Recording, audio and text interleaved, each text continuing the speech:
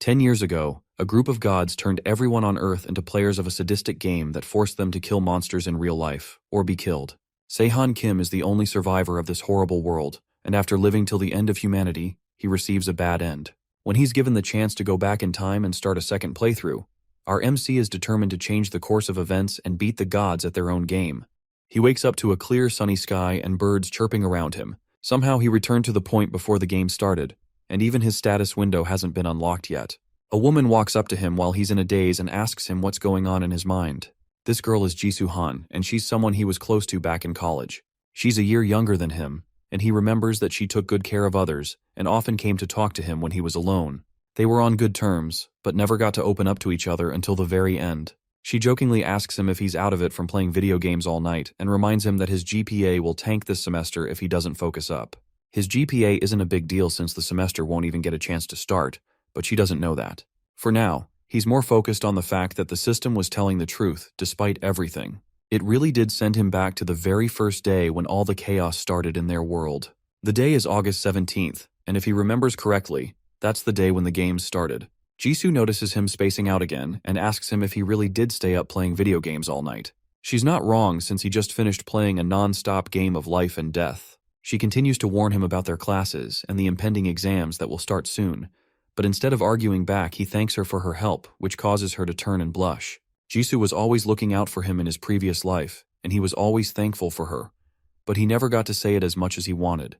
Meanwhile, Jisoo notices something that makes her want to move somewhere else. It's Jonghyun Lee, an arrogant creep who used to pick on Seahan and labeled him a video game addict. Our MC can't even remember what happened to him during his first playthrough. That probably means that he didn't even make it through the first stage. For someone as insignificant as that, there's no reason for him to move. Before, our MC couldn't stand the sight of the guy, but after everything he's been through, there's no reason to care about someone like that. In his mind, it's already been 10 years since he lived through those kinds of days. Jisoo doesn't feel comfortable about being there, and it'd be annoying for her if he tried to talk to her, so she still wants them to go somewhere else. Before they leave, though, she notices something going on a little bit away from them. The word she says reminds him of what happened 10 years ago just before the game started. They were in the middle of some small talk on that day as well, when Jisoo pointed out that something was going on in the distance. She thinks they are shooting a movie, when in reality it's something completely different. Little green hands burst out from the ground as goblins pull themselves into their world, shrieking and laughing in joy. The people around them initially don't think it's anything serious, and some people even pull out their phones thinking someone is filming a movie, and these are just little kids wearing costumes. Jisoo also wants to check out what's going on, but Seahan tells her to hold on for a little bit. 10 years ago, he followed her just like she wanted him to, and they both took a look at those monsters, and paid a horrible price for it. People gather around the goblins to take pictures, and it doesn't take long for someone to get stabbed. The goblins start attacking everything on sight, cutting down people and laughing in joy as blood splatters everywhere. It doesn't take long for everyone to figure out that these are indeed real monsters, and they all start to panic. With the sudden appearance of the monsters, the crowd started running away, but that's the worst possible decision they could have made. Goblins aren't that much stronger than an adult male, so to get kills, they love to prey on the weak. That means turning your back to a goblin is as good as asking them to kill you. Goblins kill for sport, and when they kill humans, they do it with a smile. Jisoo reacts quickly and grabs Seahan's hand, but a goblin gets to them first and prepares to stab him. 10 years ago, he was a weakling and a coward, and when the goblin came to stab them just like now, Jisoo put her life on the line to save him. In his first playthrough, he stood frozen behind her as the goblin spilled her blood all over him and the ground. Back then, he left Jisoo behind to die and ran for his life, but now he's a player who has witnessed the world's end. Things are different than they were 10 years ago, and he won't let Jisoo's life be wasted a second time. His settings are still synchronizing from his first playthrough, so he's not as strong as he was back then just yet, but there's no time to waste. He rushes towards the goblin, narrowly dodging a swing from the creature's blade. Then he sends the monster flying with a sharp uppercut, causing the monster to drop its knife in shock. Before it can pick itself up, Seahan grabs the knife before it hits the ground and uses it to stab the goblin. The system dings with a notification, informing him that he's the first player to defeat a goblin in this stage. It also informs him that the products from the DLC store are now available for purchase, and all his remaining points have been transferred over from his first playthrough. He also has access to the forums, which is a service that will be greatly useful to him. And with that, the synchronization of his abilities is complete, and his second playthrough truly begins. When a player completes a quest, They gain points depending on their performance. They can then spend those points to gain stats or purchase special items of their choice. Most video games follow these fundamental rules, and the same rules apply to this world that has been turned into a game. That means that since he brought 700,000 points from his first playthrough, he has exclusive access to pay to win items compared to newbies. Meanwhile, multiple orbs fly over the campus grounds, watching over everyone in the area. A voice calls out from the sky, welcoming the unwilling players to the game of the gods. From now on, everyone present will have to complete quests to survive, and there will be penalties for people who fail to complete quests. As the people struggle to comprehend that their lives have become video games, Seahan wonders what he should do going forward. If he were to suddenly boost his stats or upgrade his gear, he would definitely catch some unwanted attention. For now, he has to be careful now that they have started spying on them in public. The orbs are observers, and they act as eyes of the gods and the Grandmaster. They can vary in appearance depending on the user, but they all usually look very similar. If they start getting suspicious, it would affect the difficulty level of the quests. They wouldn't let him off easy for just being stronger, and they would make things more difficult as a result. To avoid an outcome like that, he has to try his best not to stand out too much. A goblin charges at him, and he grabs it before it can attack, but instead of killing it instantly, he pretends to struggle in hopes that they would think that he's not that powerful. On the other hand, Jisoo looks through the system and the player instructions and starts to understand their situation. She's able to quickly understand that their reality isn't the same one they knew before. The monsters and the weird notification windows are proof enough of that fact. She's surprisingly calm about the whole thing despite the fact that life as they know it has been completely altered. But Seahan is also way too calm about the situation. He has also been easily getting rid of monsters, which is a bit suspicious for her. Before they can discuss further, the main quest appears from a notification window.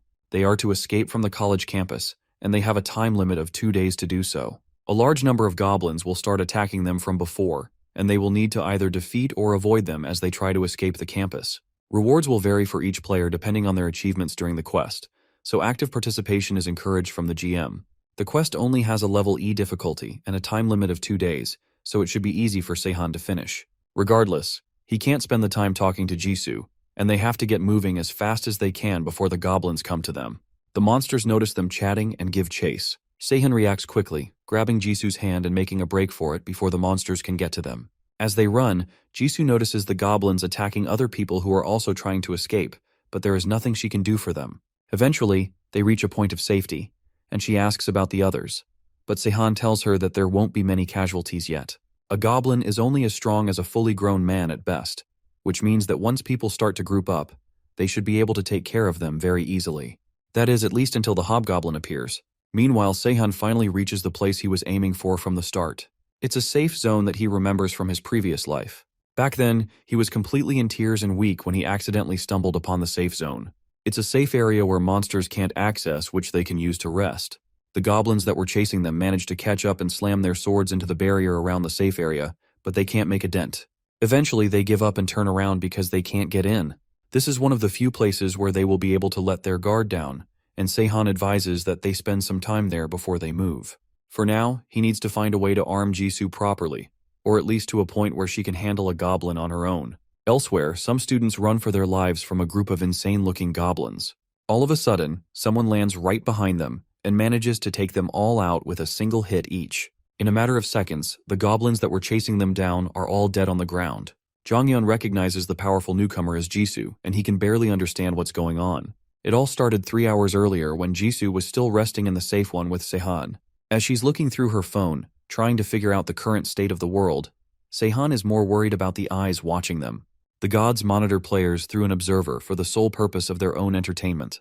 When they find a player they consider particularly interesting, they choose them as their avatar and water as they carry out quests. As the game master, the GM also manages the servers and assigns quests. The observer currently watching him and Jisoo is the private observer of Korea, Arcatus, the GM of Korea. For now, all he can do is act as boring as possible in hopes that Arcatus will lose interest and leave them alone. Eventually, the observer flies away, leaving them alone. He only waited for half an hour, which shows how impatient he is. Even in the first round, this impatience was the reason he didn't become a top-tier GM. He doesn't have an ounce of patience in him, which is good for Seahan, all things considered. For now, he decides to check out the forums and see what's happening there. A bright flash of light greets him as soon as he clicks the button. But from the lack of a response from Jisoo, it's obvious that he's the only one that can see it. The forum looks like some sort of web browser, and it comes complete with a floating monitor and keyboard. From what he can see, it's full of general discussions and guides.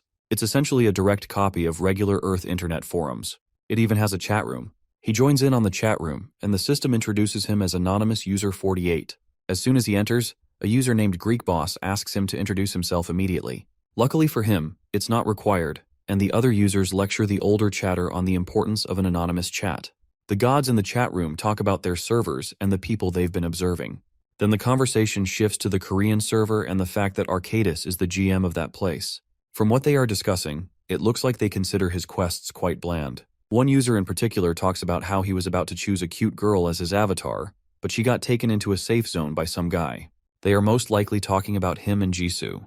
The chat room will be essential for him later when he decides to start fishing for information. Next time, he might even try to make a post himself. He'll have to check it periodically later, but right now, he's more interested in the DLC store. The interface opens and looks like a large store shelf. Some items are locked behind quests, but from what he's seeing, everything there is incredibly high quality. The item that's locked behind the main quest seems to be the most important, and it looks like it's a player transfer object. He looks through the other items in the digital shelf, and one in particular catches his eye. It's a multiplayer package for people who played their first playthrough on single-player mode. Now they can enjoy their second playthrough with friends. The cube will allow him to form parties with people of his choosing, and members of the party will have special benefits exclusive to them. It costs 20,000 points, but for someone who has saved up to 700,000 points, that's an easy bargain. But if all items in the store cost this much, then he will have to spend his points carefully. A voice catches his attention, and he turns to see someone trying to rally a group of people together. It looks like people are starting to group up, which means that the goblins won't be as much of an issue anymore. The people band together and start using makeshift weapons to push the monsters back. Although their group is not perfect, as they start to fight together, they slowly start figuring out how to take out the little monsters. Jisoo calls out to him, snapping him out from his trance of watching them take out the goblins. It looks like she's ready to join in on the action, and he agrees that it's about time they get going. She's getting used to their new environment really fast, and although it makes life easy for him, it would be really weird if he told her everything he knows in an instant. For now, he needs to focus on his initial goal of arming her. He hands her the worn dagger that he stole from the goblin he killed earlier. She accepts it, but she's also worried about how he's going to fight if he doesn't have a weapon. Seahan assures her that he will get another one later, and she's more vulnerable than she is at the moment. His calm attitude and confidence are really surprising to her. He was always unusual in the way he acts, but right now, he's like a completely different person. That aside, the dagger isn't very durable since it's incredibly rusty. It won't last too long for her, but it should be good enough for self-defense. Then he hands her a VIP brooch, which is an item that allows her to recover her wounds faster and also gain points 20% faster than the base rate. He obviously can't tell her that he bought it from the DLC store, so he lies and says that it was a drop from the goblin he killed. She accepts his explanation very quickly since she already knows about how items work in video games. In reality, though, he had to spend 20,000 points buying 2 of those brooches for both of them. The DLC store sells much different items than the regular store, but they are way more pricey. Even with that, it's significantly worth it, considering their effects. If a player dies in this game, it's the same as reality. They are gone forever. In that regard, spending 20,000 points to recover wounds faster is more than worth it. And since it also increases the speed that they acquire points, it's a great deal. With that done, they exit the safe zone and continue their journey. Video games are usually all about equipment. The better the tools you have, the stronger you get. And if they can get powerful tools, they have a higher chance of survival. The two stealthily walk through campus, and Seahan reminds her to stay calm and mainly focus on defense. Elsewhere, the GMs of multiple regions gather to monitor and talk about their players. One GM complains that the people in his area simply died off while praying to God. Meanwhile, everyone in another GM's area went nuts, and thanks to gun ownership, they ended up shooting every monster in sight. Arcadis, on the other hand, isn't interested in most of the players in his region. There's one in particular that interests him, a celestial slayer. The two students continue to make their way through the campus, trying their best not to get spotted by the monsters running wild through the area. Seahan has given a lot of items to Jisoo, with a certain plan in mind to take out the major threat to their lives. Once they're sure that Jisoo remembers the plan and has properly packed everything up, they move out. The two hide on the roof of a building as the monsters continue their rampage. They give each other a signal, and Jisoo takes off running towards the monsters. The plan is pretty simple. Once there is a large group of goblins, there will always be a goblin leader in charge. Jisoo asks him how he has this information, but he plays it off by reminding her that he's a video game addict. People like him will always know these sorts of things when they play video games all the time. Goblins are just like the animals in wildlife documentaries. When there's a herd, they usually have a leader. The leader is also most likely the boss of this quest, and until the boss is defeated, it'll be difficult to escape. Seahan's plan is to defeat the boss to make escaping the area much easier for them. Her goal will be to lead all the goblins out of the area to make it easier for him. First, she uses the perfume of temptation that Seahan gave her to gather all the low-level monsters towards them. The perfume of temptation is a potion that attracts weak monsters in the area. Once all the goblins have been lured to one area, then she will use a potion of invisibility which completely hides all traces of the user after consumption for 5 minutes. With that, the area will be clear of goblins and she will be safe from danger, allowing Seahan to take out the boss monster without worries. That pretty much makes her the bait, but she couldn't help asking him how he got all these potions. Regardless, the plan is in motion, and she has successfully managed to attract a good number of the goblins in her direction. It's time for her to use the stealth potion to get away from danger. Before she can do so, though, she sees Jongyun and another girl running away from a large group of goblins. He's calling for help, and although she should prioritize her safety and the plan first, she can't help her compassion for people. She also remembers that Seahan said that the reward will be great if there are a large number of survivors. Because of this, she jumps down and manages to kill all the goblins in a matter of seconds, saving Jongyun and the girl. But she also noticed that her body was surprisingly light as she was fighting. Jongyun doesn't give her time to think about it though, and his annoying yelling gets on her nerves. She starts to consider if she should have bothered saving him in the first place. After all, he should be thanking her, not being an annoyance. As she turns to glare at him, something takes control of her body. She starts to feel lightheaded and loses her breath, and no matter what she does, she can't seem to calm her body. Jisoo struggles to fight through the weird feeling overtaking her so she can take the potion before it's too late. But the feelings are too strong. She ends up dropping the potion on the ground, and the only thoughts she can think of are stopping the goblins before they can hurt Seahan. The monsters gather around her, and she has a menacing aura surrounding her.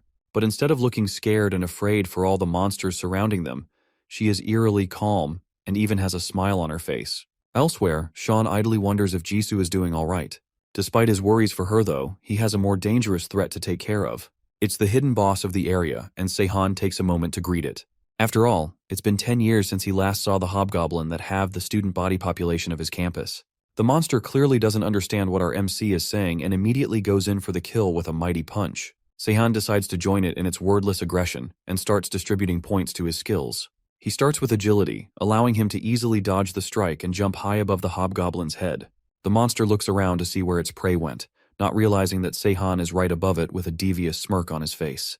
Then he lands hard on the monster's head and quickly delivers a punch to its eye before it can react. The hobgoblin screams in pain and clutches its eye as Seahan jumps away from it, landing safely away from it. He remembers that quite a lot of people died from the boss monster's sword 10 years ago. But this time, he'll make sure that won't happen. Our MC grabs a large rock off the ground and applies 10 points to his strength. Then he hurls the rock at the monster who's still freaking out from the hit to its eye. That causes the sword it was holding to fly up into the air. Seahan leaps up to grab it, then with one swift motion, uses it to finish up the monster with a large clean cut, slicing its head off. The system dings with a notification informing him that he has defeated the stage's hidden boss. He also receives a reward called the Hobgoblin's Girdle as well as 500 points. The reward seems very worth it since it was hidden behind a boss battle. The Hobgoblin's Girdle is an item that increases his strength by 10 points and is not affected by the main quest's limit. That will definitely come in handy in the future. He will just have to focus on increasing his stats later on when he needs to. Once the gods find out about the hidden boss's death, they will definitely come after him. So for now, he needs to hurry up and leave before an observer comes over to check out the scene. Now he just needs to focus on finding Jisoo and hope that she is alright. He leaves the area and searches around for her, but surprisingly, there's no trace of anything. Not Jisoo or the goblins. After she used the stealth potion, the goblins should have returned to their original spot, but the place is completely empty. The stealth potion should have only lasted 5 minutes. But it's also possible that she didn't make it. Or maybe he finished the fight with the boss monster way too quickly. A loud cry from somewhere further ahead breaks him from his thoughts, and he notices that a lot of goblins are running away from something. It looks like they are scared of something up ahead. Seahan rushes towards where the goblins are running away from, and he notices the murky scent of blood is all over the place, coming from the direction he is running towards. He rushes over to where she should be, determined not to let her die a second time because of him. But when he gets there, he sees Jisoo standing, while surrounded by piles of dead monsters. Just before he arrived, Jisoo had gone on a killing spree against all the monsters. At first, the goblins continued to charge at her even after she spent time slicing their heads off. But after a while, even the mindless monsters began to realize that they had to chance in this fight. All the while, as she cut down the countless goblins, her eyes were glowing with a menacing red light, almost as if she were possessed. When Seahan finally catches up to her, she drops to her knees, and the menacing glow in her eyes fades away. Goblins are usually pushovers, but our MC can barely believe that she took on so many on her own. She explains to him that he came across the two students running for their lives as she was luring in the monsters and decided to help them out. The two are unconscious on the ground, but it's more likely that they passed out from shock. They, thankfully, were not dead as Seahan initially suspected. Although Jisoo thinks that they must have fainted because of the goblins, it's more likely that it was Jisoo who made them faint. He can't figure out what's up with her, so he asks her to share her status window with him so he can directly look into her stats. Her numbers are better than average, but there's nothing really out of the ordinary about them. But there's one trait that immediately catches his eye. In the status window, it looks like a red skill and represents a passive ability called the Celestial Slayer. It's an ultra-rare ability, which activates without the player's interaction once they have learnt it. He only saw it once in his first playthrough. A man who was called the Blood Demon that came from another world named Jin had the Celestial Slayer trait. In his world, there exist mystical martial art techniques, which he used to take out fearsome monsters. When they first met, he was very memorable and an almighty fighting master from another dimension. The Celestial Slayer effect is a devastating passive, and it makes sense now why the goblins decided to run away in fear. However, the user also has a chance of losing themselves and falling into madness if the Celestial Slayer's powers aren't fully controlled. Jisoo isn't showing any signs of madness just yet, but he has to keep an eye on her in case it shows up in the future. For now, he has to explain to her what the trait is, since it feels wrong to hide vital information from her. He decides to tell her strictly what she needs to know and summarizes it as an ability that makes her stronger depending on how much blood she has seen. She tests this by looking at her blood-stained dagger, and the effects show immediately. Her eyes start to change to a blood-red color, and the blood lust from earlier reappears. Seahan takes the dagger from her before she can go on another rampage and warns her that if she uses the skill too often, it can put her in danger. Even though it's a scary talent, starting out with an ability like that definitely has its perks. Based on the lack of wounds on her body despite the intense battle, he can tell that the Celestial Slayer's passive healing is also stacking with the brooch's effect, which is giving her an incredible recovery rate. Jisoo really is a special breed, and with all these amazing talents together, he decides to ask her to form a contract with him. She takes it the wrong way at first and even starts blushing for a moment, but he quickly clarifies that he just means that he wants to form a party with her.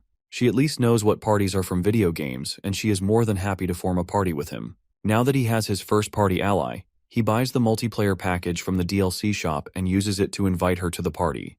As they set up their new connection, he notices that one of the benefits of forming a party with someone is the ability to share traits. If he does this right, he can even become stronger than he was in his previous life. He checks out the ability screen, but notices that he doesn't have any abilities available for skill sharing. It looks like he also needs to have an ability to give out in order to be able to share skills. It looks like it's more of an exchange than just a simple transfer, and it would be best for both of them if he shares a skill for her to use. He remembers an ability he had in his first playthrough that would be perfect for her. But for now, he's going to have to leave skill sharing for later. It would be an inconvenience for him to have the Celestial Slayer ability immediately anyways. The observers eventually arrive, probably because the gods have caught wind that the hobgoblin was defeated. It's a good thing no one saw him defeat it, else it would have made things complicated. Now it's time for them to go and finish the quest. Jonghyun eventually wakes up, and just like before he's whining annoyingly and pointing accusatory fingers at Jisoo. She would rather have it this way than to have him staring at her and trying to hit on her. Seahan gets straight to the point and asks them what they are doing running around campus during such dangerous times. Jonghyun tries to insult Seahan for asking such random questions, but a knife to his throat stops him from speaking too far out of line. It's Jisoo, and the look on her face tells him that if he doesn't behave, she won't hesitate to end him. Jonghyun's attitude changes immediately with the knife to his throat, and he's a lot more comfortable answering Sehan's questions. It also looks like this intimidating personality is Jisoo's true personality. Jonghyun explains that the reason he was out in the open is because he and the girl with him are supposed to be scouting the area. If one of them gets in trouble, the other is supposed to escape and inform the others. With detailed plans like these, that means that someone else more organized is giving the orders. There's no way Jonghyun would have gone scouting on his own. Jonghyun tries to argue, but the knife back at his throat makes him admit that he was picked because they pulled his name out of a draw. That means that someone is gathering people to fight against the goblins, and they are also able to lead a group of people who are in a state of panic. This person must have a sharp mind and good leadership skills to be able to do something like that. Considering that everyone else was wiped out in his first playthrough, the best choice here is to escape rather than confronting them. He tells Jonghyun to take him to their leader who is gathering the others. Once again, Jonghyun tries to argue with Seahan, but another knife is directed in his direction. Except this time, the one holding the knife isn't Jisoo, but a goblin who rushes after him. Seahan easily grabs the monster by its arm and kills it immediately, much to Jonghyun's shock. A characteristic about goblins is that they tend to aim for and attack the weakest one first. So the fact that they came after him should tell Jonghyun everything he needs to know. With this in mind, Seahan asks him again if he wants to lead the way to the leader or stay here, outside, alone. As Jonghyun leads them towards his group, Seahan gets to see the carnage and death that has swept across the campus. In his previous life, he was also busy trying to run, and the only thing that saved him was the safe zone he managed to stumble across. After a while of walking, Seahan asks where exactly Jonghyun is taking them. He's leading them to the evacuated gym. Inside, there are many students and faculty who are still alive. Although many of them are injured, most likely from the first attack. The leader rescued and evacuated the others while being as confused as everyone else. Whoever pulled this off is someone calm and trustworthy enough who has a good reputation as well. There's very few people on campus who can think and act like that, but one person immediately comes to mind. Seahan correctly guesses that it's the student council president who's in charge and sent Jonghyun out on that scouting mission. The president is Hyungyun Yun. He's smart, good-looking, and has proven to be a leader. The gods will definitely focus their attention on him for sure, and with the number of observers around him, it's obvious they already have. He'll be considered a rare avatar by them, and he most likely died to a hobgoblin in his previous life. The fact that he hasn't left, though, means that he doesn't know that staying in the school means certain death. In other words, he's not a god's avatar yet. But from the number of observers following him, he must have gotten a ton of requests by now. He seems suspicious of them for now and doesn't know who exactly to trust. Hyungyun notices Jonghyun and his new group and rushes over to them. He also immediately recognizes Jisoo and tries to greet her, but Seahan cuts him off. For now, they need to escape the campus immediately. Unlike Jisoo, Hyungyun doesn't recognize Seahan and doesn't immediately trust his warning. Seahan reveals that the leader of the monsters is dead, and they all should have received a system notification that the hobgoblin has been defeated. Because of this, all the surrounding goblins are in a daze now that their leader has suddenly disappeared. That makes this the perfect time to escape the area since the quest was to escape, not to survive. That's only the surface level gist of it, but he can't reveal any more with all the observers watching them. To further prove his point, he reminds them of the countdown in their quest window, which is currently at 37 hours. If they don't leave before the time limit, there will be grave consequences. From their discussion, he can tell that Hyungyun only knows as much as a beginner about the game. That means that the president hasn't become an avatar yet. If he can persuade the guy to lead everyone out of there, then it would be better for him. With the hobgoblin gone, people have started to die less, which means that the gods will soon start getting bored. Unexpected events might start to occur, and the gods will begin to lose interest once the situation becomes too comfortable for the players. Their reactions are the top priority in this ridiculous game, and since the gods have realized that the hobgoblin is dead, that means that there is nothing more to entertain them. For now, Hyungyun decides that they need to take some sort of action since they can't contact anyone from outside. It's possible to learn some things from the internet, but so far, they haven't been able to call for help or communicate with anyone. With his quick decision-making skills, it's strange that someone as competent as Hyungyun died so early in his first playthrough. There was no escape plan or counterattack made in the gym during his first run, which means everything is completely different now. Last time, the hobgoblin killed them all after they tried to defend themselves, but that was it. So this entire time, he thought the leader was indecisive and timid, but that's clearly not the case. Another voice joins in on their conversation while Seahan is still thinking about what to do. He tells them that the best thing they can do is wait for rescue. Seahan recognizes the person that's joining in on their conversation very well. His name is Dongwon Park, and it's someone that is impossible to forget. In his past life, Dongwon was someone that screwed him over countless times. He seems to be trying to convince Hyungyun not to escape and instead to sit around and wait. But the leader isn't convinced anymore. There's no reason for them to sit around and wait. Dongwon doesn't back down and tells the leader that he's gambling with people's lives right now. That causes the leader to pause for a moment and rethink things. Now that Dongwon is here, it's easy to guess what happened in the first playthrough.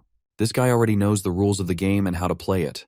Dongwon turns and introduces himself as the vice president of the student council to Seahan. He brings up valid points, like the fact that half of everyone there is injured, and because of that, it wouldn't be a good idea to just run out into the open. He wrongly assumes that Seahan has probably gotten a bit fearless after getting a few lucky kills with the monsters. Because of that, He repeats that the best thing they can do is sit tight and wait for the police to come and intervene. That's a valid opinion for anyone to have, and if it were a normal person making these assumptions, Seahan would almost agree with them. But he already knows the kind of person Dongguan. There's no way he would think about the good of everyone else above the good of himself. In the first playthrough, he was a psychopath who enjoyed joining different groups and enjoyed watching them crumble from the inside. He doesn't care about the deaths of others as long as things end well for him. A monster like that would never think of the majority. This time, though, Seahan is determined not to let him get his way like he did in his previous life. Jisoo, on the other hand, who has been mostly quiet for a while, takes offense to the fact that Dongguan thinks they only got a few lucky kills. Dongguan doesn't believe that they've killed any of them, and Jisoo offers to take him outside and show him exactly how she did it.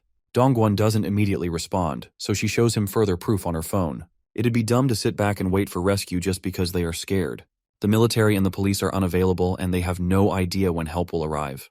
Dongguan still tries to argue that the others most likely won't accept a decision to just get up and leave, but then Seahan suggests that they just leave the few who argue behind. They don't need to convince everyone in the first place. If they choose to ignore the warnings and stay behind, then that's their problem. But if Dongguan knows the truth about the situation, then there's no way he would decide to stay behind. His goal is most likely to get everyone in the auditorium killed for the extra reward from his kill count.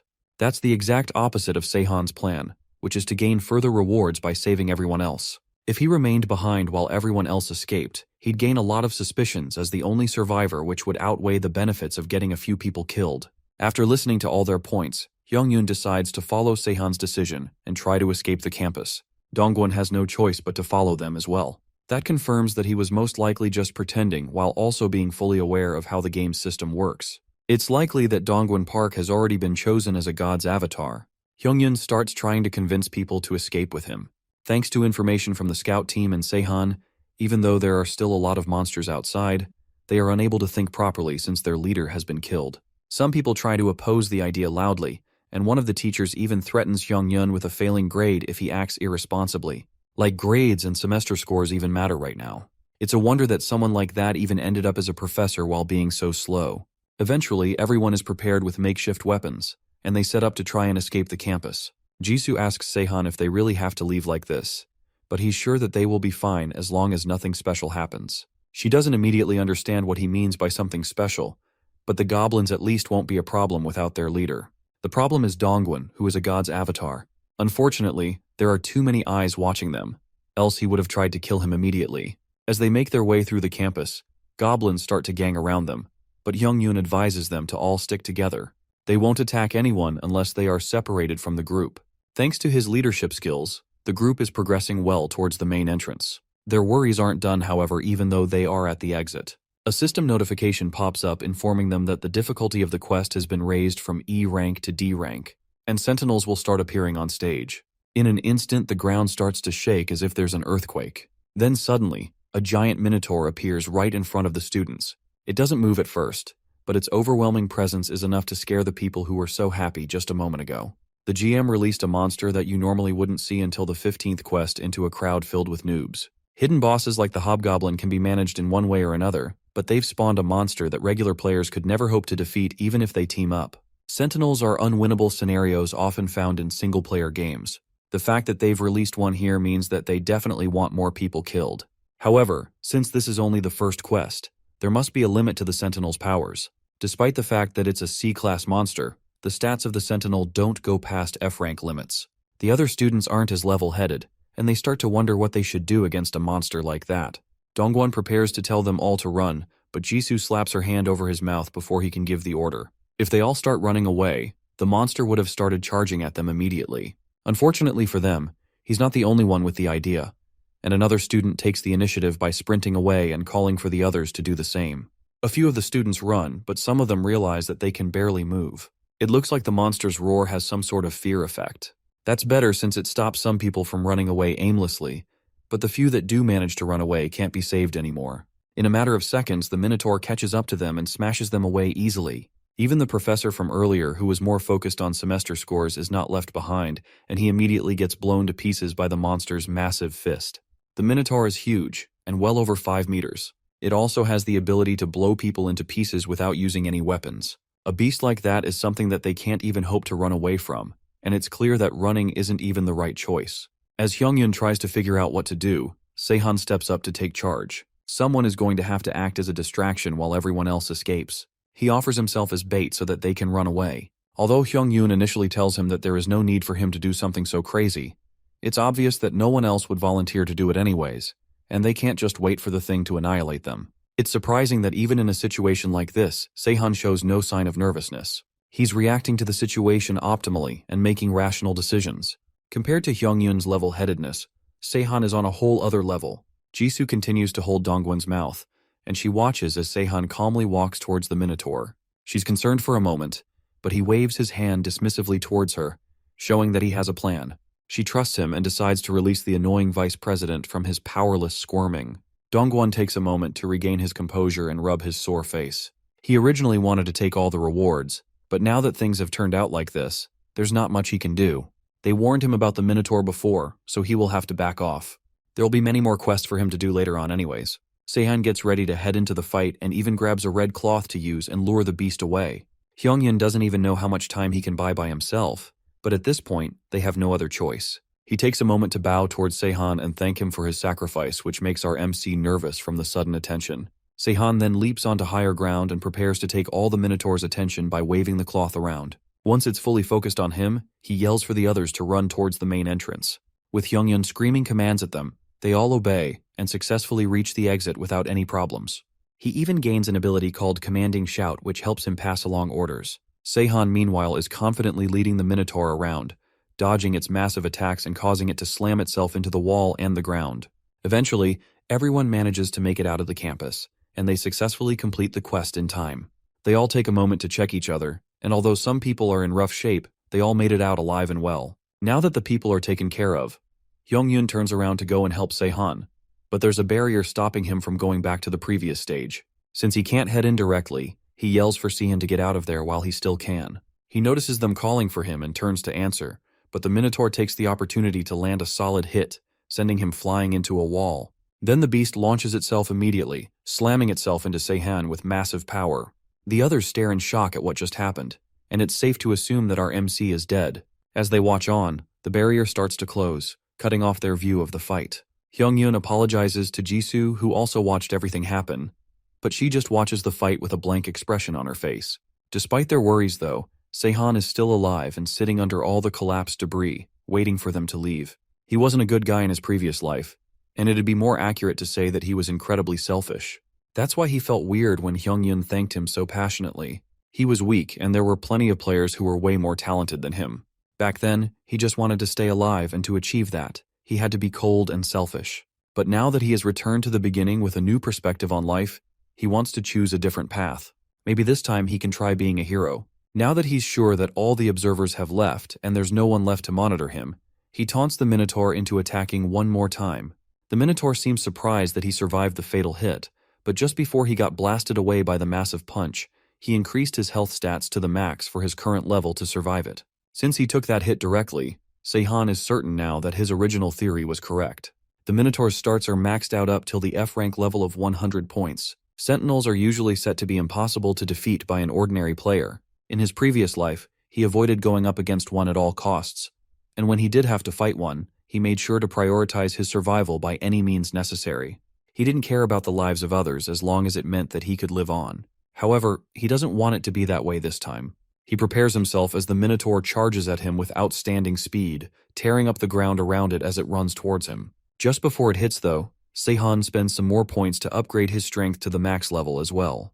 But thanks to the item he got before, he can even go beyond that.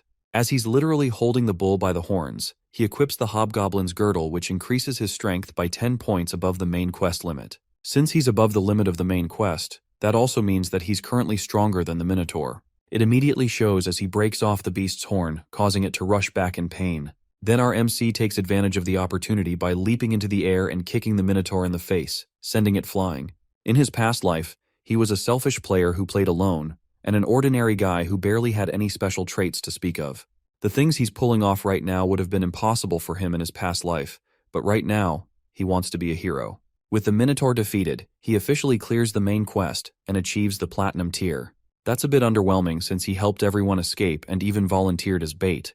Then he defeated the hidden boss and the Sentinel all by himself. Platinum is the highest rank a player can get, but it's still disappointing that this is all he can achieve. There's nothing he can do to change it though, and now all he can do is wait for the rewards. He would ideally like a weapon or some sort of useful ability. Anything other than consumables or experience points would be great for him. The barrier opens for him as he goes to leave, and he surprisingly finds Jisoo waiting outside for him. He thought she would have followed the others, but she waited for him to come out. Perhaps she was worried about him. She actually knew he was fine despite everyone else thinking he was dead.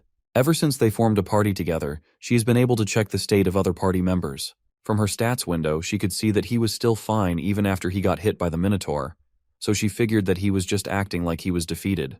He seems to prefer not being noticed, so she didn't want to break his act. She asks him what rank he achieved, and while he received platinum, she got gold, which is the second highest ranking.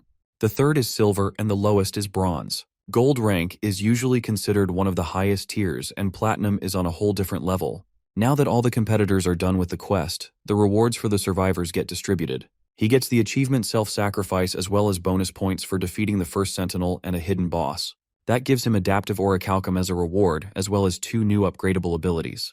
The first is Final Hour, and the second ability is Regeneration. The abilities must be bonuses for hunting monsters and being the world's first to defeat a Sentinel. Upgradable abilities have a lot of late-game potential since they can become more powerful over time, but it's a shame that he didn't get an S-tier ability like Jisoo's Celestial Slayer. He doesn't have time to think about it, because the message about the second quest has already arrived. It requires them to journey towards the Lome World Tower and defeat the boss monster. The difficulty level of this quest is C, and it has a time limit of 2 weeks. It's the same quest as the one from his previous playthrough, which makes it easier to predict. For now, players from the same stage will most likely share the same quest for a certain period of time. It should be the same for Jisoo and Dongwon's group. Everyone else also headed to the Lome World Tower, but Jisoo didn't go with them since she planned to wait for him. She also didn't like being around Dongwon since he has a creepy vibe around him. It's possible that she has already figured out that he has ulterior motives. Considering that she has really great intuition and an ability as powerful as the Celestial Slayer, it's possible that she could have become a renowned player if she didn't die so early in her previous life. She might have been a famous hero or a villain. In any case, she would have stood out quite a bit, but there surprisingly aren't any observers watching her. He asks her if she has become a chosen avatar yet, and she says she hasn't. That's odd since gods would have explained the benefits of becoming an avatar in the requests they sent. Jisoo explains that she doesn't want to serve someone she can't even see. It sounds way too creepy for her liking. Jisoo seems to have a really cool head, and it's hard to tell if the Celestial Slayer's influence has taken over since she's not showing any signs of madness. Even the blood demon from his last life had a hard time getting rid of the madness of the Celestial Slayer. Despite her refusal though, she received up to 12 avatar requests, which just shows that she's worth the effort. But she declined all of them. Despite that, she's part of his party now, and since they are now bound together, he has to train her so she doesn't become a god's avatar. The first ability she will learn is a specialized killing technique that only Celestial Slayer users can master, the Crimson Asura. The Crimson Asura is an ability that Seahan never managed to master in his previous life because he wasn't a Celestial Slayer. He found out about the mystical martial arts from an encounter with the Blood Demon. Martial arts are not upgradable by nature, so they are usually difficult to obtain or train, and that's why he didn't try to get them in his previous life. But unlike him, Jisoo managed to surpass his wildest expectations. With his help, Jisoo has managed to master the incredible martial art immediately, and although it's good for him in the long run, the speed at which she learns new things is completely unbalanced.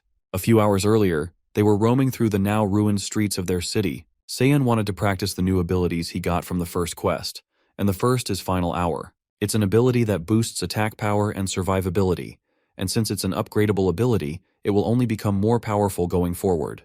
The next is the Regeneration ability, which is a passive skill unlike Final Hour. That ability, plus the effects of the VIP and the Celestial Slayer, mean that almost all wounds will be taken care of immediately. Both Jisoo and Seahan equipped the brooch, and they had managed to clear out a majority of the area while also stacking up an insane amount of points.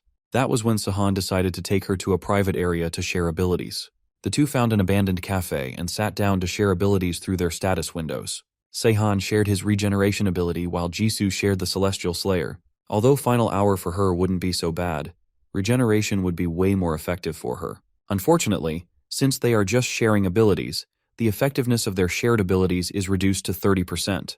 The effectiveness can be reduced to a maximum of 80% depending on their friendship level. A shared ability doesn't carry over the penalties of that ability either, While that means that he won't get the full buff of the Celestial Slayer, he also won't get the madness penalty from it either. Jisoo is not too impressed about being given a simple regeneration ability. She would have preferred something more offensive. Seahan disagrees though and believes that regeneration is great for offense, since having good survivability means that she can focus more on fighting than worrying about getting injured.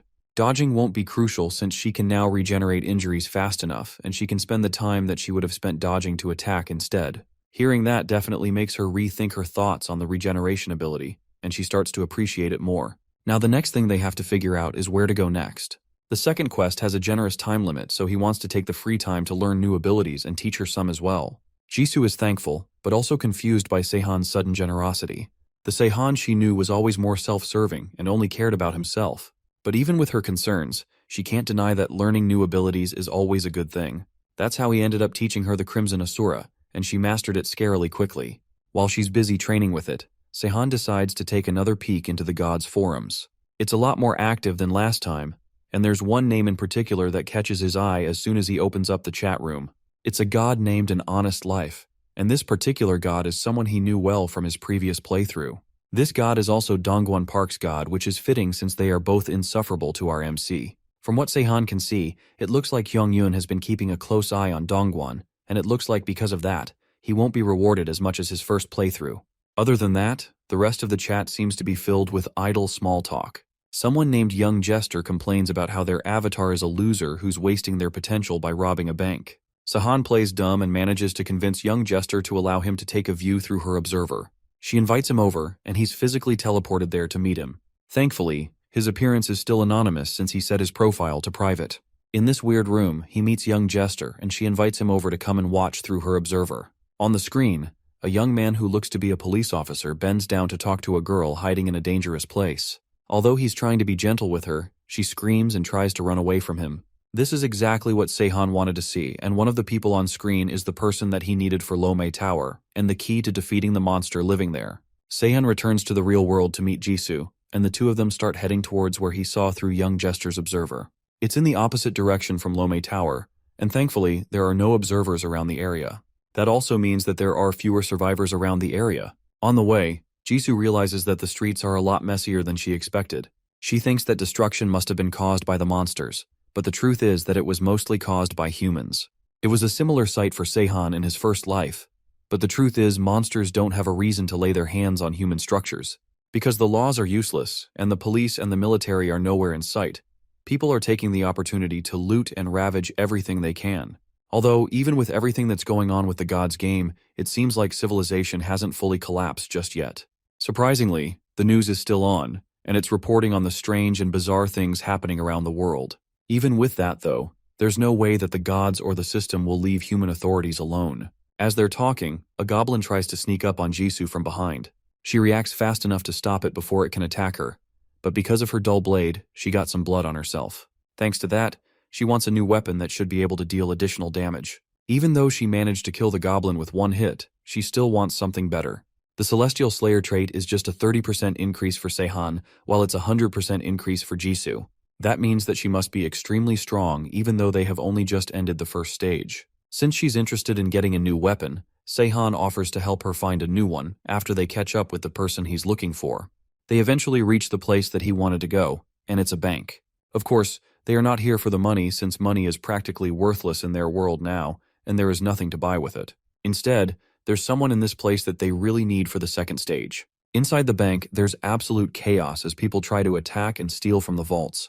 The officer that Seahan saw in the Young Jester's observer tries his best to protect the innocent people while taking on the robbers directly. As the civilians flee to safety, the officer leaps towards an unsuspecting robber who tries to counterattack with a knife. The blade is easily slapped out of the robber's hand before he's spent flying by a powerful bash from the cop's knee. Another one tries to attack from behind, but a straight punch to his gut sends him flying as well. With that, all the robbers have been successfully taken out, and it wasn't even much of a problem for him despite the fact that some of them were players as well. Outside, Seahan and Jisoo watch the whole thing, and our MC confirms that the officer is the one they are looking for. He managed to overwhelm the robbers, so it's possible that he could be using a special item. However, it's far more likely that the officer is incredibly strong because he is another chosen avatar. The man finally notices Seahan and Jisoo watching him from afar, and he calls them over to talk. He warns them to get as far away from the bank as they can if they don't have business there since it's very dangerous. Seahan gets straight to the point though and tells the officer that he doesn't have business with the bank, but he actually has business with him, Mina Lee. The officer is shocked that he knows their name and flinches back in surprise. He tries to argue, saying his name is actually Gyeongcheol Nam, but Seahan isn't fooled, and neither is Jisoo. She grabs his arm and notices that his heart rate has quickened and he's clearly flustered. That's enough to convince her that he's lying about his name, and what Seahan said surprised him. Although it's more surprising that Jisoo's senses are sharp enough to pick up these subtle details. The officer drops his pretenses and asks who they are, but Seahan only reveals that they are people who are aware of his true identity. He gets so freaked out that his speech pattern changes, and at this point, the cop has no way of hiding their identity anymore. As they're talking, an observer comes over to watch them, and it seems like it belongs to young Jester. It looks strange, however, and it's different from other observers that he has seen so far. Now that the secret is out of the bag, the officer drops the fake identity and reveals their secret ability. After turning back, it's revealed that Mina Lee is not a middle-aged cop, but actually a teenage girl. She went through a lot of trouble to act like a helpless little kid. Then she knocked the real cop unconscious, before taking his clothes and outfit. It was supposed to be the perfect plan, but it looks like Seahan spoiled it all for her. She rushes them to get to the point of why they are looking for her since she's a busy person, but the only thing she's busy with is robbing a bank. Her true ability is the power to transform into another person or object. He obviously can't tell them how he knows this, but thankfully, Jisoo doesn't ask. The more obvious question is how he knows that she was robbing a bank. After all, from what they saw, it looked like she was going around trying to help people in need. She even disguised herself as a cop so people would trust her. On the outside, it looked like she had righteous intentions, but the truth is that she brought the robbers there in the first place. Since everyone evacuated to the bank because of the monsters, she couldn't rob the place like she wanted. Instead, she manipulated the robbers into coming to the bank. If the robbers raid the place a few times, people would stop coming there because it's no longer safe. Once the place was empty and she got rid of a few pesky robbers, she could loot all the money for herself. In his past life, Mina and Dongguan were the best manipulators that he knew, and he has seen their tricks way too many times to not instantly recognize it. Now that the plan has been foiled, Mina accepts her fate and asks if they are going to report her to the police, but any form of authority is practically gone at this point. And besides, she would be able to escape easily from jail anyways. For now, he wants her to accompany them for a while until they can complete their second quest. Mina is surprised that they are still on their second quest since she has already completed hers. Her attitude completely changes towards them now that she perceives them as weaker than her, and it looks like this is her real attitude. There's no benefit to Seahan if she looks down on him, so he decides to use some intimidation tactics to keep her in line. First, he flicks her on the forehead with enough power to send her flying backwards. That is enough to put a little bit of fear into her at first. Since his tarts are currently above F rank, he is easily the strongest person in the world right now. Mina doesn't take the hit laying down and tries to go on the offensive, launching an attack back towards Seahan, but in an instant, Jisoo is by his side and she blocks the punch easily. Just like Seahan, she also has monstrous levels of strength and easily holds the younger girl down. To escape, she tries to transform into something, but Jisoo squeezes her wrist, breaking her concentration and causing her to stop her transformation. With Jisoo's intervention, Mina is a lot less willing to try and run away, and thanks to the intimidation, she actually agrees to join their group. They leave the bank together towards their next location with young Jester's observer following along with them. Now that she has seen how powerful they are, Mina's tone changes to something way too formal and polite, so Seahan tells her to just speak normally. Then she finds out that they aren't even avatars, and wonders how the two of them can be so strong. She's missing the fact that being an avatar doesn't always mean that you're stronger than a player. What's more important is equipment. Good stats aren't everything, and it's good items that really backs up a person's power. Although everything's a mess, so it's hard to find a proper store for equipment, but Seahan already has a solution for that. He leads the two girls to a safe zone, and Mina is suspicious of how he knew this place was a safe zone in the first place. It's because there is only evidence of theft, but no sign of any monsters. Monsters wouldn't take human food, so it's safe to say that no monsters can enter here. Now that they're in a safe zone, Seahan introduces them to a game mechanic that even a god's avatar wouldn't know about yet. It's a chosen store. It's obvious from Mina's surprise that she didn't know it existed. The young jester could have told her since, as a god, she should know how important items are. But she's notorious for being a sadist, so it's likely that she wouldn't allow an easy path even for her own avatar. Seahan then lies and tells them that he only discovered it by accident anyway, so there's no reason for her to be upset. Next up, now that they have found the place, it's time for them to pick the most useful items they can find out of a shop full of equipment. Most of the items are common weapons and items, so it's not like there's anything too overpowered here. There are also no potions either, so people are less likely to survive. This is most likely the doing of the game masters who want to make the game as hard as possible for the players. Eventually, though, players will learn how to craft their own weapons, so it doesn't even matter. Right now, though, it's currently impossible to acquire better equipment, so he decides to be thankful for this basic loot. He picks out a decent set of armor and some equipment for himself, then buys some more armor for Jisoo. He gives her a chest strap that is supposed to protect her heart if she wraps it around her body. Since she doesn't have any points to spend for herself, he has decided to buy her things to increase her stats. Next up, it's time for her to pick her weapon, and there are 4 types of weapons to pick from: swords, spears, bows, and blunt weapons. After looking through the list of options, she decides to buy a mace, which is a blunt weapon. The Crimson Asura goes well with any weapon, so it doesn't matter what she picks, and a mace is also easier to use for a beginner than a sword or a spear. Besides Seahan, Mina slyly watches the two of them pick out weapons and doesn't say a word. She's hoping that our MC would get her some gear as well, but he has no intention of doing so. After all, she declined his offer of points earlier because she was looking down on him. She can't buy equipment for herself even if she wanted to. Each item is worth 200 points, which is way more than she's able to afford. Once they'd equipped the appropriate equipment, the 3 of them head out towards the location of the second quest, and they kill monsters along the way. One of Sehan's weapons is a sword that he has enhanced with the orichalcum that he received as a premium reward from his first quest. The special ore is a versatile item that can be used as a solid or liquid to coat a piece of equipment. When the coating is removed, it will return to its original form. It can also change form, and it's reusable as well, which means his weapons can become much more powerful than they originally were. Orichalcum is the strongest metal, and even though it increases the strength of the sword, the weight of it doesn't change. They continue walking, and they eventually reach the Lome Tower where the second quest is supposed to hold. The place looks surprisingly normal, and if not for the system, there'd be no sign of a quest happening here. Their quest is to defeat the second stage boss, which is different from what Mina had to do. Her quest was a battle royale, which is where a bunch of people are forced to fight to the death until one person remains. In comparison, the simple escape quest they had to do was relatively peaceful, but even that would have ended in annihilation without Sehan's intervention. In front of the tower, there seems to be 2 people guarding the entrance of the tower. The 3 hide behind a wall and watch the 2 as they patrol the area. It looks like they are on lookout even though there are no monsters in the area. It's likely that they are patrolling for people instead, and they are trying to stop outsiders from getting in. If their quest is a competitive one like Mina's Battle Royale, this amount of caution makes sense. Now that they've reached the tower, it's time for Mina to make herself useful. They want her to use her transformation ability to try and gather information and find out what their exact plans are. Mina tries to argue, but it's obvious that saying no is not an option here. Mina sneaks away from the 2 of them and towards an unguarded wall. Then she waits until they are not paying attention to each other. Then she grabs one of them and knocks him out before he can react. With the guy taken out, she uses her transformation ability to change into the guy right as the other guard notices that his partner is missing. Mina comes out of her hiding place with her hands up, trying not to arouse too much suspicion, but she's way too stiff and awkward. Despite that, though, she's still able to make her way into the building without problems. Inside the tower, other players climb the stairs towards the top of the tower.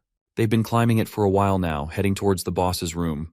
The players open the door and are met with a colossal monster that's definitely way too big for them to take out at their current level. The monster wakes up as soon as the players enter the room, and it immediately goes on the offensive. The players realize that they are not going to be able to survive a battle with this thing. They try to run off and escape, but the monster starts to take them out one by one, making sure that not a single one of them can escape. One by one, each player starts to fall, and not a single one is able to escape the massive jaws of the boss.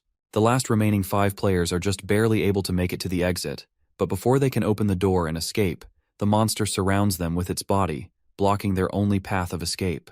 Then in a matter of seconds, the last few are killed, ending the quick boss encounter with an overwhelming defeat. Elsewhere, Mina has managed to gather all the information she needed after following the guard. The boss stage is at the top of the building, and while the boss is terrifying, the real issue is the quest requirements. Only the players who started in the same location can enter the boss room together. Because of that, there are 2 teams trying to defeat the boss, and only one team can complete the quest. There's also a penalty for failing the quest, so no side wants to give up the opportunity. Unfortunately, since one team came to the site earlier, the team that arrived late ended up occupying the subway. One of the people guarding the subway entrance is Mina Lee, and he's surprised that Seahan is somehow still alive. He leads them through the subway towards the rest of their group.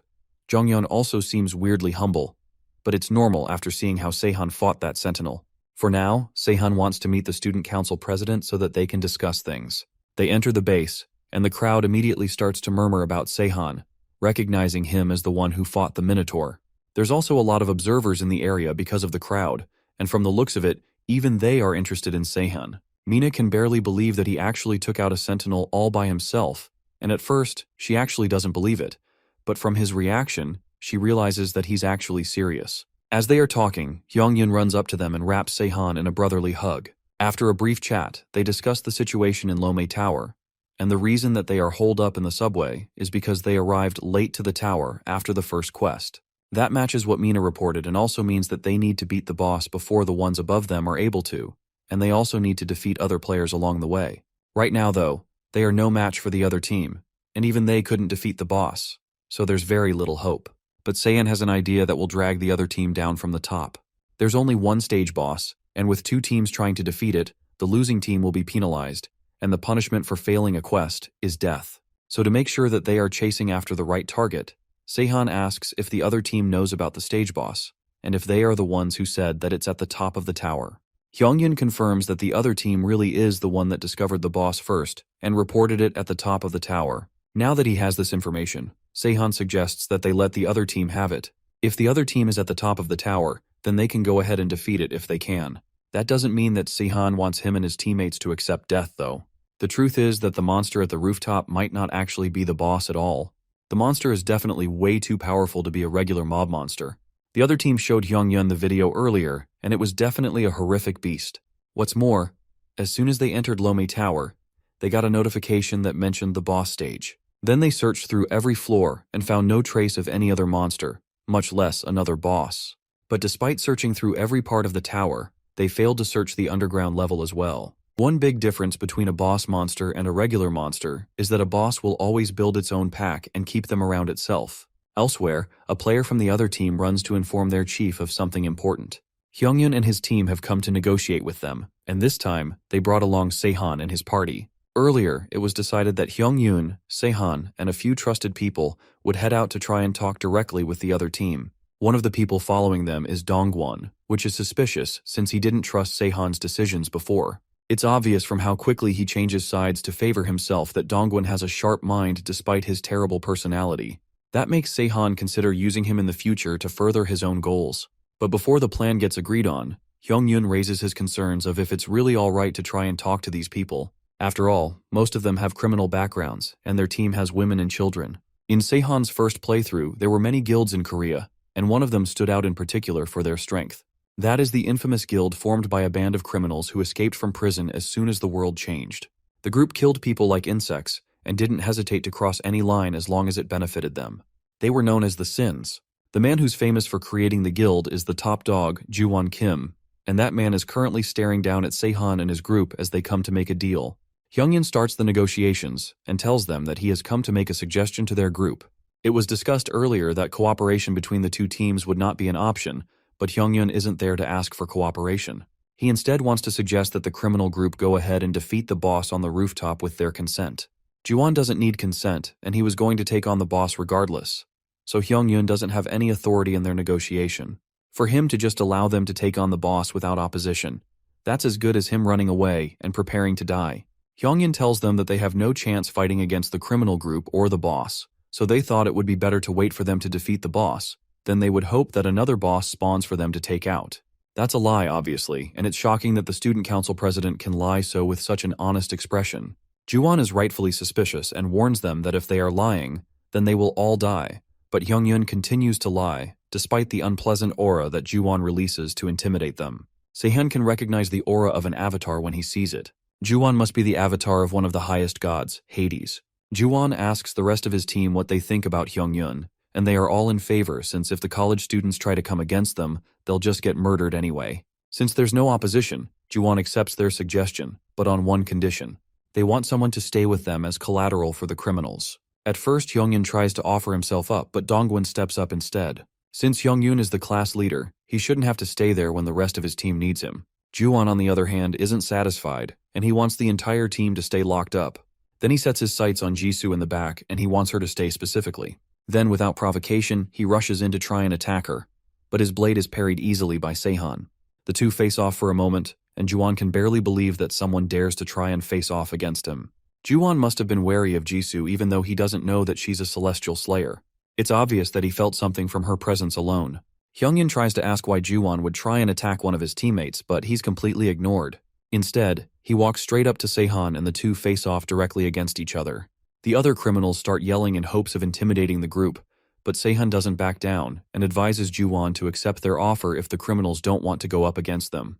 Juwon can tell that Seahan isn't an ordinary guy, and he tells his group to quiet down for a while. His main issue isn't Juwon though, and he feels a chill going up his spine thanks to the aura of the woman next to him. Jisoo's deadly glare causes the criminal boss to freeze up in fear, and he can only describe her power as something similar to a man eating flour. The other criminals continue to encourage the man to fight, but Juwon is completely paralyzed by fear, and he can barely control his breathing while facing Jisoo. Seahan places a hand on her shoulder to stop her from releasing the paralyzing aura, and she finally calms down. She was just so angry from the way that Juwon was talking to our MC that she couldn't control herself. It was a relatively small aura for a celestial slayer, but it was still enough to completely petrify the criminal boss. No matter how much of a psycho Juwon is, there's no way he can compare to a celestial slayer. With the aura removed, Juwon can finally move again, and he shakily accepts their terms for only one person to remain with them. As they previously agreed, that person will be Dongwon. As the group turns to leave, Juwon is left angry at the fact that they dared to do something like this to him. He swears that he will complete the quest and make sure that all of them die. They return to the subway and regroup, and Hyungyun was a bit worried towards the end there, but thankfully, they all made it out all right. Dongwon decided to stay voluntarily though, so there's no need to worry about him at all. For now, they should focus on preparing to face the actual boss. Seahan takes them back to the safe zone from earlier and introduces them all to the item shop that he showed Jisoo and Mina earlier. Just like the other two, the group had no idea something like this existed, but they helped themselves to the vast number of items and weapons in the shop. As the group arm themselves, Hyungyun asks Seahan if the other team will really leave them alone after killing the boss. There's no way they would do that since all of them were so eager to kill them earlier. For now though, Seahan assures them that they don't need to worry about it, although he refuses to elaborate why. There'll be no such thing as an after for the group once Seahan is finished with them. Seahan leaves the group to make a phone call, and as he's rounding up, Jisoo sneaks up on him without being noticed. She has a weird way of moving around without giving off any presence which Seahan is still not used to. He doesn't tell her who he was speaking with on the phone, and instead, he shows her the new items he got from the item shop. One of them is a sharp spear, and there are also training bracelets with adjustable weight settings. All of these are for his plans going forward, but he still refuses to elaborate exactly what he wants to do. As the two head back to rejoin with the group, Jisoo asks Seahan when he decided to learn how to use a spear. He can't tell her that he learnt it from his previous life, so instead, he lies that he had a little practice before the start of the game. Back in his last life, he wasn't particularly good at anything, since all the weapons he tried were pretty mediocre. But at the end of the day, when it comes to winning and surviving, talent wasn't a necessity for him. After all, at the end of the day, the one who outlived the best of the best and survived until the end of humanity was him. This time, he plans to become the strongest in the world, no matter the cost. They regroup with Hyungyun, who managed to buy some good equipment with the points he got from completing their first quest. It also looks like he became an avatar as well. Considering Hyungyun's personality, it must not be an evil god. Only time will tell though, and all he can do for now is watch and see what happens.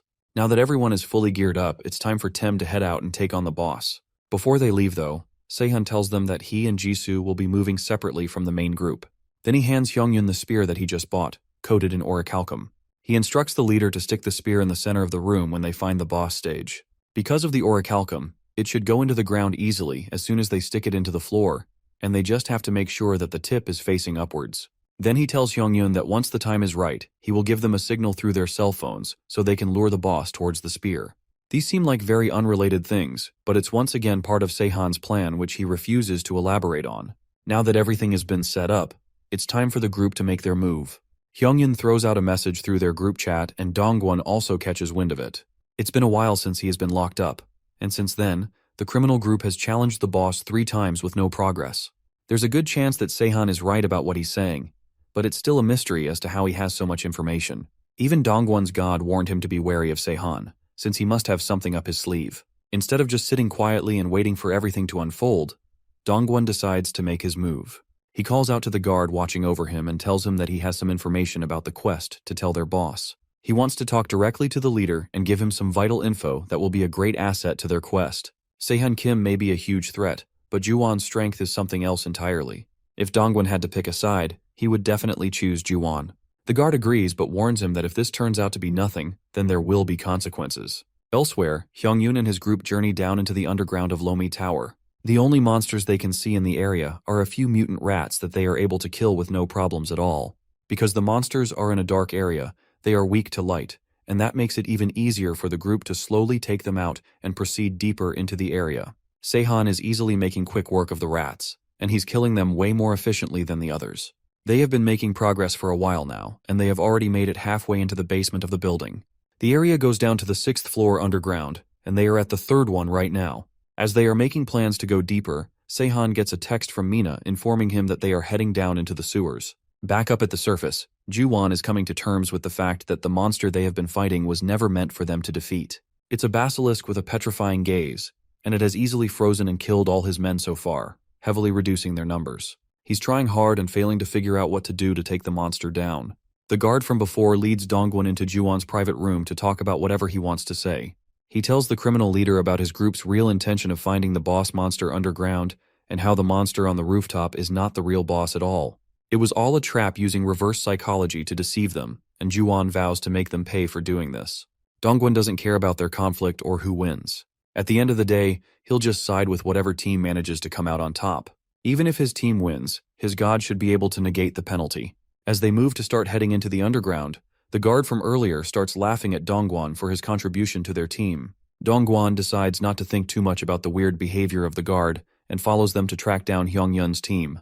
They reach the entrance to the basement, and surprisingly, no one is in the area. Juwon sends out his team to search the entire place and locate them as fast as possible, but there's no sign of them. The guard suggests that they might have run away to the basement to finish the stage and escape. Juwon agrees with them, and the team starts to make their way into the basement to confront Hyungyun and his group. The area is dark and unwelcoming. Unlike Hyungyun, who equipped everyone with flashlights thanks to Sehan's foresight, this group has nothing to use and see where they are going. But they can see two people calmly watching them stumble through the dark. It's Seahan and Jisoo, and the two of them were aware that the criminals would come after them, so they waited at the entrance first to stop them. Seahan then addressed Dongwon, since it's his betrayal that led them all there in the first place, and his backstabbing nature was way too predictable. Dongwon still thinks he's on the winning side and warns Seahan that he is done for since they are about to fight this entire group of psychopaths. Seahan isn't bothered at all and asks the guard standing next to Dongwon if he agrees. It turns out that this guard was actually Mina the entire time, and she was working with Seahan to lead these guys here in the first place. Seahan wanted them all gathered in one place because he had been planning to wipe them all out at once. All of them including the criminals, Dongwon and the monster at the top of the building. Now that they are all ready to brawl, Seahan prepares to fight them. Although he's short on time since he has to hurry up and fight the basilisk at the top of the building too. Jisoo steps up as he's wondering how he's going to do everything in time and tells him that he should go ahead. With her level of strength, she should be able to handle these guys pretty easily. Since Jisoo has offered to take care of them herself, Seahan grabs Mina and leaves, since he will need her for the final boss fight. Before he leaves though, he tells Jisoo to leave Dongwon alive for later. That's disappointing for Jisoo since she wanted to personally take him out, but she obliges since it's an order from Seahan. With that done, our MC turns to leave, but a blade comes rushing towards him. In a split second, while still holding Mina, he dodges the attack and rushes towards Juwon, sending him and half of his group flying with a single punch. Now that he has no more obstacles, he turns to leave again, allowing Jisoo to take over the beatdown. He noticed that something changed about her personality, but he can't quite tell what it is.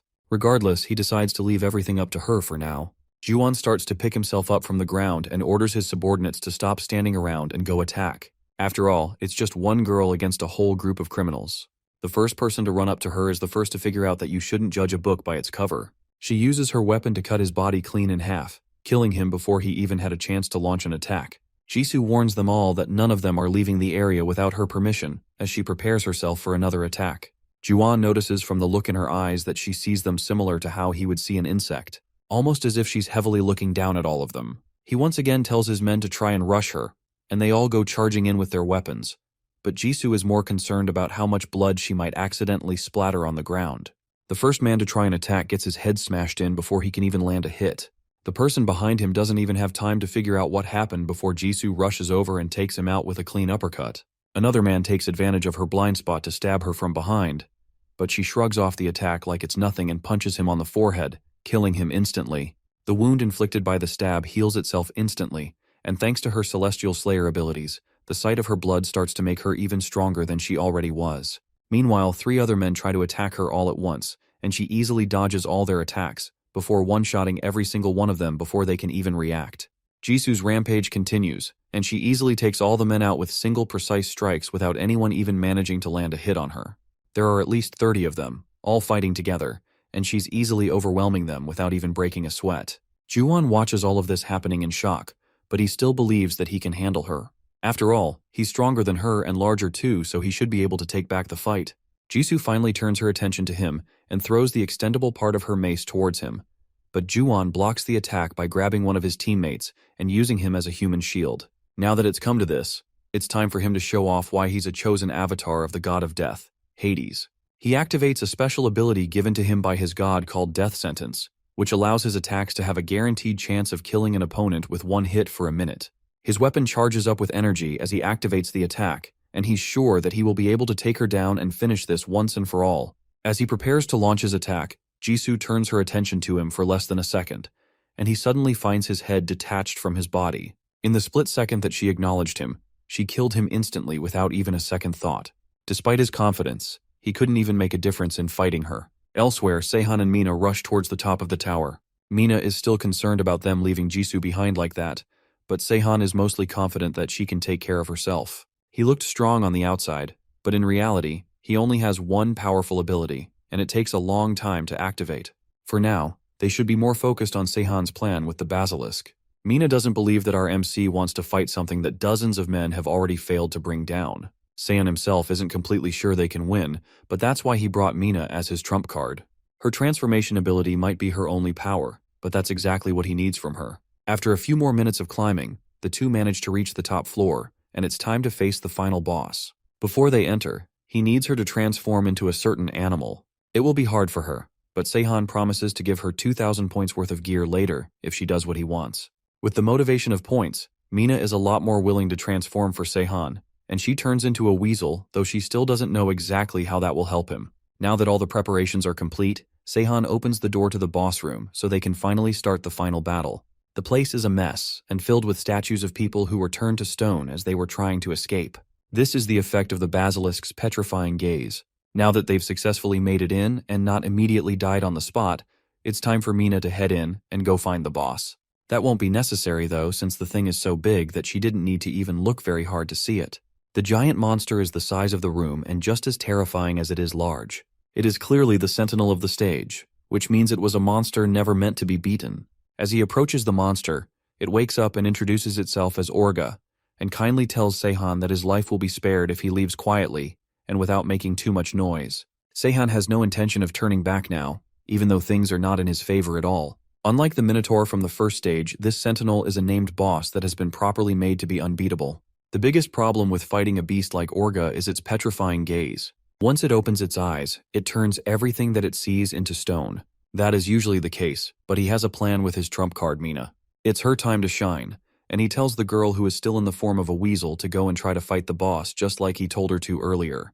When she tries to refuse, he grabs her by the stomach and tosses her towards the beast. Orga opens its eyes to look at her, and Seahan takes the opportunity while it's distracted to rush in and try to deal some damage. Since the monster wasted its petrifying gaze on Mina, it has a cooldown before it can attack again. During that time, Seahan plans to take care of its eyes while it's distracted.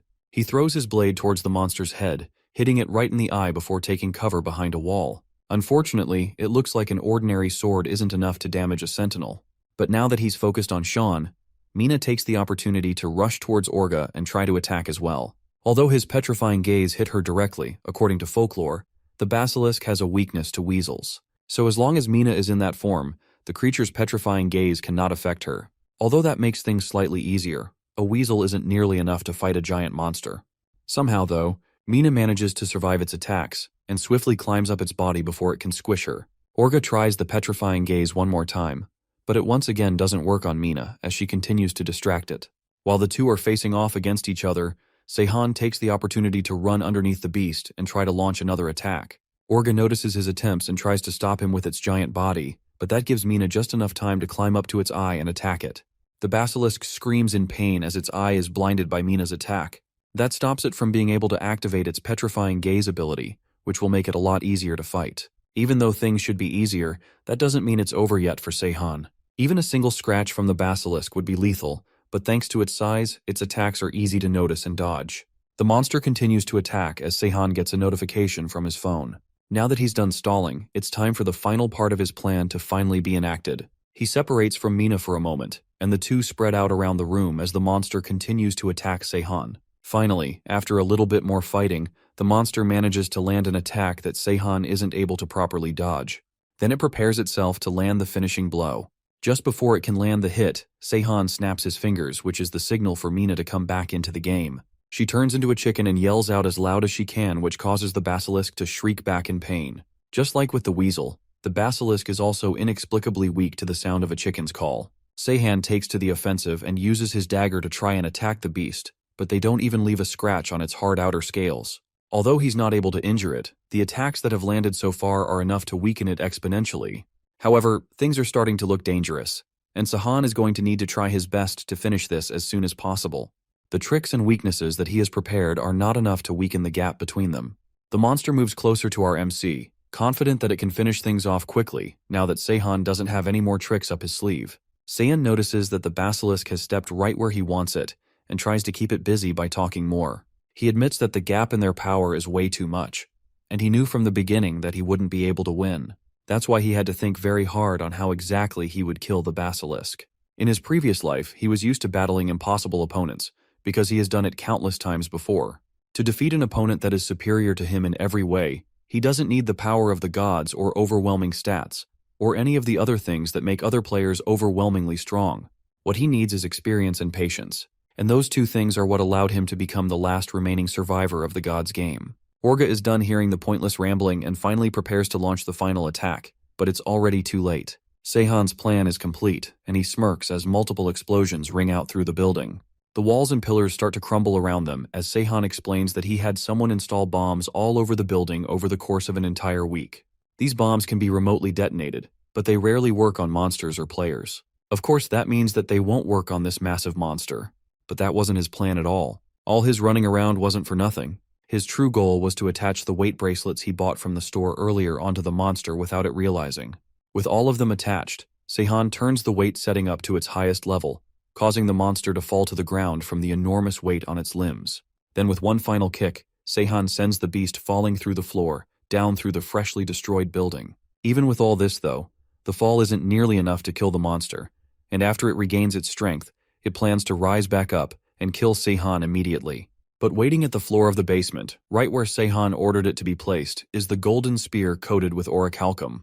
Ordinarily, a normal spear wouldn't be able to kill him since this is only the second main quest, and there are no items strong enough to heavily damage a sentinel. But a spear coated with the strongest metal in existence is a whole different matter entirely. Meanwhile, just before the monster fell through the ceiling, Hyungyun and his group were battling the actual boss of this quest, right in a losing battle. The group of players were barely able to land a hit on the thing, and it's obvious that they have no chance of winning on their own. Luckily for him though, he placed the spear into the ground and lured the boss close to it just like Seahan had ordered him to do. Right as things were looking bleak, the explosions went off, and not long after, a giant monster that they had never seen before fell through the ceiling. It's the basilisk, and it fell from the top floor of the tall building, through all the floors below it, down to the basement, and right on top of the boss monster, with both of them dying immediately. With that, a message pops up from the system informing them that they had cleared the second main quest successfully. Hyungyun is surprised that the main quest has ended, and he received a silver ranking despite barely doing anything, and he has no idea what's even going on. Then the system displays another message saying that the next main quest will begin after a set period of time when certain requirements are met, meaning that they will have a lot of free time before the next objective. As the group is trying to figure out what happened, Seahan joins them in the basement, completely unscathed. From the proud look on his face, it's easy to tell that he had something to do with the quest completion, even though he doesn't have a scratch on him. Hyungyun can't say anything though, because he knows that there's no way they could have defeated the monsters without his help. The Sins, on the other hand, were different, and they were definitely strong enough to defeat the boss monster. Both they and Seahan completely outclassed them in strength and power. Hyungyun is frustrated by the obvious power difference between them all, and he vows to get stronger. Sean, meanwhile, heads down to pick up his spear. Now that the quest is over, the next question is where to go next from there. Seahan says that he wants to travel anywhere the road takes him, but he tells Hyungyun to give him a call if anything happens. With that, the two separate and Seahan walks off to start his next adventure. However, he knows that Hyungyun must have realized that his current strength is not enough. Seahan hopes that he can at least survive until the 7th quest. That shouldn't be a problem for him since he's a chosen avatar, but our MC still doesn't know what god chose him. Seahan and Mina meet back up with Jisoo in an unoccupied store. She's casually cleaning her weapon, and it seems like she even changed her armor after the fight. That means that the battle she had must have been at least slightly intense. Just as they agreed, Jisoo spared Dongwon's life and locked him in a closet to wait for Seahan. Our MC heads over to check on him, and the former vice president immediately gets up and tries to attack Seahan before he can even say anything. On top of imprisoning him against his will, Jisoo also placed one of the weight bracelets around his neck, which Seahan quickly turns on, slamming Dongwon into the ground because of its weight. After it seems like Dongwon has learnt his lesson a bit, he turns off the intense weight, allowing him to move again. The device won't come off easily, and because of it, he's completely under Seahan's control. This is all because he tried to kill everyone multiple times, all the way back to when he tried to keep them in the gym during the first quest. He was so determined to betray them this time that he didn't even notice Mina standing right next to him. It only managed to work out because Seahan was there. In any other scenario, their entire school would have been killed because of him. This is Seahan's physical punishment to him. His psychological punishment is something even more devious. Seahan shows him an absolute contract and asks him to sign it.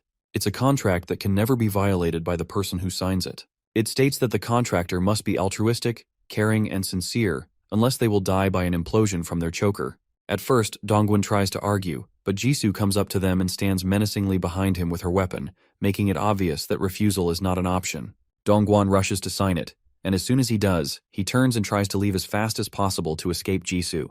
He can go anywhere he wants now anyways, since thanks to the bracelet, Seahan can track him anywhere he goes. Thanks to that, Dongwon is now forced to obey him no matter what, and he would die immediately if he dares to go against any of Seahan's orders.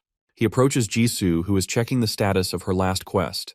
She achieved gold tier again, but also must have gotten a lot of points because of the shared rewards between party members. Now that they are done with important quests though, it's time for them to decide where they want to go next. Jisoo has somewhere she needs to visit, so because of that, they have to move separately for now. Thanks to the fact that they are party members, they will easily be able to track each other's location and reunite at a later time. With that, the two plan to separate so that Jisoo can head out on her personal quest. The only person left to compensate is Mina, who had been the most helpful during their quest. He decides to give her a reward for everything she has done for him so far, and she's excited that it might be something powerful. Seahan reaches into his inventory and pulls out a stealth ring which will allow the user to hide themselves completely. It's a B rank item and also extremely rare. It's such a good item that Mina is almost hesitant to take it from Seahan. Jisoo stares at Mina jealously for a moment, and Seahan assures her that he will get her something next time as well. Now that they've gotten all their shared issues out of the way, it's time for each of them to get moving with their own personal quests. As Seahan continues to trek through the deserted roads without Jisoo, he notices that there are a lot more observers around him than usual. It's only natural though after what he managed to pull off during the second quest. He's more concerned about the fact that Mina is following him, even though he doesn't need her help for anything anymore. What's more is that her observer is the worst one of all. That won't make too big of a difference anyways, since the gods should already know about his appearance. The question still stands as to why Mina is following him anyways. That's because she can tell that he's pretty strong, so she has decided to stick with him for a little while longer to see if she can get anything out of it. She's incredibly honest with her intentions, which is definitely better than Dongwon underhanded ways. She also plans to help him, so it doesn't seem like she's just leeching off of his power. As the two continue walking, they come up to a group of hostile people who seem to be guarding some sort of entrance to a dungeon. Seahan raises his hands in surrender and turns to leave, which confuses Mina since it seems like he wanted to farm that dungeon. He plans to enter it through his own means, and Mina is ready to help him stir things up if need be, but he has another idea in mind. Since the entrance has been blocked off by those people, Seahan plans to make an entrance for himself. Meanwhile, the gods continue to discuss the state of the game in the forums. In Honest Life, Dongwon God complains about the fact that his avatar has been completely shackled by some guy, and because of that, he can't do anything in the game. Young Jester, on the other hand, finds the situation hilarious and teases the god for his misdoings. While they two argue, the other gods bring up the fact that there are some good dungeons in the area that they can raid. Seahan watches all of their discussion, and thanks to it, he's able to pinpoint the location of the dungeon that those people were guarding. They walk through the city and stop at a random street that Seahan believes should have the dungeon. Then, He places his hand on the ground and scans the area with a new ability, which allows him to search a 50-meter radius with his hand to find items in the area. It's a platinum reward that he got for defeating the basilisk. Thanks to it, they are able to find the boss room of the dungeon that the men were guarding from before. It's 20 meters underground though, which means that they normally wouldn't be able to reach it since dungeon walls are protected by special magic, meaning there's no way to break into the room without going through the dungeon. For a normal player, that would be completely true, but Seahan is a pay-to-win player, and thanks to the DLC store, he has the exact tool that he needs to get into that boss room. It's a dungeon destroyer's excavation drill which can be used to dig the terrain of a dungeon. He lies to Mina that it's a quest reward, and then gets to work digging into the ground towards the dungeon. After 5 hours of constant digging, they are able to break into the boss room and arrive at the heart of the dungeon. Waiting for them in the room is a mantis boss, and a horde of lesser mantis. The monsters immediately rush to attack them, and the two get ready for a fight. Seahan asks Mina to handle the lesser mantis and watch his back while he tries to kill the boss mantis. He uses the orichalcum-coated spear that he used to defeat the basilisk to make a way through the mantis monsters defending the boss. Thanks to the fact that the insects have very open weak spots, killing them is incredibly easy for Seahan, and he finally pushes his way up to the boss. The main mantis boss should be even easier to defeat thanks to its size, making it much slower than the smaller ones. Seahan is able to calculate and launch a strong attack that blows the mantis's midsection away, killing it instantly. With that, they defeat the dungeon and become the first players in the world to defeat a dungeon, earning them 1,000 extra points as a reward and the achievement of First Experience Hunter. It's a weird name, but he tries not to think too much about it. Instead, he's more focused on the fact that more achievements also increase the amount of rewards he will get going forward. Next up is checking out the rewards from the mantis boss. He gets an F-level magic stone and an E-rank skill called Precise Strike. They're not really the best rewards, but it's better than nothing. These rewards are only the boss drops, and the rest of the rewards for the dungeon are tucked away in the corner. It's a lot of loot and gold, which can be sold in the store for a good amount of points. Seahan and Mina spend some time packing everything before leaving. About 4 days later, the group that had originally been clearing the dungeon finally make it to the boss room. They are excited that they could be the first people in the entire world to clear a dungeon, and after almost a week of fighting endless hordes of insects, it's finally time for them to reap their rewards. When they open the door to the boss room, they are met with a completely empty room filled with decaying monster corpses and a suspicious-looking hole in the ceiling. To add insult to injury, there's also writing on the wall mocking the adventurers for not getting there in time. Later on, Seahan logs into the gods' chat forum and comes in the middle of an argument between young Jester who seems way too pleased with herself and a god who was probably affiliated with the people that got their dungeon stolen. It looks like they are having the time of their lives, and Seahan decides to take the opportunity to throw in another piece of bait. He tells the gathered gods that he found a pretty good dungeon in the area, and that catches their attention. Then he shows them a map with a marker pointing to the Seoul National University of Education station, and he tells them that there should be a C-rank item in the area. Young Jester can vouch for the validity of his claims, since he has already given them valuable information several times before, but the others aren't as trustworthy, and one of them even wants Seahan to reveal who he really is. Luckily for him, there's a general rule in the forum that protects people who want to remain anonymous. With the new information in hand, the group start to gather their avatars to head towards the dungeon, trusting Seahan's words. Thanks to this, every avatar in the area will be gathered in one spot. Even young Jester informs Mina that she should head over to the university, but Seahan declines. According to his memories, there are indeed high-ranking items there, but they are all useless. It's only good as bait. Instead, Seahan wants them to do the next main quest. Although there's no time limit for this third quest, Seahan wants to get it done before the fourth main quest pops up so they don't miss out on the rewards from the third quest. Before they start heading there, though, Seahan wants to get an ability first, and although he doesn't immediately tell Mina about it, he mutters to himself that he needs a constellation. They head over to another nearby dungeon, and this time, Seahan can't just dig into the boss room like he did before, because it's way deeper than the last one. Because of that, they have to head into the dungeon from the main entrance and clear it out normally. But first, he gives Mina a scarf that has the ability to block ranged attacks. The two head into the dungeon, and the first thing Mina notices is that it's way too quiet. It's almost hard to believe that this place is a dungeon. It's also dark, which makes it very hard for them to see. The two of them continue walking through the dungeon, and after a while, it starts to feel like they've been circling around the same place for a while. Seahan already knew this, but there's a reason that they've been walking in circles for a while, and that reason is about to show itself to them in a moment. A sharp gust of air blows through the cramped subway, and something heads straight towards Mina. Thankfully, The scarf that Seahan gave her comes in handy and blocks the attack before it can reach her. The scarf is actually an item called the Cloth of Protection, and it's guaranteed to block 5 ranged attacks. It will then be destroyed after it's fully used. Thanks to that attack, Mina only has 4 blocks left, so they can't be too careless. The arrow that tried to attack Mina proves that Seahan came to the right place. He takes a quick peek into the forums, and it looks like other avatars are having the same problem as some monster in the shadows keeps killing them before they can fight back. Mina brings up an idea that she could turn into something small, but anything that she might turn into will still get hit regardless of how small she is. There's only one thing that can avoid the attacks. Seahan tells her what that animal is, then gives her some instructions to follow after he gives a signal. Another arrow heads towards Seahan, and the cloth protects him, leaving him with 4 protections left. Then he wraps an item around the arrow called the tracking threads. When the thread is wrapped around an object and thrown, it heads towards the object's original owner. The arrow flies through the darkness and eventually lands beside a dark archer who was hiding in the dark. The monster is called a Ranger of the Night, and it's a creature that gains movement speed when moving in a dark area. Seahan rushes towards it before it can run away again, and in defense, it fires an arrow at our MC, consuming another use of his scarf. With only 3 left, Seahan has to figure out a way to finish this fight as quickly as possible. The Ranger tries to escape in the shadows, firing multiple shots at his pursuer as he backs away.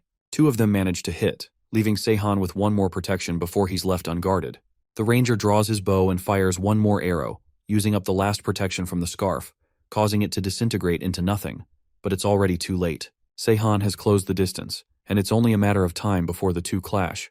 But the Ranger smiles as it has one last trick up its sleeve. With Seahan so close, he makes for an easy open target, and the Ranger draws its bow again, firing a shot that's guaranteed to hit. But Seahan has already won this fight, and he skillfully dodges the arrow as a bat flies down from the ceiling, holding a small orb in its hands. In video games, there are usually small creatures that creep around in dungeons. They are usually set to be non-interactive to the characters and monsters alike. Thanks to that, they usually go unnoticed no matter how much they move about the stage. And that's exactly what Seahan was counting on when he told Mina to transform into a bat and blend in with the other bats hanging from the room of the stage. And when the time was just right, she would soar down with an orb of light, which is an item that flashes a bright light, blinding all players and monsters within its radius for 10 seconds. With everyone in the area blinded, Seahan takes the opportunity and stabs the monster right through the chest before it can escape again. The strategy works brilliantly, and the monster lays dead at their feet after a grueling battle. It looks like there aren't any special rewards like in the Mantis dungeon. This was a raid dungeon, and these kinds of dungeons usually don't offer many rewards since there are no monsters other than the boss. However, the rewards for defeating the boss are still incredible. From this battle, he gained a B-ranked Coat of the Night and C-ranked Knight's Gloves, as well as a new skill called Shadow Rush, which the boss monster used multiple times to blend into the shadows and escape. Finally, he gained an ability called Guaranteed Shot, which allows him to throw or shoot towards a target with pinpoint precision. With all these rewards, Seahan's stats are not fully stacked, and he has an incredible amount of abilities. Right now, he should be the strongest player in the world, but it's still now enough to defeat his target for his next quest. Clearing the next main quest won't be a problem, but his goal is 100% completion of the game. He also has a first playthrough transfer package which he will unlock eventually after completing the main quest. Once he uses it and gets his old abilities back, he will be able to defeat that monster in the 3rd quest. His next target is the monstrous crow that devastated his last playthrough. Meanwhile, with another member of his team somewhere else in the city, Jisoo rings the doorbell of what used to be her home.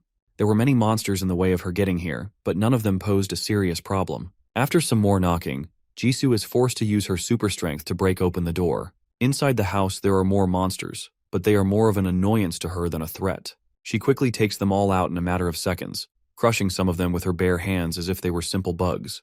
Deeper inside her house, she finally finds one of the people she was looking for. Her father lay on the ground in a pool of his own blood, clearly long dead. Jisoo takes a moment to cry for her lost parent, but her tears are interrupted by a ringing phone on the table. She shakily picks up the call, and it's her mom on the other side. Back with Seahan and Mina, the 2 of them arrive at their next quest location, but it's not what they expected. It's an amusement park called Lome World, and despite the devastation going on throughout the world, the staff there greet them with smiles as if nothing is wrong. It's almost as if the monsters skipped this place in their rampage. However, it's obvious from the wrecked surroundings that monsters have been here recently. It's strange, but there's no way of explaining the weird atmosphere of the amusement park. Mina decides to directly ask the staff what her deal is, but the woman just tells her that she is free to enter Lome World and look around. The place is very clearly suspicious, but Seahan moves to enter it regardless. Their next quest is inside, so they have to enter anyway.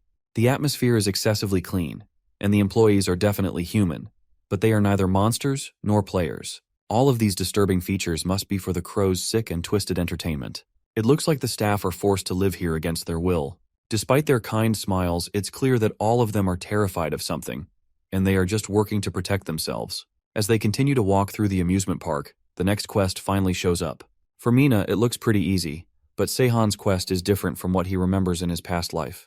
In his last life, the quest was a D-rank mission, but this time around, he got a C-rank difficulty. Mina's quest is the 5 stamps quest that he got in his previous life, but his quest is much harder than that. Only 2 people can directly alter his quest, and they are the game master and the system. If the GM had altered his quest, then he would have shown himself to our MC, so this has to be the system's intervention. It's only fair though, since he has killed 2 Sentinels now, and has definitely become a popular figure in the game. Mina notices his sour expression and asks what's wrong, but he doesn't tell her his problem. He takes a moment to organize his thoughts, and tries to look at the positive side of things. At least this is a clear indication that his actions are slowly changing the future just like he wanted. The 2 continue to walk around the park, and Seahan asks Mina if she knows about a game called Roller Coaster Typhoon. It's a game about managing an amusement park, and Mina is at least aware of it. He then tells her to imagine that they are inside the game, and everything in the park is under the manager's control. Because of that, they can do anything they want, like cutting off the tracks in mid-air so all the rides crash straight into the ground. The sales don't matter to them, and all they want to do is see people suffer. That's the mindset that this park is being run with, but the Crow constellation, Karis. Of course, he can't tell Mina that since he's not supposed to have that information yet, but his words are pretty obvious from how the park is run. They are using civilians as employees against their will, and they are very clearly not looking after their people here. None of the players know about the constellations yet, so he can't directly tell her about it. There are countless powerful monsters in the world. There are the simple mobs and the boss monsters. Then there are the Sentinels, who are the highest caliber of monsters. They are usually not meant to be defeated, but the constellations are on an entirely different level from them. The difference is not even in their strength, but in their very existence. The constellations are a different set of beasts entirely, and the ruler of this park is one of these constellations named Karis. It's a low-level constellation, but it still has divinity, which makes it very powerful. Normally, it would still be too early for constellations to arrive, but this one is an exception. Its constellation level is low enough that it can show up if its divinity is slightly lowered. It used that loophole to sneak its way into the game way earlier than it should have been able to. Its intention is to enjoy itself now, while no one is a threat to it yet. Although it had a low divinity level, its damage to humanity was on par with a constellation of a high divinity level. For now, the best they can do is be careful and keep their guard up while trying to complete the quests. The infrastructure of the environment is definitely different from the Lome world from before the world changed. That's because the ruler has changed it up to their liking. As they walk through the area, an employee calls out to them to join his ride. He sounds terrified, and he's wearing a collar that seems suspicious. He points them over to his ride, which is a haunted house. Mina isn't thrilled to enter a haunted house, and she tries to complain. But her bickering with Seahan is cut short when the employee's collar starts beeping and flashing a red light. Eventually, the collar explodes around his neck as he screams in terror, and the explosion blows his head clean off his body. That directly ties into Seahan's main quest, which is to save all the people in the amusement park and resolve the situation by helping all of them to escape from the area. Right now, there are 138 players and 725 civilians, but as the employee's lifeless body drops down to the floor in front of them, the number drops. The other employees look away as Mina tries to understand what's going on and what just happened.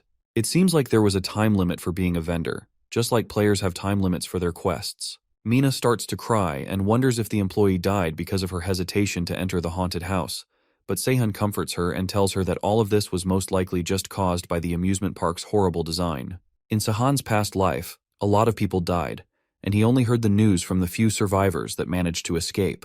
But from what he remembers, the place shouldn't be as empty as it is right now. For now, he can't think too much about it, and all he can do is search for the person he was looking for and try to collect stamps first. He calls out to one of the other employees and asks him to guide them through the rides so they can start collecting stamps. The employee warns them that they won't be coming out of the haunted house the same as how they entered, but it's not like they have a choice. They will die if they don't complete the quest in time. Most of the other players who entered the haunted house died regardless of their enthusiasm, but since they've asked, the staff has no choice but to lead them in. To complete the ride, all they need to do is pass all the way through to the other side. It's just as scary as it is straightforward, so they have to make sure to be careful as they walk through. The two walk in, and Mina makes sure to cling onto Seahan's arm for her own safety. They are just at the entrance, and she's already terrified. They reach a bridge, and Seahan stops for a moment to make sure it's safe. Suddenly, a spiked wrecking ball falls from the ceiling, almost crashing into them with how fast it's moving. They don't have time to think about what just happened as more wrecking balls fall from the ceiling, forcing them to run across the bridge for their lives. As they are moving, a monster springs out from nowhere and tries to attack Mina. Seahan reacts quickly and uses his spear to stop it before it can take a bite out of her. Then he kicks it back, sending it flying away before it can attack them. With that taken care of, he goes to check on Mina, who is on her knees, crying in fear. At this point, there's no way she can carry on, and Seahan is forced to lift her on his back for the rest of the way through the haunted house as she cries into his shoulder. Throughout the house, they meet many different obstacles and monsters, and Seahan manages to take them all out and run through the entire ride while carrying Mina on his back. Usually Mina should also be able to take on all these monsters, but she's way too scared to try and fight on her own. Seahan continues to run through the haunted house with the crying girl clinging onto him for dear life. This place is similar to a regular haunted house. You make your way through it as traps pop out from every corner. The only difference is that these traps and monsters are very much real and trying to kill them. This is easy for him, but it's difficult having to fight and protect someone at the same time. However, he decides to treat it as practice for when he decides to fight and protect people in the future. In his previous life, he would never have even tried to do any of this for someone else. After a little more fighting, they manage to make it out of the other side, and they even finish in record time too. Seahan confidently relaxes now that he's finally out, but Mina is completely winded and out of breath. It's clear that the whole thing took a lot out of her. She tries to play it off, but the sweat and tears covering her face are proof of just how much the entire thing freaked her out. Now that they are done with the first ride, Seahan takes the opportunity to ask about the collar around the employee's neck. He wants to get one of them to study for later.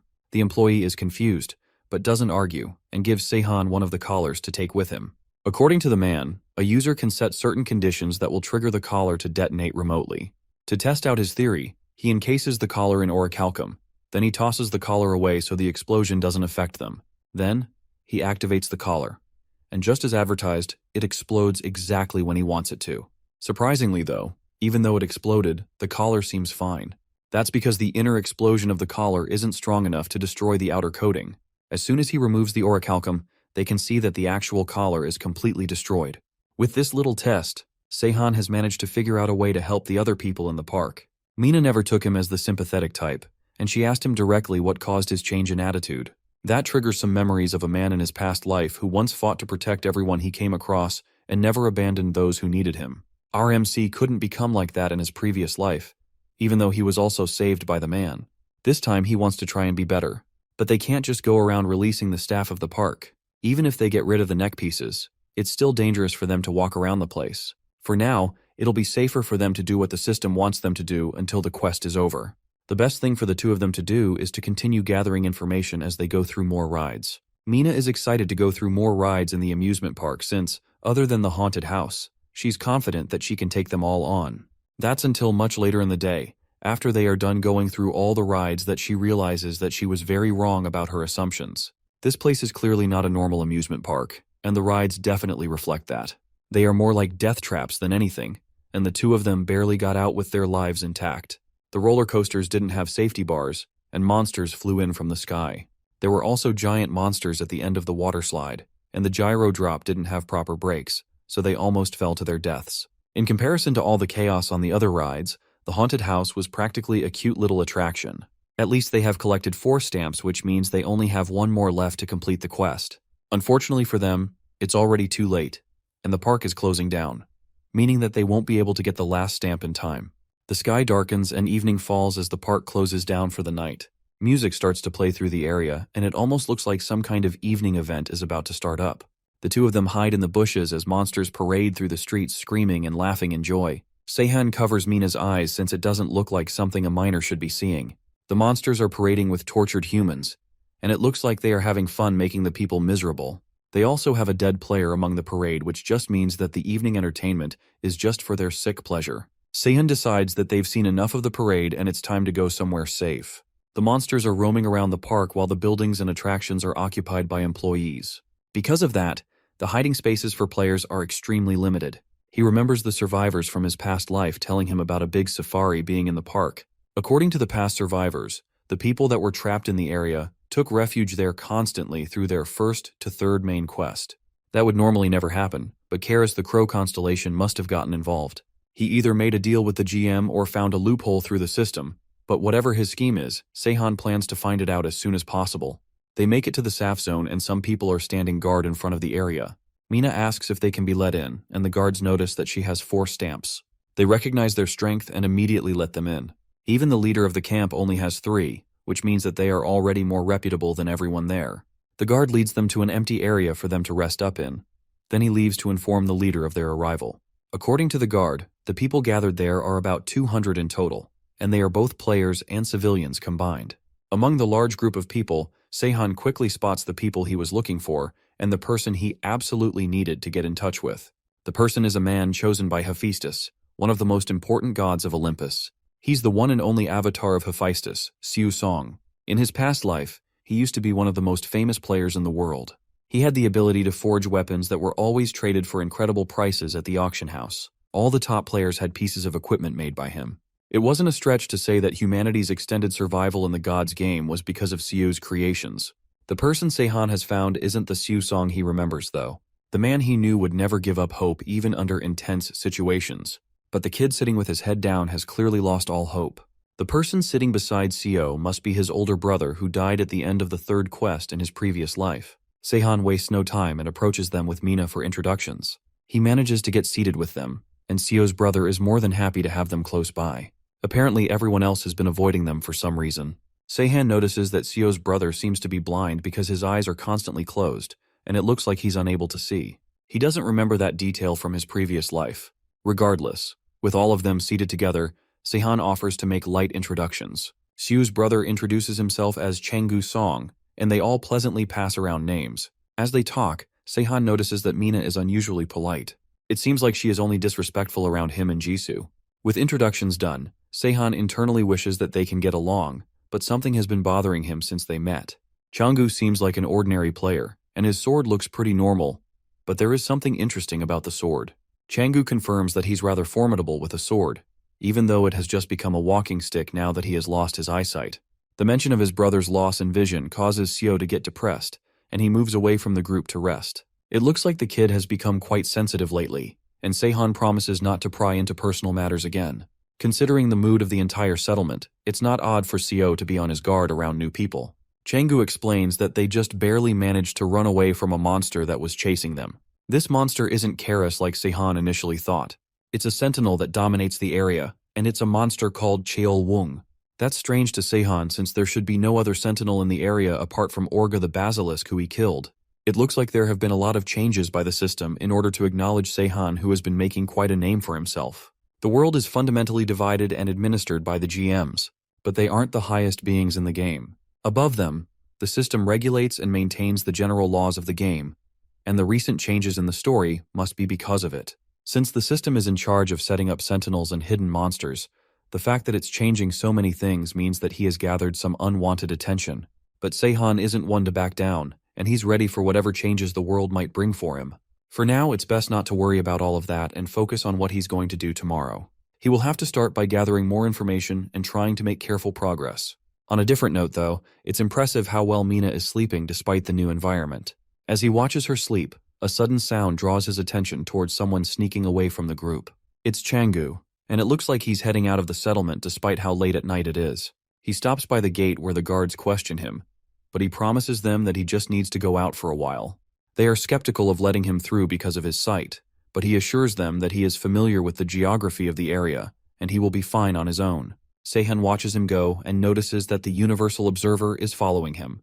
There would be no reason to follow him if he were simply going to visit the restroom. Something is definitely going on, and Seahan decides to head back into the Gods Forum to find out just what that is. He meets up with young Jester, who seems happy to see him again. She has been seeing him in the chat room more recently, and everyone really likes the useful information that he provides.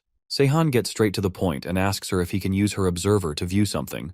Normally, a god should have their own observer, but Seahan lies that the Universal Observer has bad resolution at night, so he wants to watch with her private observer instead. His story is plausible since it's well known that they don't give out personal observers to gods unless they have a chosen avatar. Seahan also lies that he has been trying to choose a player, but they keep declining his offer, so he wants to use the observer to watch the player. The player he points out is none other than himself, and young Jester reveals that a lot of gods have been going after him, but he keeps rejecting them all as well. She has been watching him since he has been traveling with her avatar, and if she didn't have Mina, she would have tried to go after him as well. Seahan tries not to think too much about her words and asks to use her observer again. Her avatar is asleep, so she has no reason to refuse the request, but her only condition is that he shares information with her first from now on. Seahan agrees, and young Jester prepares to focus the observer for him. He tells her that he wants to check on a player that went outside the settlement just now since there's something odd about him. He uses the observer to follow him, and finds him walking into the empty woods. Changu stops in the middle of a clearing, and a large glowing white bird descends from the sky and lands on a tree in front of him. As soon as the bird lands, Changu gets down on one knee and prepares to give a report of the events, which shocks Seahan. As the two talk, Seahan notes that the voice of the bird doesn't belong to Karis. It must therefore belong to the Sentinel that Changu was talking about before, Cheol-wung. The bird tells Changu to keep a close eye on Seahan and Mina and report to him if any players in the area try to make a move. Then it flies off, leaving Changu alone in the empty field. Seahan has seen countless people lie and pretend in his first playthrough, so he has enough experience to tell that Changu is completely serious right now. Even young Jester can barely believe how crazy of a plot twist this is. An ally is a spy for the monsters. She asks Seahan how he knew something like this was going to happen, but he remains as secretive as ever. In his mind, though, he struggles to understand why Changu would do something like this. In his previous life, Seo always sang praises about his brother, calling him a kind person who would sacrifice himself to save others till the very end. Seahan has an idea of what's going on, but he doesn't immediately look into it. Instead, he closes the forums and waits till the next day. The more important task is collecting information from people in the settlement. From what he can gather, it looks like the current situation isn't too different from what he remembers from his previous playthrough. The only new element is the monster called Cheol-wung. It's a rare type of monster called a Bulgasari, which is a metal-eating monster from Korean folklore. It is slow, but it has incredible power and its body is as hard as steel. A Bulgasari has the ability to become stronger and harder depending on how much metal it has consumed, so Seahan's attacks wouldn't be very effective against it in a fight. To make it worse, a creature like that is under Karis's command. As he tries to sort out his thoughts, Mina shows up and asks him what he's doing. It'd be best not to involve her in this, so he dismisses her concerns, but she can already tell exactly what he wants to do. He's thinking of defeating the Sentinel, which is another impossible task. He went through all the trouble of defeating Orga, and now he wants to fight another one. Seahan is sure, though, that if he had some time and things were under the right conditions, then he would definitely be able to defeat the monster. There's nothing else he could do that would help Seusong feel better right now. Now that he has a plan in mind, he gets up and prepares to leave the safari for a while. There's someone in the park that he has to meet, but before he goes, he asks Mina for a favor. He wants her to keep an eye on the two Song brothers. He can't explain it right now, but he wants her to contact him if she notices anything suspicious. With that, Seahan leaves the settlement to go and take a look at the monster called Cheol-wung. Elsewhere, at the other side of the park, in a castle, monsters run wild and unchecked as if this is their home. Laying on the floor amidst all the chaos is Karis, the crow constellation. He settled his nest in this park just for fun, but it turned out to be a great choice. After all, the people's fear and their awe are everything he needs for his opening ceremony. Then he turns around to address the literal giant elephant in the room, Cheol-wung. The Sentinel is here to report about the third main quest, and from what Karis remembers, the most that a single player has managed to achieve is 3 stamps. That was the case until yesterday when some players managed to receive their 4th stamp. That wipes the smirk off of Karis's face, and he takes a personal look into the status window to confirm. Somehow, without the help of a god, they have managed to almost beat the quest. He watches footage of them taking part in the rides, and from what the crow can see, they'll definitely obtain the 5th stamp and complete the quest by the end of today. Karis can't do anything about it though, since things will get complicated if a constellation like him gets involved too soon in the 3rd main quest. He's only because of a loophole he used to intervene in this game. Maybe there's a chance that a player like that could visit him, but the odds of that are very unlikely. He orders Cheol-wung to leave them be for now. It would even be better for them if some players managed to complete the quest. Less players have been willing to take on the attractions lately due to their extreme difficulty. If 2 players manage to complete the quest successfully and escape from the amusement park, that would motivate others to try and do the same, which would increase the number of fatalities from the ride. With his report done, Cheol-wung decides to leave the bird brain to enjoy his time, and he heads out for his patrol. The Sentinel is surprisingly diligent, considering that the bird once thought that Cheol-wung was just stupid back when they first met. It's rare for a Sentinel to be added into the game anyways, and even Arcadis didn't seem to understand it either. Cheolwoon heads out for his patrol, hoping that there are far more people to squash today than yesterday. Outside, Seahan waits in a spot that he has heard is on the path of Cheolwoon's patrol. The ground starts to rumble as the giant monster slowly approaches our MC, confused as to why a human seems to be fearlessly waiting for it. The monster barely makes any reaction, and instead Cheolwoon raises his hand to kill Seahan immediately. Since it's under the command of Karis, it's obvious that its way of thinking would be so simple. They only want to see the players run for their lives. Seahan prepares himself to fight as the beast's massive hand comes crashing down into the ground, sending debris into the sky. Seahan uses that debris as launching pads to jump into the sky and come face to face with the Sentinel. Once he's close enough, he attacks with his sword, but the skin is so hard. Even a sword coated with orichalcum couldn't damage it at all. He must have consumed some metal while he was out on his patrol. Despite its appearance, this beast is surprisingly the cautious type. Cheolwoon is surprised that Seahan was able to dodge its attack, and although it wasn't an all-out attack, he didn't expect to see a player of this caliber who was able to keep up in a fight. Seahan rushes at it once more and drags his sword across its body without saying a word. Cheolwoon is more concerned about the fact that Seahan seems to be almost non-verbal. But to Seahan, the monster talks way too much. He wants to fight, and not just stand around throwing empty words at each other. That makes Cheolwoon angry, and he starts to take the fight seriously in hopes of killing Seahan quickly. Another massive fist comes rushing towards Seahan, and he dodges it once again, landing on the Sentinel's arm and rushing up towards its face. There are way more openings that Seahan can utilize because of its size.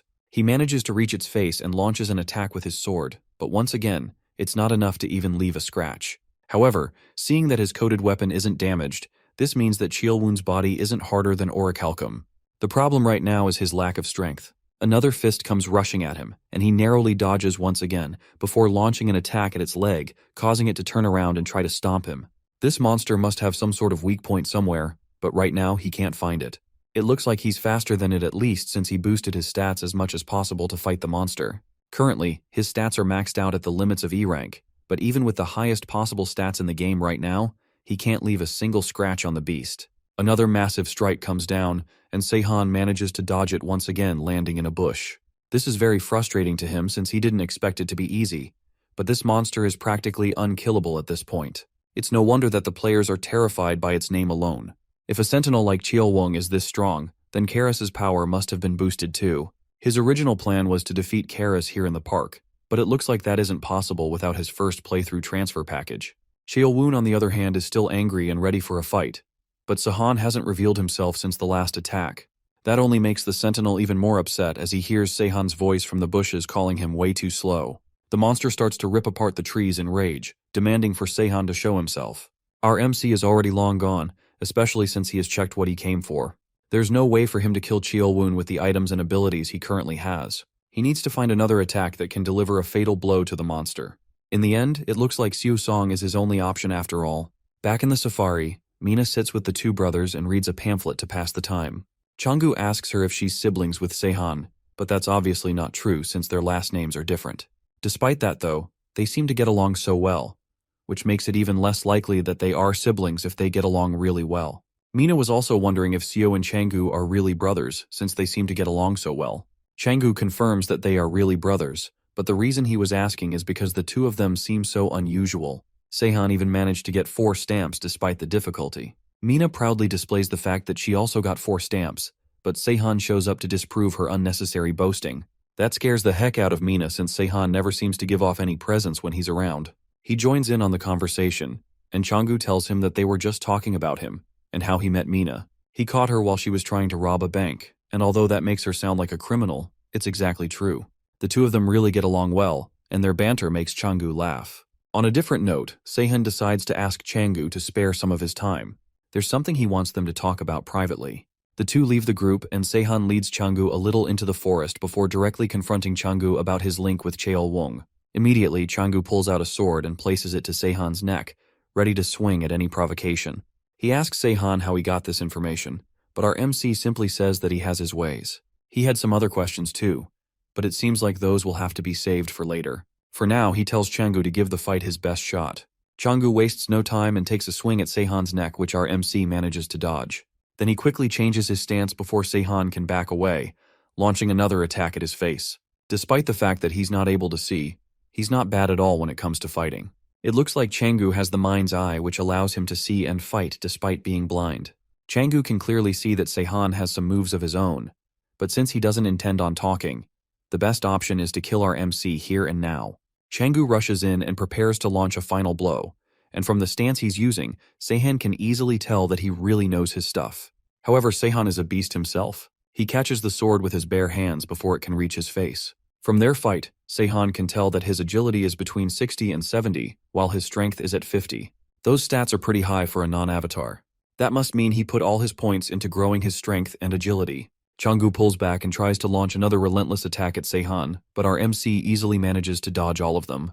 Then he rushes in for another round, and Seahan somehow manages to parry them all with his hands. That's thanks to his night gloves that he got from the ranger, which are protecting his hands. It's obvious whose strength is superior in this fight. Now that they've both calmed down, Seahan gets straight to the point and asks why Changgu would work as a spy for Chilwung when they are this strong. The answer is obvious even when the blind swordsman doesn't immediately answer. It's because of Siu. He made a deal that would ensure Sio's safety. In fact, when he first met Chilwung alone, Changgu tried to face the Sentinel, but he wasn't a match for the hulking beast. In fact, the Sentinel only saw Changgu as its plaything. In the end, he ended up losing his eyesight, and Sio lost his will to fight after seeing what happened. After that, he had no choice but to obey whatever Chilwung asked of him. Even though the experience that day was nothing but utter despair, he at least wanted to try and keep Sio alive, even if it meant hell on earth for him. He has been a spy since he first arrived at the safari, and most of the reports were about the group's movement. Now that the cat is out of the bag, Changgu expects Seahan to tell the group about him. However, our MC has a different plan in mind. Since his double life hasn't hurt anyone yet, they can probably use it to their advantage. They can also use it to get to know Chilwung's actions as well. Chilwung isn't doing anything with the information because it enjoys their fear, and it told Changgu to keep an eye on them to make sure that they don't escape. From how Seahan is talking, Changgu can tell that our MC is planning to fight the beast when it prepares to attack in about a week from now. Although Seahan is definitely strong, even Changgu doesn't believe that he will be able to fight against the Sentinel. Any plans or attacks are useless against its strength. Seahan is already aware of all this since he fought the beast earlier. It was different from any monsters he has seen so far, and its body was incredibly hard. But just because he can't kill it right now doesn't mean that it's impossible to kill. Without explaining anything else, Seahan leaves and tells Changgu to share any information he can get with him as well. There's no time to explain things anymore, but Changgu will have to confess everything to Sio. Siu will play one of the most vital roles in the whole thing, and they need him to lift his head up from despair so he can work hard. The two of them head back to the safari, and Changgu keeps to his word and tells Siu about everything that has happened so far. The kid is understandably upset that he's been left in the dark about the whole thing. Changgu just didn't want to make him worry unnecessarily more than he has already done. Siu isn't hearing it though, since something terrible could have happened to Changgu if he didn't say anything sooner. Mina and Seahan watch from the sidelines, and the younger girl realizes that this is why our MC wanted her to watch over them. Now that they've settled their thoughts, the next step is to kill the monster Chilwung. Mina can't believe that he wants to do something so dangerous again, and she decides to leave him to it while she goes off to finish her quest. That's a bad idea though, since Chilwung should be looking for him right about now. Seahan has been busy, and it's now coming back to bite Mina for being associated with him. She begrudgingly returns to the group as Sio joins them to discuss their plans. They don't have time to waste, since thanks to Changgu working as a spy, the monsters could come to kidnap people at any moment. On top of that, they have about a week left before the Sentinel makes its move. They have to fight now, and it's their only way to escape. It would usually be impossible to win a fight with the metal monster, but Seahan knows that he can trust on Sio's help to balance the scales. He's going to need Sio to make a weapon that can kill the monster. Now that Sio knows the full story, he's more than willing to help. Now that he has the kids' cooperation, it's time for them to get to work. Seahan purchases the basic smithing package from his VIP store and sets it up especially for Sio to work with. With a setup like this, Sio should easily be able to craft whatever he wants. Mina asks Sio if he finds it weird that all of this equipment just popped out of nowhere, but the kid doesn't care about the details. Right now he's just happy to be helpful with something. Last time, the crucial piece was Mina, and now it's Sio. It's obvious that Seahan had planned to meet and use them this entire time. Mina is just more surprised that Seahan would go for a kid, but Seahan tells her that Sio is only 3 years younger than her. To her, he looked like he was in elementary school. Next, he needs her to create a barrier to seclude the area and prevent others from approaching the vicinity. Mina is surprised that he knows about her ability since she only just got it recently, but Seahan remembers that she should have been able to use it by the third quest from his previous life. With a little bit of work, She sets up a barrier that will make sure that no one even notices what's happening inside the area. That's the blessing of a top-class god like young Jester. It's no wonder that Mina could escape from any situation in her previous life. This is why it's necessary to choose a top-tier god if you're going to be an avatar. Seahan gives Siu some materials that should allow him to make some top-quality equipment. He got all the materials from his dungeon runs. But the question now is what exactly Siu should make using all these things. Seahan already has an idea in mind, and he hands the kid a blueprint of a particular weapon. Siu has never seen something like this before, but Seahan is sure that something like this will be able to kill Cheol-Wung. The monster continues to roam around the park, looking for Seahan. It expected someone as strong as our MC to try and collect the rest of the stamps. Since no reports have been made, that means that he's probably not at the safari either. As the monster is trying to figure out where to go next, another monster comes up to report that the crow is summoning him. It looks like he will be able to have some fun today after all. The bear warns him that the other monsters are still getting prepared for the attack, but Cheol-Wung doesn't care. As far as it's concerned, it doesn't need any other monsters to get the job done. Mina and one of the guards from earlier stand watch on a high ground above the safari settlement. Seahan told them to watch for incoming monsters while the survivors in the safari start to plan their escape. They ignored them when they first mentioned an evacuation, but after she and Seahan showed off their stamps, they immediately changed their minds. Eventually, just as Seahan predicted, something starts to rumble in the distance, indicating that a monster is heading their way. Mina transforms into an eagle to try and get a better look. She spots what was causing the commotion. It's Cheol-Wung, and it looks particularly angry at the moment. She returns to the group and informs the guard that the Sentinel is on its way. The man runs off to let people know so that they can evacuate faster. They never expected it to be so fast, and it would be better for Mina to take this opportunity and run away. But Seahan has been so helpful to her, and she has even grown a bit attached to him. Because of that, she doesn't want to just get up and leave him. The only thing that can do is head in to try and distract the monster. But Mina is not sure she's strong enough to do that. Changu comes up behind her and tells her that there is no need for her to do something so risky. He plans to go and try to distract the Sentinel himself.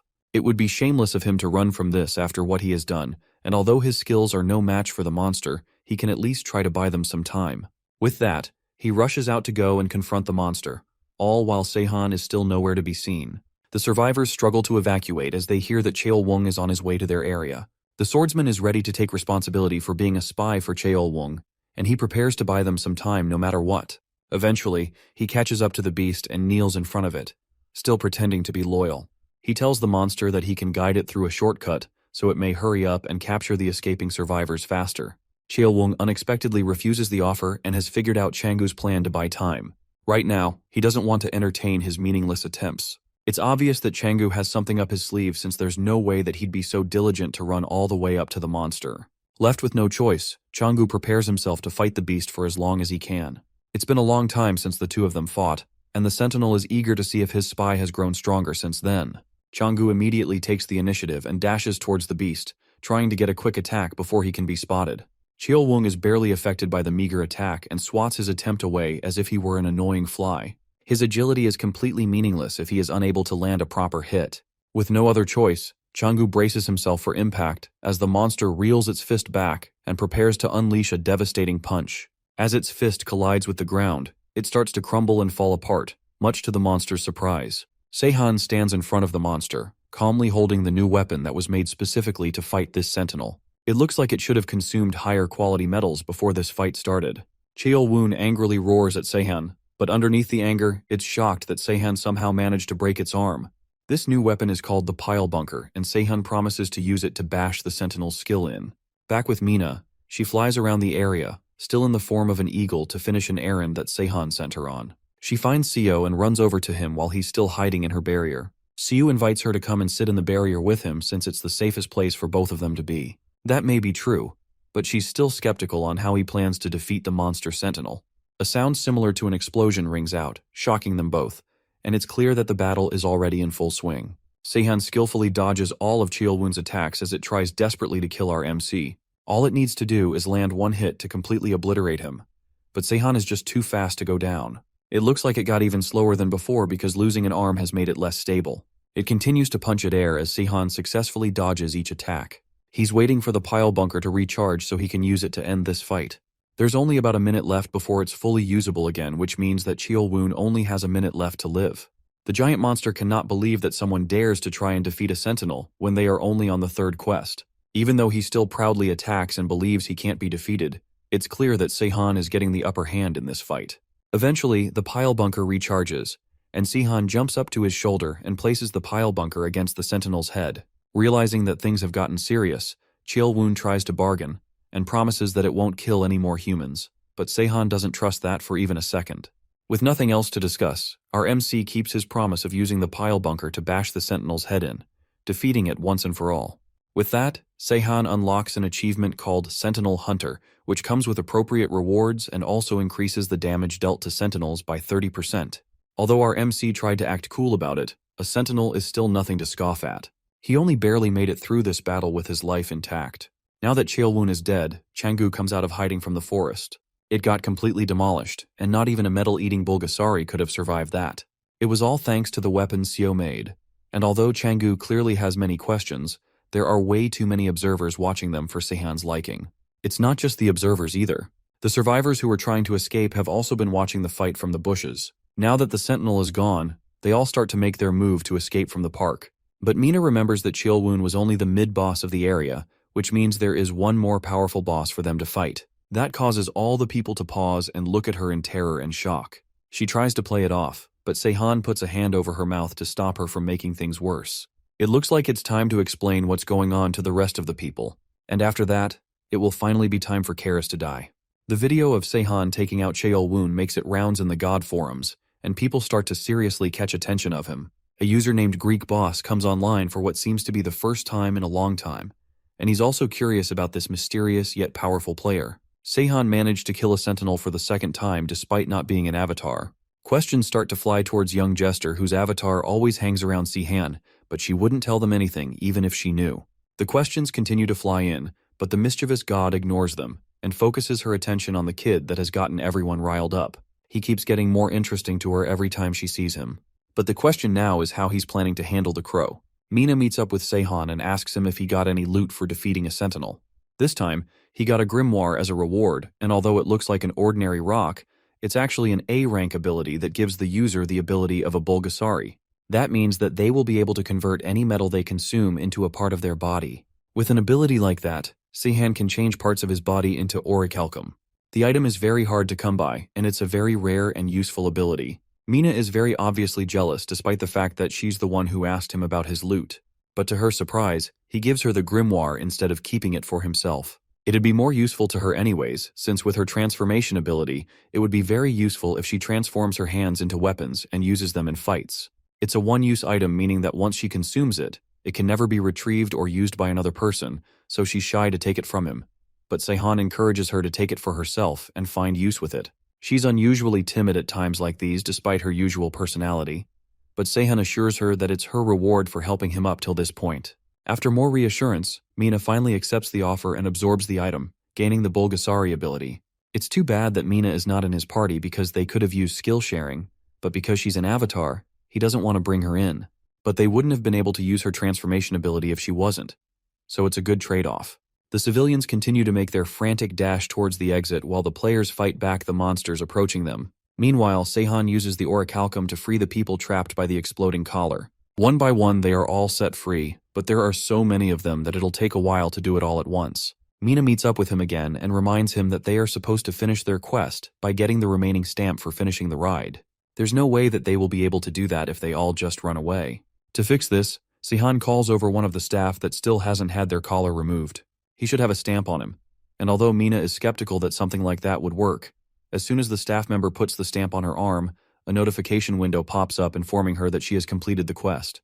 There isn't even a reward for the quest, which shows just how easy the whole thing was supposed to be. That means that they didn't even have to go through all that effort and danger in all those rides. Now that they have figured this out, that means that they can take care of every other player's quest while they are moving. That doesn't include Seahan, of course, since his quest is completely different. Back at the castle, the crow starts to call for Cheol-won. He hasn't seen the giant monster for an entire day, and things are starting to look worrying. A mouse monster comes to answer the crow's call, but he also comes with terrible news. He tells the crow that Cheol-won is most likely dead. The crow doesn't understand at first and thinks that the mouse is saying that a lot of people are dead, but the mouse repeats itself and tells Karis that Cheol-won the Sentinel has been killed. The players launched an attack, and the monsters weren't able to react in time. Karis can barely believe it, but he quickly orders the mouse to have every monster in the park obliterate the remaining people in the safari. But that's where the second problem comes in. In truth, all the monsters have already gone to the safari, and according to them, the place is completely empty. That's the last straw for Karis, and he transforms in a fit of rage. Seahan notices the aura coming from the sky and realizes that the time has come. Karis is finally starting to move. The crowd has slowly started to make their way out of the park, but they aren't moving nearly fast enough. There are still some injured people left behind, and their numbers are moving way too slowly for Changu's liking. Seahan meets up with the blind swordsman, and although things have gone well so far, it won't be over until they all pass through the exit. The problem, though, is if they can even make it out safely in the first place. After all, the crow will definitely come for them at this rate. And as if on cue, a pair of dark wings descend in the center of the park, right in front of Seahan and Changu. The presence of the person who landed in front of them is enough to show just how much of a threat this monster is. The monster spreads out its wings, and the massive gust of wind that follows is enough to push some people back, while others cover their faces to shield themselves from the intimidating pressure. The crow, Karis, has arrived in front of them, and he doesn't seem pleased at all. This definitely won't be an easy opponent to fight, and Seahan hasn't been this nervous in a long time. He was tense when facing Orga, but he knew how to work things in his favor and win. And with Chaelwung, he was thrown off by the sudden changes, but never afraid. This time, however, he is feeling something aching at him. It's not fear, though. It's the anxiety to save the people that are depending on him. In his previous life, he would have abandoned these people without a second thought. But things are different now. He turns and orders everyone to get out while he holds the constellation off and buys them some time. Mina wastes no time and yells for everyone to stop staring and start moving. Of course, Karis isn't just going to stand there and watch them get away. He sends out feathers as projectiles towards the crowd of people, and Seahan is forced to use his final hour ability to rush over and deflect every single one of them. Karis is slightly impressed by the fact that Seahan somehow managed to block all the attacks. If things continue like this, though, and the crow uses area of effect abilities, it will be difficult for Seahan to protect the civilians. Instead of directly fighting, he starts talking to the crow. Despite the fact that Seahan is actively belittling and antagonizing Karis, the crow finds it more funny than anything else. Seahan thinks he deserves it, though, since he had to come all the way out to the park to personally capture a bunch of humans. That annoys Karis a little, and the crow constellation spreads out its wings and prepares to attack. It looks like Seahan has successfully drawn his attention, and all he has to do now is continue stalling it. Right now, about half of the people haven't made it out yet, so he just needs to stall for about 30 minutes. This moment is what he has been preparing for this entire time. The crow leaps off the ground at tremendous speed and aims right for Seahan, but he uses his Shadow Rush ability to blend into the ground and escape just before the attack from the crow can land. Seahan tries to stay calm as the crow moves around him. It's obvious that Karis outclasses him in both strength and agility, but our MC has his survival abilities and special items that guarantee that his attack will connect. He leaps out of the ground right as the crow returns to the air to make another strike. Then he uses his guaranteed shot ability to throw a sharp projectile. Normally, Karis would be way too fast for that to pose any threat to him, but thanks to the guaranteed shot ability, his attack manages to catch up and almost hit. Karis is forced to stop in midair and catch the projectile before it lands. Then he dives to the ground, shattering the pavement below Sehan's feet and causing large rocks to fly into the sky. Seahan manages to dodge them, but the crow uses the dust as cover to launch another attack, swiping the claws at his feet towards Seahan. Our MC just barely manages to dodge, but he gets a cut to his cheek at the last second before he can fully jump away. As the fight continues, Karis starts to get more and more annoyed, and it's clear that he's done playing around. He raises his hand in the air, and Seahan recognizes the ability he's trying to use as something completely terrifying. The constellation's strength is completely beyond what Seahan was expecting, and now it looks like things are about to get much worse. The crow flies into the sky and uses his wings to send another burst of projectile feathers towards Seahan. There are way too many to dodge, and Seahan is forced to take most of them head-on, but the crow continues the attack, throwing more feathers towards our MC. Faced with no other choice, Seahan is forced to use the Celestial Slayer ability, and thanks to it, his movements become much faster, surprising Karis. Now he's able to dodge all the feathers being shot towards him. On top of that, thanks to the effects of the Celestial Slayer and his regeneration ability, he's able to recover from the damage of the feathers that Karis fired at him. With these abilities together, stalling for some more time shouldn't be a problem anymore. It looks like most of the people have made it out by now, so he just needs to stall for a little longer. Karis is forced to use his full power, and Seahan can barely believe how ridiculous things have gotten. Although Seahan's plan requires all the people in the park to escape, Karis is sure that he can still kill everyone before he is forced to leave the realm. On top of that, in his new form, he won't be bound to the park anymore. At this point, allowing Karis to become even more powerful, even with all its abilities handicapped, is still cheating. It used a succession ability which made it many times more powerful than it has any right to be at this stage of the game. Karis starts to move, and he's so fast now that Seahan barely has any hope of dodging his attacks without an ability. He uses Shadow Rush once again to escape a fatal strike, then uses the chance to run. Karis continues to be impressed by the fact that Seahan has survived this long, and it's clear that he's not an average player. The crow then flies into the sky and uses its wings to send out sharp bursts of wind that destroy everything in their path. Even with this, Seahan is able to dodge them all and survive, even as the area around them has been completely demolished. But it's already too late for him to run. With nowhere else to hide, Karis walks up to our MC and calmly grabs him by the neck, ready to end him at the drop of a hat. Before he can kill Seahan though, our MC has some final words for the crow. Next time, when it seems like he's won, Karis shouldn't take so much time to finish the job. And just like that, all the people in the amusement park finally manage to escape, which means that Seahan has completed the third main quest. That means that he can now purchase his first playthrough transfer package. As soon as he gets the transfer package, he uses an ability called Proof of Transcendence, and Karis barely even has any time to react before he starts to cough up some blood. While they were talking, Seahan managed to use his spear to stab the crow in the stomach. Even with the surprise attack, Karis managed to dodge the hit to his vital spot in a split second.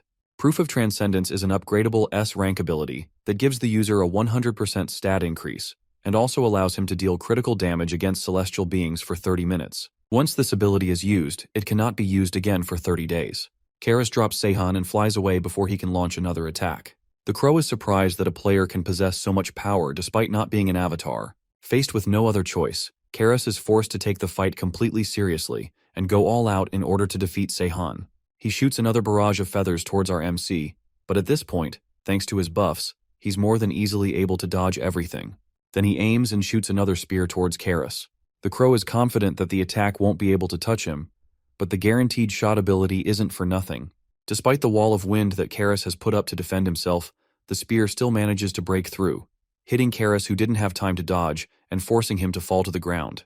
Even with that, the spear couldn't pierce his heart despite him having Proof of Transcendence and guaranteed shot applied. Somehow, Karis is still strong enough to take off to the sky and fire another barrage of razor-sharp feathers. With no time to dodge, Seahan uses a shield to block all the incoming attacks. Then he forces himself to move despite the weight of all the feathers pushing against the shield. Then he throws another spear at the crow, and this one hits right on the mark, stabbing straight into Karis's thigh, bringing him to the ground again. At this point, there is nothing else Karis can do, and Seahan asks him if he is finally feeling the fear from the situation. Karis just can't accept the fact that he has been beaten by a human, and he keeps screaming that Seahan is nothing but a bug in the system.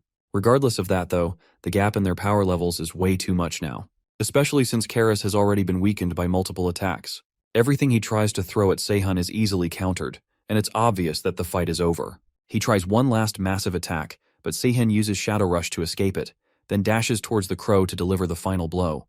Karis manages to block it with a wall made out of his feathers, and it even breaks Seahan's weapon, leaving him with nothing else to use. Left with no other choice, Seahan jumps towards Karis, but there's no way he would be able to win in hand-to-hand combat. Karis easily slams Seahan into the ground, seemingly regaining the upper hand in the battle. But instead of finishing our MC off quickly, he starts to mock him for letting the little advantage he had get to his head. And that's exactly what Seahan was hoping for. He once again warns the crow that he should stop taking his sweet time to end fights, before using the spear still shoved in the crow's stomach to stab him again. This one finally brings him down, and the crow falls against Seahan, lifeless and dead. In the supreme upper realm where most of the gods reside, Arcadis, the game master in charge of the Korean server, stares at a status screen showing a picture of Seahan. Because of the crow's decision to go into the human world and his subsequent death, the GM is left in a horrible position. Ultimately, his death was brought about by the unfair balancing of our MC and the fact that he somehow managed to use a succession ability. The constellations are still set to have a limited power level in the current patch of the game. For now, Arcadis decides not to make a bug report about the situation, since Karis was a relatively unknown constellation, so no one should notice his absence for a while. But from now on, the GM is going to have to pay extra attention to him going forward to make sure nothing like this ever happens again. After the third quest ends, a major update occurs in the game. From now on, the main quest will be in the form of an open world, meaning that players can now travel to other regions and stages by train or subway. Multiple quests can also be carried out at once, and subquests will be added. As well as that, players can now create guilds with a large number of points. After that, the next main quest is set to begin soon, and it will be a large raid, where a raid boss will appear in each region, and players are expected to engage in combat with the boss to gain participation points. They can also obtain special materials and equipment by defeating raid bosses. Seahan and Mina read through the information about the new update and the quests while relaxing in an abandoned restaurant. The raid boss quest unexpectedly has a lot of time allocated to defeating it, but that is probably because most people haven't even completed their third quests yet. Changgu and Siu are also there with them, and it seems like the four of them are moving together for the time being. Siu managed to fix Seahan's damaged equipment, and now that Seahan has recovered from his fight with Karas, it's time for him to figure out his next moves. His injuries were pretty serious, but thanks to that, healing all his wounds raised his regeneration ability from F rank to E rank. His next stop is the Daejeon region, which is far away from the raid boss. The reason he wants to go there is because he heard that they sell some good bread there, and he also has some business to take care of in the area. Mina can't help but sigh since this is normal behavior for Seahan. She's used to him being unnecessarily cryptic, but for this mission, she'll pass on following him. Young Jester's observer bangs against the window of the store. It's obvious that she doesn't want Mina to leave Seahan's side, and she very obviously spying on them at this point. It's a good thing that Karas's Veil of Darkness ability blocked the area while they were fighting. Because of that, the observers didn't see Karas's heart being pierced at the very end of the battle. Young Jester continues to throw a tantrum with her observer, but Mina is determined not to follow Seahan this time. Since Mina has made her decision, Seahan decides to make a suggestion to Mina as well as the two Song brothers. He wants them to join the guild that he would like to make in the near future. Mina isn't into those kinds of things, and Changgu is more concerned about the fact that he might not be any help to Seahan in his current state. Siu, on the other hand, is very excited to be in the same guild as Seahan, and he encourages his brother to join in as well. Seahan tells them all to calm down and not to feel any pressure. For now, it'd be better for them to do what makes them comfortable. However, joining his guild would be generally useful for Seahan. For starters, Siu Song is going to become the best craftsman in the world, while Changgu Song is a player who is as strong as a chosen avatar. He also has a lot of potential with the rare Mind's Eye ability. Looking at everything objectively, Mina and the brothers decide to agree to join Seahan's guild. Now that the matter is settled, Seahan prepares to depart to Daejeon. He heads over to a train station and boards a train heading towards Daejeon Station. On the other side of the train from where Seahan is staying, a few players from the Waning Crescent Guild try to take over the train. Civilians start to run away from the dangerous men holding large weapons, and during all the commotion, Jisoo walks onto the train and notices the rogue players. In the front of the train, Seahan notices that the other side of the train has gotten very noisy. Maybe a monster has appeared or something. That shouldn't be a problem though, since most of the passengers on the train are players, so it should be fine. Instead of worrying about that, Seahan looks through the rewards he got from the third quest. They seem pretty bland this time, and it's a little disappointing to get an ordinary reward despite everything he went through. His first reward is an ability called Hunter's Instinct, which can estimate the location of a monster by its trails. But he also got loot from defeating Karas, and one of the major things he gained is becoming the new master of the Crow constellation. He also gained Karas's abilities like Eye of the Crow and Veil of Darkness. But to utilize the full power of the Crow constellation, he needs to gain more divinity. As his divinity increases, more abilities will get unlocked. Eye of the Crow allows the user to spawn crows that can scout the area from the skies. There is also no limit to the number of crows that can be spawned, but they become harder to control as he creates more. Then the Veil of Darkness ability allows the user to blend themselves into the darkness. It's different from the ability that Karas used before, and it's likely that the effect changes depending on the user. Although he only got the lowest level of divinity, it's still a huge gain, and he might also be able to find the observer of a certain god in Daejeon. The god is a witch who loved humanity but still wanted every human to live and die for Seahan. Since there's nothing else to do, Seahan decides to take a quick nap until they arrive at Daejeon. On the other side of the train, a lone player runs for his life as all his comrades drop like insects. This person is definitely the girl he heard about in rumors. She has all black clothes and dark hair, and when her hair turns red, nobody can get out alive. He continues to run, but a blunt object slams into the back of his head, pushing him to the ground before he can make an escape. Jisoo stands menacingly in front of him, and it looks like there is no hope of escape. He begs for his life, promising that he will never do something like this again for the rest of his life if she spares him. However, Jisoo doesn't believe him and finds his pitiful begging to be amusing, so she flashes him a smile while stretching her hand to finish him off.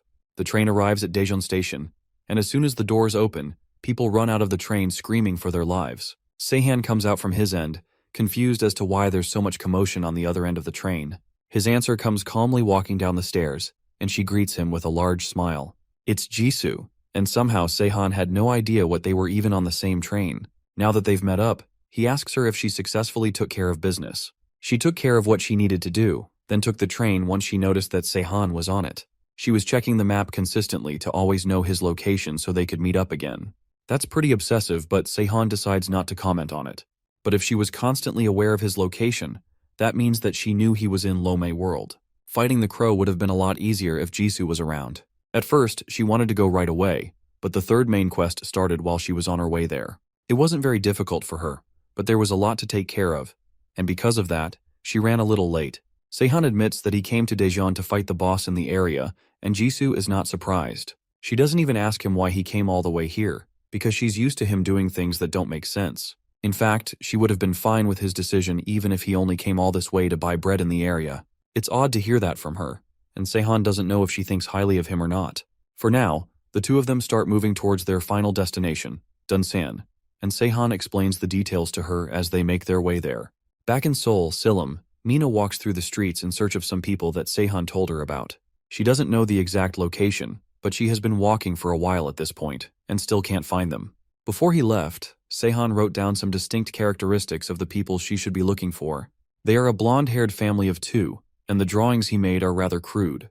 The father is a big American man with a strange laugh, and the daughter is a 13-year-old multiracial girl. By the looks of the area, there seems to have been a monster attack recently that killed a lot of people. As she walks through the wreckage, a wolf monster leaps out from the darkness and tries to ambush her. Mina is prepared, and turns around to finish the beast in one blow, but someone else beats her to it, slamming a large chunk of concrete on the beast, and knocking it away. Mina turns towards the direction that the concrete came from, and sees two people that perfectly match the descriptions and drawings that Seahan gave her. She goes up to meet them, and thanks the man for helping her to defeat the monster. As they talk, even his laugh is exactly like what Seahan described, but the man's daughter stops him before he can go on to embarrass her. The girl can tell from the number of gods observing her that Mina is probably even stronger than her father. All that's left is to confirm their names. The man is Luke Taylor, and his daughter is Lynn.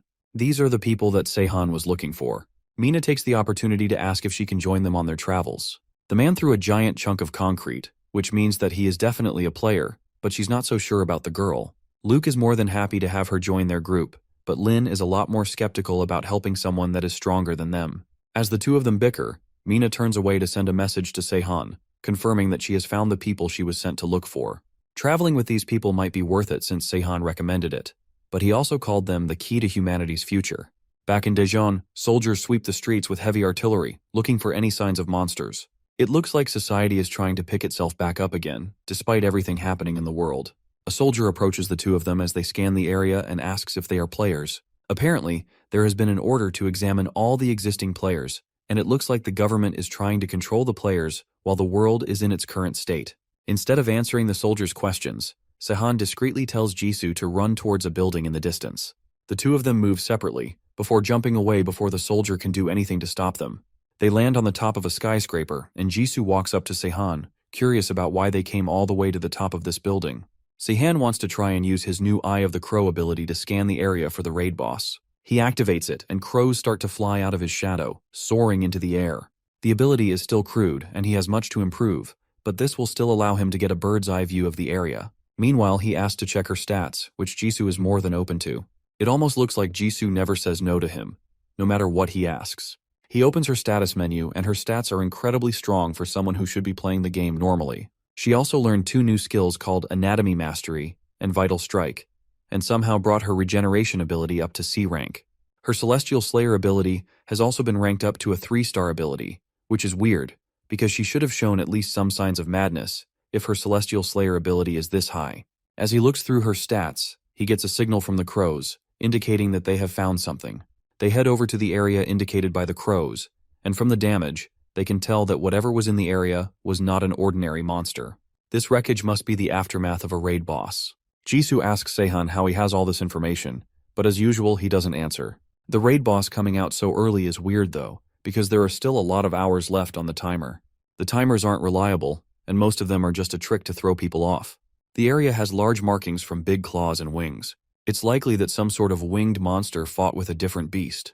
But in actuality, all these markings were made by the same beast.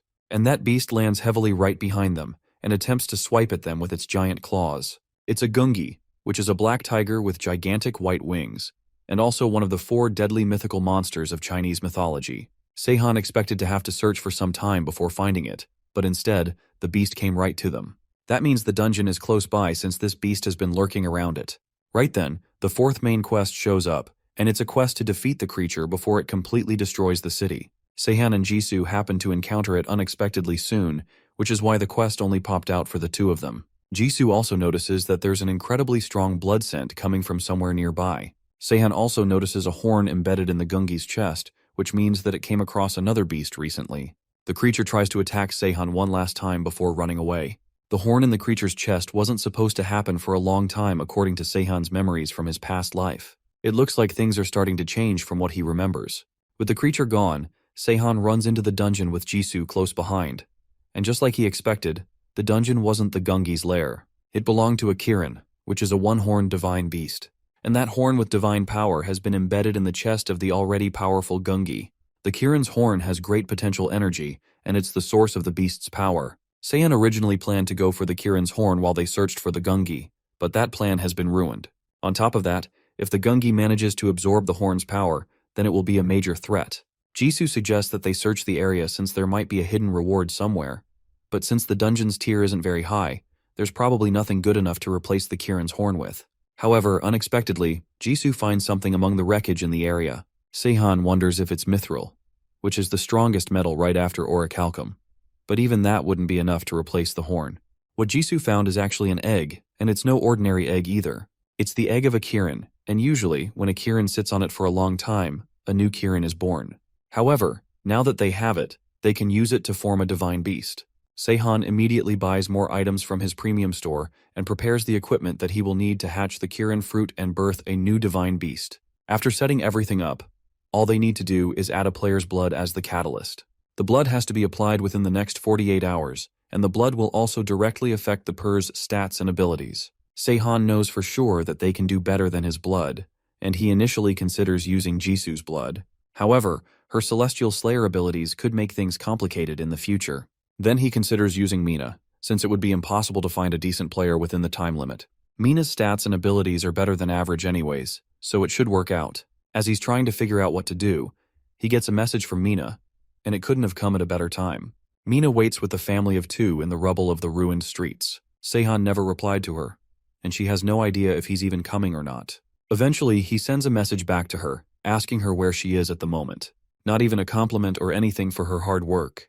She begrudgingly tells him where they are, and after a brief moment with more silence, Jisoo and Seahan appear right behind her out of nowhere. From the sweat on their bodies and the lack of breath, it looks like both of them ran back from Dijon. Luke comes to introduce himself to the new arrivals while his daughter hides behind him. Seahan introduces himself and Jisoo, and Luke assumes that Mina must have given them his name since they have just met, and Seahan already seems to know him. With introductions done, Seahan turns to Mina, and she's still annoyed that he didn't even compliment her for her hard work. So he gives her a gift to say thank you for everything she's done for him so far. It's a mithril ore which should be good for her to eat since she can absorb it into her body. Mina can barely believe that she got something so precious, and her anger quickly diffuses as she receives the gift. Next he goes over to Lin and shows her the divine beast egg. He is going to need her help to awaken it, and all she has to do is lay her hand on it. Despite her fears of something bad happening, Luke encourages her to go ahead with it since Seahan doesn't seem like a bad person. She places her hand on top of the egg, and immediately, a sharp spike comes out from the top and pricks her hand, causing her to bleed. He lies that the outer layer of the egg must have scrapped her hand. The John is done though, and the tools accept Lin's blood as the catalyst for the fruit of Kirin. All he needs to do now is add some nourishment and wait for it to hatch. Mina comes up and asks why exactly she was supposed to find these 2 people anyways, but it's hard for Seahan to explain. She'll figure it out eventually, but for now, he wants Mina to stick with them as much as she can. That won't be too hard since they seem to trust them, and she is already expecting a reward for doing it. Originally, Seahan thought he wouldn't need anyone else since it's his second playthrough, but he realized something after seeing how Karis and the Minotaur had changed. He will need to take the system's intervention into consideration from now on, and that's why he will need Lynn Taylor, the player whose strength and talent surprised even the gods themselves. She is the pinnacle of humanity. Now that the catalyst has been added, the egg starts to grow, and it looks like it's preparing to hatch. Seahan tells Lin that she doesn't need to call him Mr. since he's not that old, but Mina reminds him that he's 10 years older than her. Mina also considers calling him Mr. since he's 4 years older than her as well. That angers Jisoo though, and Mina clarifies that it's a joke to avoid Jisoo's intense stare. Now that they are done with introductions, it's time for the next course of action. Mina asks Seahan if he's going back to Daejeon, but it's not like he can defeat the raid boss even if he goes back there right now. Mina still thinks that the raid boss hasn't spawned, but Jisoo clarifies that they have already run into it once. The three of them step away for a moment to explain everything that has happened so far to Mina. The raid boss is large, and it's comparable to a Sentinel in strength. The Sentinel may be stronger in combat, but the raid boss has a lot of health points, so it's a lot harder to kill. It also has a much larger range of action than a Sentinel, so the damage it could cause would be much worse. All of that means that Seahan should hurry up and kill it, but it's far too early for that, and the other players wouldn't be ready for it right now. There's also a new variable to consider with the raid boss since it is in the process of absorbing a Kirin horn. Seahan tries to remember if the raid boss got stabbed with a Kirin horn in his last life as well, or if something changed when he decided to go to Daejeon. He never traveled to Daejeon in his previous life, but the raid boss ambushed them as if it were waiting for them. On top of that, it left a lot of obvious traces as if it were trying to lure them in. The Gungi also engaged with the Kirin way too early as well, and it hasn't even been 3 days since the raid boss announcement was made. Too many things are uncertain right now, and it gets stranger the more he thinks about it. It could be the system trying to interfere with him again, or it could be a different reason. One thing that comes to mind is Archytus, the GM of Korea. The god himself sits on his throne and watches a reply of Seahan and Jisoo fighting the Gungi. He didn't expect an ordinary player to get away so easily, and he even took something from the dungeon as he left. It's most likely a Kirin fruit, but Archytus is sure that he wouldn't know how to hatch it, even if it were a Kirin fruit. The more important question is why the Gungi is so weak. It's completely worn out from a simple horn in its rib. Archytus even gave it a chance to absorb the horn, but it's still weak. He then decides to change things in a way that wouldn't be too obvious by slightly raising its regeneration and adaptive abilities. With this little buff, it may end up turning into a ridiculous monster. 2 weeks later, a lot closer to the release of the raid boss, Seahan and Jisoo return to Daejeon. There is a noticeably higher army presence there than the last time they visited. It's likely that they are trying to prove that they only lost the last invasion, because they weren't fully prepared. It's rather foolish though, since guns are completely ineffective against monsters. However, they may not do a lot of damage, but they certainly still hurt a lot. It would still be meaningless against a raid boss though. It would be better for them to leave it to the player to take care of it. But if they did that, then the players would gain more authority. The government has finally regained some power after the open world announcement, and they don't want to let go of that. Jisoo doesn't like it, but there's not much she can do to change it. Seahan encourages her to move to where the rest of the players are for now. There are noticeably more players in Daejeon than in his previous playthrough. It looks like a lot of them are looking for party members to defeat the raid boss, and others are preparing for the quest to begin. One of the people approaches him and asks if he wants to join their party, but Seahan refuses since he has no plan of joining a party. The player continues to pester him some more, assuming that he is just refusing because he wants to leave an impression in front of the girl, but people who act like that will only end up dying in the end. As Seahan and Jisoo ignore them and walk away, the man walks away in a huff, convinced that both of them will learn their lesson sooner or later. It's painfully obvious though that the guy is the one who's trying to impress Jisoo. He obviously wants her to join his party, but he clearly doesn't know what he's dealing with. Jisoo overhears his snarky attitude and offers to take care of the guy, but Seahan calms her down and tells her to just keep moving. They'll be the first ones to go when the raid boss appears anyway. As they continue to walk in the crowd, Seahan notices Dongwon Park lurking through the streets. Dongwon also notices him and immediately covers his face in an attempt to hide. His attempts are futile though, and Seahan quickly walks up to him before he can walk away. According to Dongwon, Hyungyun went to Cheongju to check on his family, and he was told to come to Daejeon. From his new gear, Seahan can tell that this guy got a lot done during his third quest, and he should have obtained new abilities as well. It probably wasn't a succession ability yet, though since those can't be acquired through any ordinary means. A chosen avatar can only learn one through a god, which is why the abilities are unconventionally powerful. Hyungyun or An Honest Life must have been the ones to order Dongwon to come to Daejeon. Seahan decides to take a quick peek in the god forums, and they are still talking about him since he defeated Karis. Everyone speculates that he must be in Daejeon since something interesting is happening there. Young Jester is still disappointed that Mina decided not to follow him, but she reveals that he left something interesting with her. However, despite others prying in, she refuses to tell them what that interesting thing is. It's obvious that she's talking about the Kirin fruit, but knowing her, she will keep the knowledge to herself since she doesn't like to share any info. Luke Taylor's goddess should also be fine to trust since she's not one to spread rumors. Then he turns his attention back to Dongguan and asks if he managed to learn the crown manipulation ability. Dongguan tries to lie, but Seahan shows off the crystal controlling his collar, and that changes his attitude immediately. He reveals that he learnt it, and Seahan is about to tell him to use it, but one of his crows in the sky spots something dangerous. He changes his tone and orders Dongguan to use the ability immediately, because if he doesn't, then everyone in the area will die. The raid boss is rapidly approaching their location, and it seems like it plans to ambush the players while they are unaware. There's still a lot of time left before it's meant to spawn, which means its main goal is to have a feast before the main battle. Since Dongguan is too slow on the uptake, Seahan tries to warn everyone to run before the boss shows up, but no one believes him. There's still 10 minutes before the raid boss is meant to arrive, and people think he's lying. They continue to ignore him, and it's clear that they won't be convinced by words alone, so he runs back to Dongguan and orders him again to use his ability. However, he can't just use it on anyone, and he first needs to be in a situation where he can get himself into the target's mind psychologically. Since that's the case, Seahan tells Jisoo to bring out her weapon and get ready. When he gives her a signal, he wants her to break a nearby fire hydrant to distract the people. Then he tells Dongguan to use his crowd manipulation ability when the raid boss appears and puts everyone in a panic. Dongguan agrees, but even he doesn't think that the boss will appear. Even if it does, it's unlikely that the crowd would be so easily panicked by it. However, Seahan assures him that things are about to get wild, and he also prepares himself for battle. The ground starts to shake and people begin to look around in fear as the monster approaches. Some even check the time of the raid boss's arrival, but it's already too late. The ground bursts open and a giant paw comes slamming down towards Seahan. He uses the pile bunker to counter it as Jisoo jumps in to aid him, slamming the paw back down to the ground, causing the monster to roar in pain. The other players start to realize that the raid boss really has shown up, and the military takes action immediately as well. They open fire towards the area that the monster came out of and empty every weapon that they have in its direction. However, once the smoke clears, the monster is still alive and well, and the soldiers start to retreat in fear as it stalks towards them.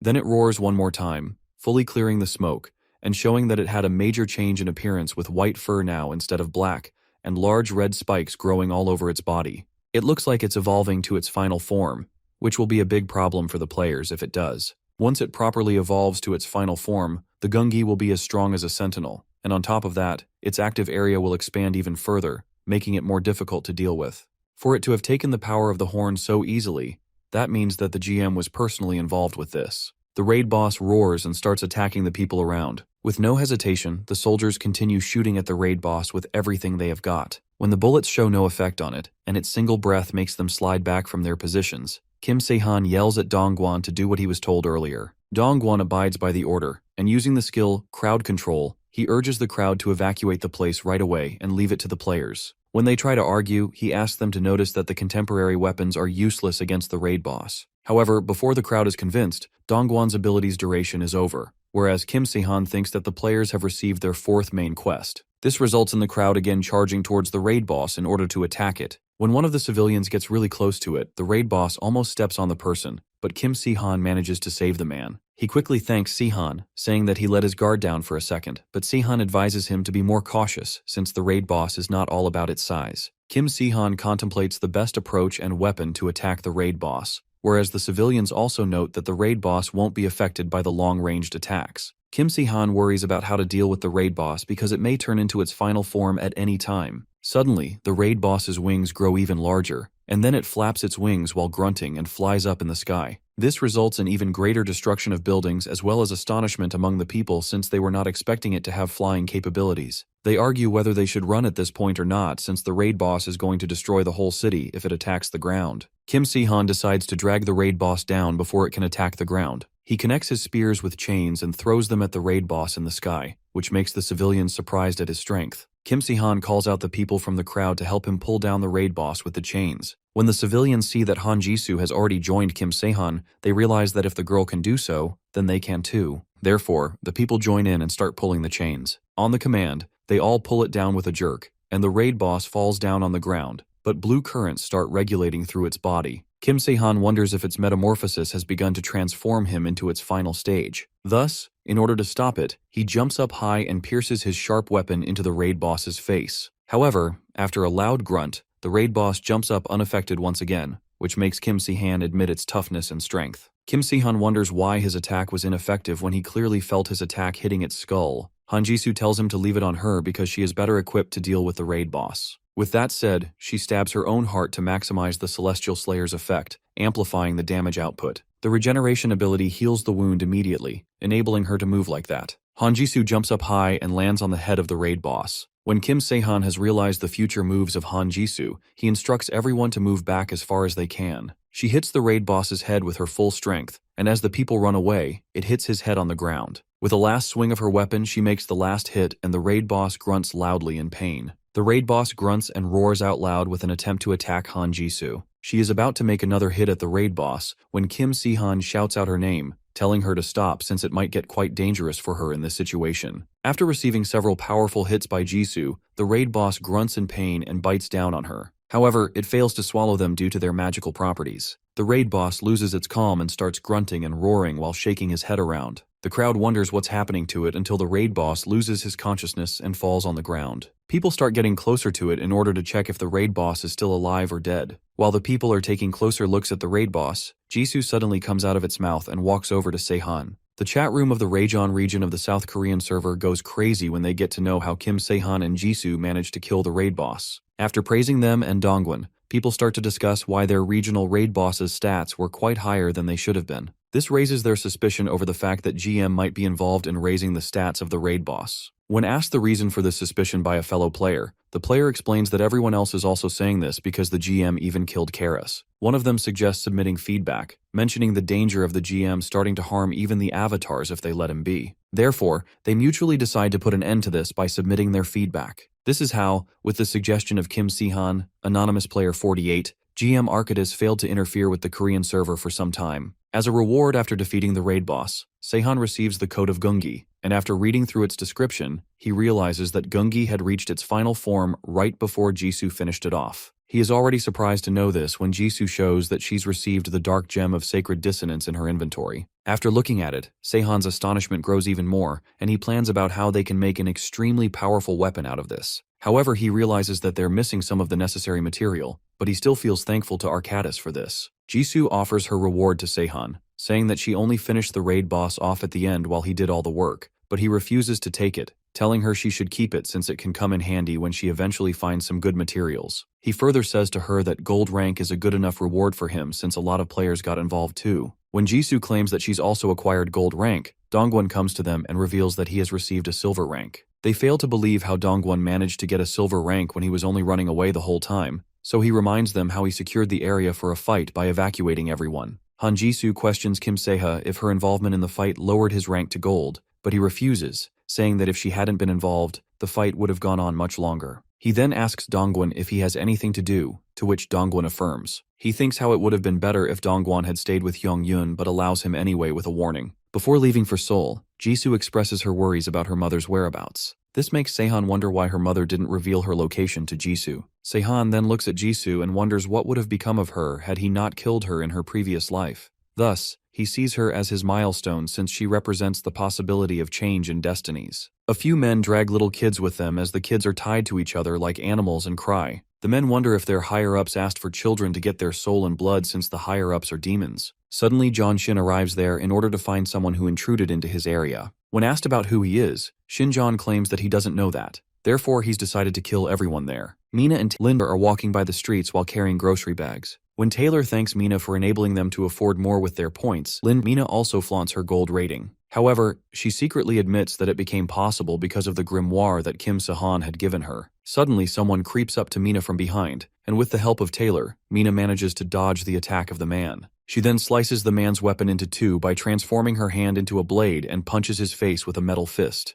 The man falls to the ground, and his partner realizes that the kids are not ordinary. Thus, he calls out all of their gang members out of the alleys to attack the girls together. Out of nowhere, the eyes of the first man change, and Mina wonders if he's a humanoid monster. However, Mina stays confident and transforms her arms into that of a mantis. When she starts to slice off their weapons with a single swing of her arms, one of the men commands the other to go after Taylor. The men run towards Taylor, but she manages to dodge their attack. Minsu feels relieved to see that and runs towards the men to finish them off. However, the men quickly escape the place. After feeling relieved about the situation, Mina notices that the blood flowing from the injured or dead gangsters is black. She feels suspicious about it, so she decides to discuss it with Kim Seahan later when he returns. After Kim Seahan has come back, Lee Mia informs him about how she and Lynn Taylor got ambushed by some suspicious thugs. He thinks through the situation and realizes that their dark blood signifies that they were the servants of the demon, which means they belonged to the Dark Sky clan. This makes him wonder why they're wasting their time around instead of growing their strength,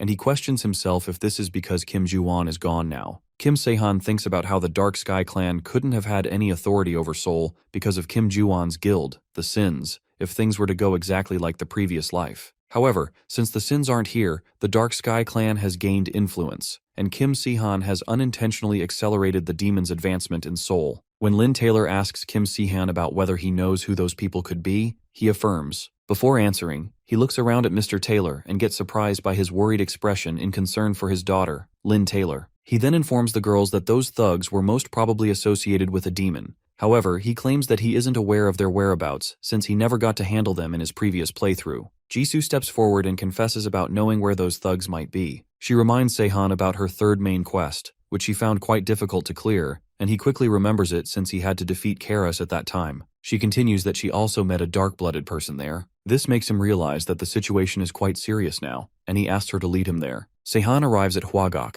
in the Gangseo district of Seoul, and finds it strange to see businesses reopening already. He approaches a shop owner and asks him if there had been any cases of child kidnapping here. The calm and composed man suddenly gets scared and hesitant after hearing Sehan's question and walks away after denying any such thing happened. After some tries, a man finally agrees to talk inside his shop when Seahan shows him a picture of Jisoo and asks him about it. The man informs us that the guild wasn't from here, and the lady in the picture completely annihilated the original organization of this area, making it easier for the outside guild to take over. The man further reveals that those people threatened them to stay quiet, or else they'd lose their business. After hearing the whole thing, Seahan realizes the whole situation, and also that those people must be kidnapping children for the Mask of Anguish. Initially, the gods used to use the world as their game, but now the demons have also reached a supernatural level of power to treat this world as their game. The gods only appoint up to a maximum of 2 avatars in order to maintain their control over them, and pay a lot of attention to each of their avatars, resulting in their frequent intervention. However, the demons are opposite to the gods since they share their power with multiple contractors and have a large group of their servants, and sometimes even a whole guild. Contrary to gods, the demons don't care about the contractors' talent, abilities, or compatibility with their power,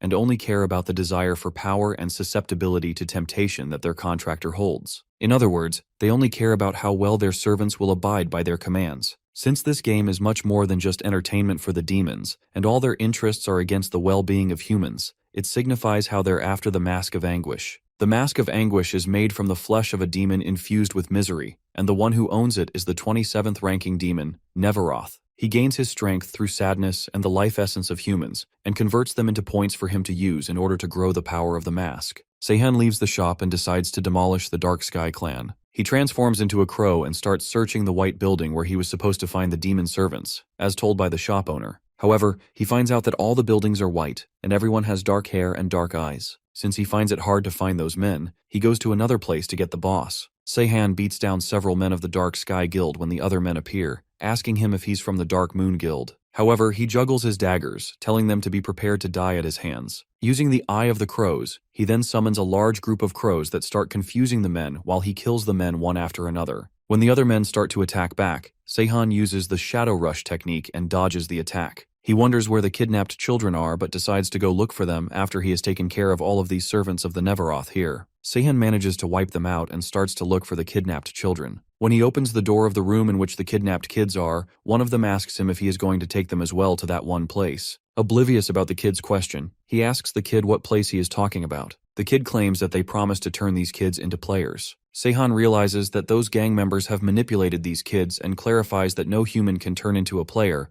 nor does a human have the power to turn them into a player. When the kid tries to argue about seeing other kids turning into players, Seahan tells him that they must have already been players. This offends the kid, and when he demands that Seahan let them go if he cannot keep his promise, he tells them that he was already here to free them. After freeing the kids, he decides to investigate the interior of the building, and first goes to the 7th floor to see if there's a manager there. Shin Hwan is sitting in a room with a cage in front of him and gets annoyed at the loud noise. Suddenly a man comes to him and notifies him that their Hwagok branch has been annihilated. After asking about who it was, the man explains that the cameras were blocked by crows, but it was a single man dressed in black. Juan wonders if it was a servant of another demon but couldn't understand who it could be. He then goes to the 5th floor to his boss, Gang Cheonu. Cheonu orders him to take care of the matter and advises him not to let his guard down. Juan gets on his way while being confident in the fact that Neveroth calls him the strangest contractor of all. Thus, even though he acknowledges the great strength of the man who killed his gang members, he marches forward to finish him off. Seahan looks through some documents and gets to know that the Dark Sky Guild's base is in the Juan neighborhood of Incheon. He then notices the observing eyes floating around of the gods and feels uncomfortable because of their presence. Suddenly, he notices that the shining golden eye is still following him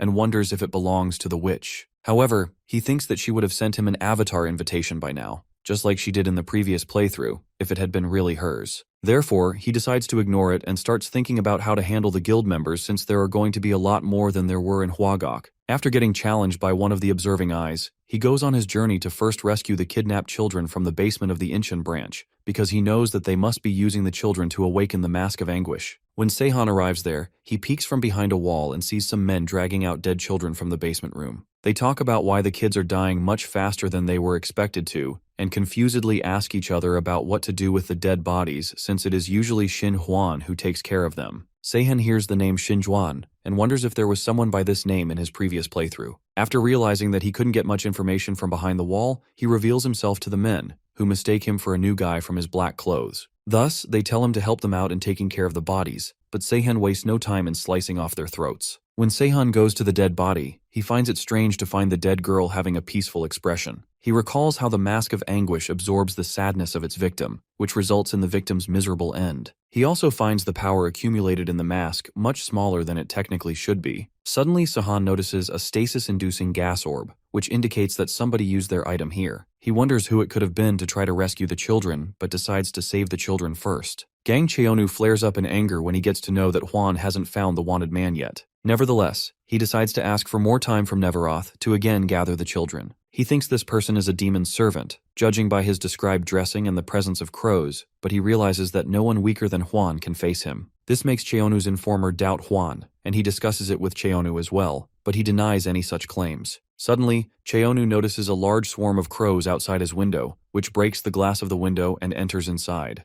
Cheonu's informer tells him about the bombs attached to each crow foot. However, by the time they spot it, the whole building explodes along with the bombs. Juan is on his bike when he gets to know that the base has been attacked. Neveroth tells him that the whole building's been exploded with the mask buried beneath it, even though they thought that the player would take it away as well along with the children. Suddenly, Neveroth says that the Crow constellation was recently replaced when someone killed the previous Crow constellation and inherited its power, because the seat of the constellation is still empty since the killer isn't ready to take it yet. When asked by Juan whether he knows who the killer is, Neveroth affirms, saying that he's one of the most famous players. However, the man claims that he can't access the gods' forums as a demon. Juan gathers the information about the player, and knowing that he won't show himself to Juan for a fight, he decides to make a situation where the player has no other option than to fight. Juan asks Neveroth to tell him the location of the player's teammates, but Neveroth suggests he rather take the mask from their base before, in order to ensure his victory against the powerful player. Neveroth then helps Juan get the mask and leads him to the player, Seahan's teammate's doorstep. Mina looks at the pouring rain and dries her hair, commenting how heavily it is raining. Lin comes around offering her some hot tea. Mina thanks her and asks if she knows where Jisoo is. Lin tells her that she is still outside. Mina says that Jisoo must be on the lookout even in the rain. Taylor sighs, saying that he really can't figure out these abilities. Mina says that it's as easy as using his hands. Taylor sighs again, saying that he still can't get it. Mina looks at him with determination, saying that she will help him understand it. Suddenly, Lin breaks a plate as she stares in front of the window. Mina asks if she is hurt somewhere or was she scared of the lightning. Lin trembles, saying that something terrible is approaching them as dark shadows come looming over their door. Just as their door opens, Juan stands there. Mina thinks, asking herself if he is a friend of Seahan, but he hits her in the face. Mina stands in a fighting stance, thinking who that could be. He hits her again as Mina thinks how it still hurts even after she covered herself with mithril. He moves towards her, telling her to stay put so he can end it quickly for her. Mina transforms into her different form and attacks him, but he dodges them. Just as he was about to hit her, Taylor blocks his punch, taunts him, saying that it looks like he knows how to fight, that it's a shame because he must have been pretty strong before the game began.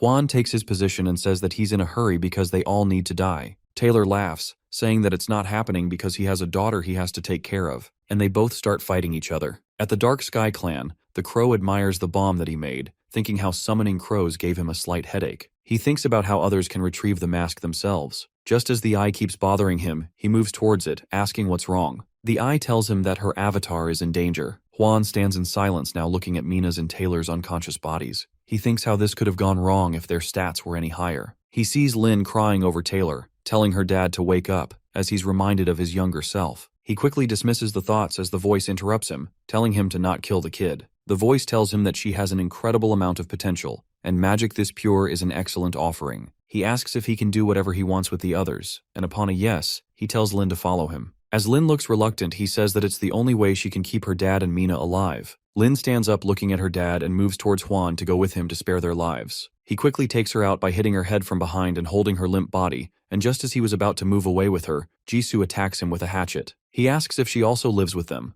to which Jisoo replies with another attack, shocking Juan at her speed. He thinks she is faster than him. Juan attacks her wrist, but she dodges it as he thinks that her wrist should have been broken. He thinks how inhuman she is. Jisoo asks why he's moving so weirdly while dodging her attacks, as he replies that her movements are weirder to him. He tells her that it's a boxing move, sway, as Jisoo crackles her neck and takes a boxing stance. Juan looks at her and clicks his tongue, getting into position too, saying how it's annoying him. Jisoo throws him a punch as Juan dodges it with equal speed. He tries to copy her attack as she dodges just barely. Juan snickers, calculating that Jisoo just knows how to aim for the head, but since she's a natural, this could get dangerous. He thinks of finishing the fight with a final blow as he throws a direct punch at her. Jisoo blocks it while doing the same. He staggers, thinking how fast she did the trick. He thinks that it's better to leave before things get more complicated as Jisoo stumbles from her position, and Juan lets out a disappointed groan. Juan gets on his bike, taking Lin with him, but thinks how ridiculous it is that Jisoo is trailing behind him with such speed while he is on a bike, and how she's getting faster with each passing second. Just as Jisoo was about to catch on, he puts on the gears and gets out.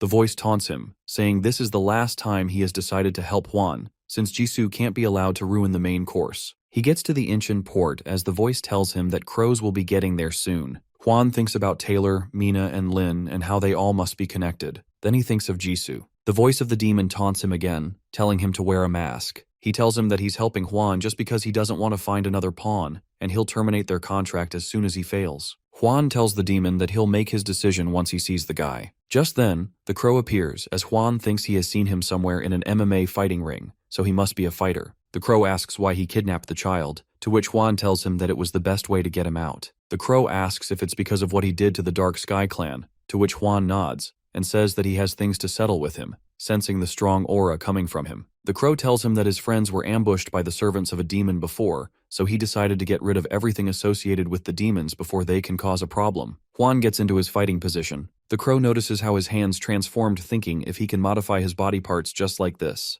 As they start their one-on-one combat, both of them fight each other, throwing punches, not including the weapons, but suddenly the crow launches an unplanned attack for Juan and breaks his hand as the demon scolds him for not wearing a mask. He regrets trusting a mortal again. Juan wonders if he's even worthy of wearing the mask of anguish. The demon gets angry, saying if he can't accept it, then he'll make him wear it by force. The demon asks if he knows the difference between a contract with a demon and a god. Just then, Juan starts trembling as the demon tells him that demons can force their will upon them. Juan wears the mask of anguish even against his will as the demon declares that it was getting boring seeing him fight like a weakling. He lets out a scream as the mask wears itself on him, and the crow thinks how this can be a problem. He thinks how Juan's stats could be similar to his current ones, and now that he's wearing the mask that always bugs him. He quickly goes to Lin and holds her tight, looking at Juan, who laughs as the mask takes control over him, saying how good it feels to control. The mask introduces himself as the 27th ranking demon, Neveroth. Neveroth laughs, saying that it's quite fun to take control of things himself like this. The crow finally takes his sword out, directly warning him to bring it on already because he doesn't want Lin to wait in the rain for too long. Neveroth calls him an arrogant mortal and asks if it's true that he has defeated Karis, because that couldn't be true. He argues, saying it would be impossible for him to defeat a constellation with that power level. As Juan launches at him, the crow thinks that the mask isn't fully complete yet,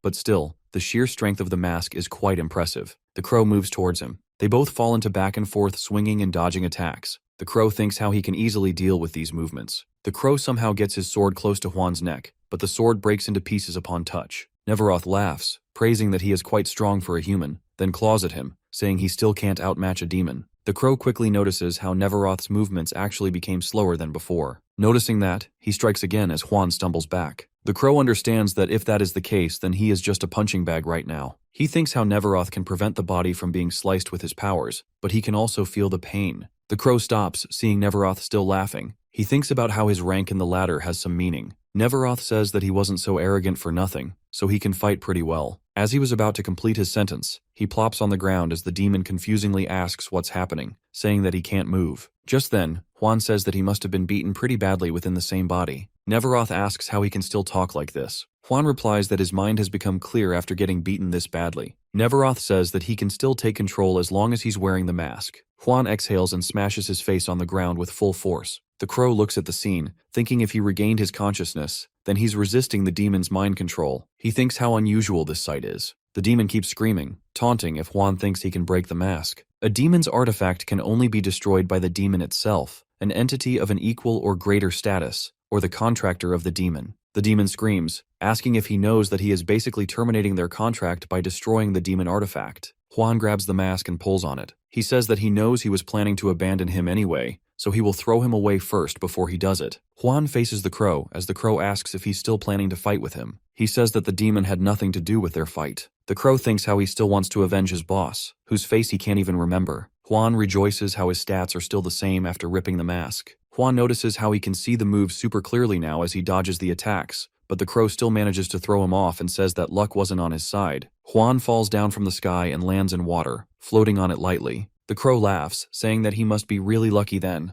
Juan opens his eyes, thinking how he can still be alive after the fall, just as someone hovers over him. He looks at a girl holding an umbrella, welcoming him back. She tells him that he piqued her interest. He asks who she is, to which she replies that she is one of the 7 prime demons of hell, the demon Azazel. Meanwhile, in some building in Gangnam, Seoul, the Genesis Guildmaster Park holds a meeting to discuss an alliance with the Outrising Guildmaster Gang and the Crimson Spider Lily Guildmaster Lee. Park proposes an alliance with Gang because of the Uprising's power struggle with the waning Crescent. However, Gang finds Park's guild a greater threat to him. Meanwhile, Lee grows tired of the quarreling between Gang and Seahan. Gang grows frustrated, but Park calms him down. Other than the alliance, Park gathered the 2 guildmasters to discuss the main quest. A lot of time has passed since the update, and there's no sign of a main quest, but he feels that there have been hints of it. He believes that the numerous dungeons that have spawned recently are hinting towards their next main quest. Seeing how the guilds have been fighting more frequently over the increase in dungeons, Park thinks that the next main quest will be a competition between guilds over the dungeons. Therefore, he suggests not a full-fledged alliance but merely a truce so that they don't fight each other. Players can form guilds after the 4th main quest.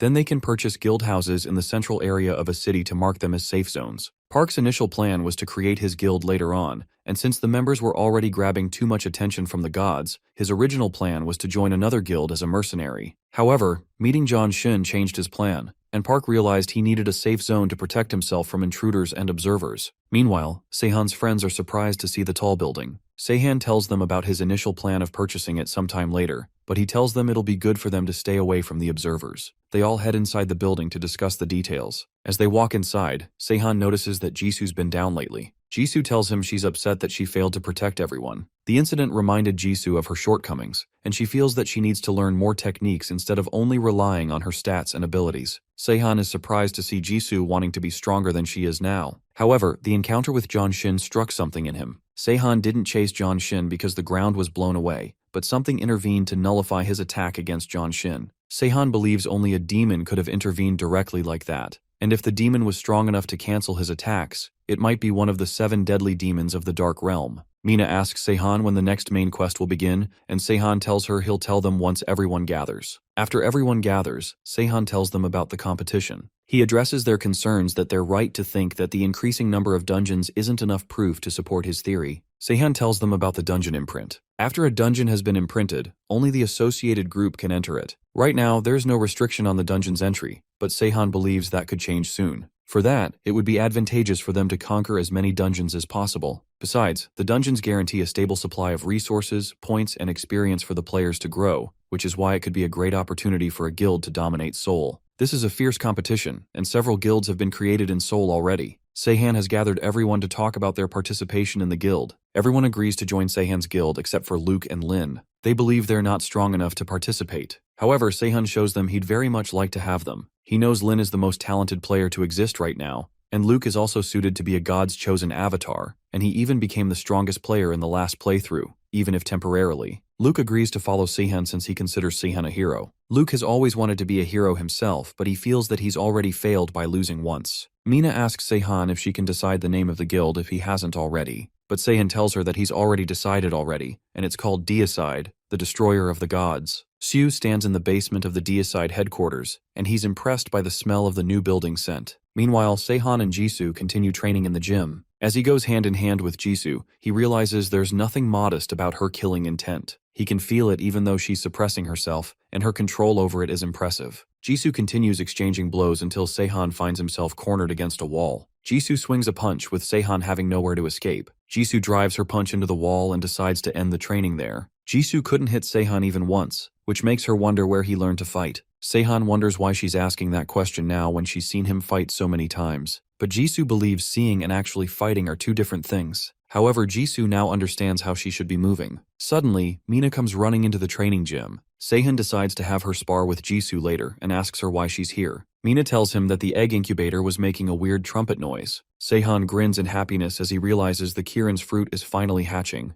Seahan and Mina stand waiting for the egg to hatch when suddenly, the system notifies them that the egg has hatched. With the birth of the first Kirin child, Seahan unlocks the achievement of being a beast tamer. Mina sees the little baby in front of her and picks him up instantly. A Kirin child is born with the combination of a prodigy's blood and the mythical powers of a Kirin. Within a month, a Kirin child grows to look like a teenager, and after that, they grow up like a regular human until reaching their 20s. However, despite their kind-hearted nature, a Kirin child is prone to corruption, and their lives are influenced by their upbringing. Mina grows very protective of the little baby. She decides to name the little girl Baxel because she's white as snow. As she leaves to show the baby to everyone, Seahan decides it's best to leave her to Mina for now. Meanwhile, Seahan informs everyone that they need to keep in mind the different scoring system for each dungeon. In this dungeon race, no one can participate if they're not a part of a guild. The higher they place, the better rewards they achieve, and the number of points depends on the dungeon they imprint. Jisoo thinks it would be hard for their small guild to compete, but Seahan doesn't plan to occupy all the dungeons. He only wants to focus on the dungeons that are worth a high amount of points. However,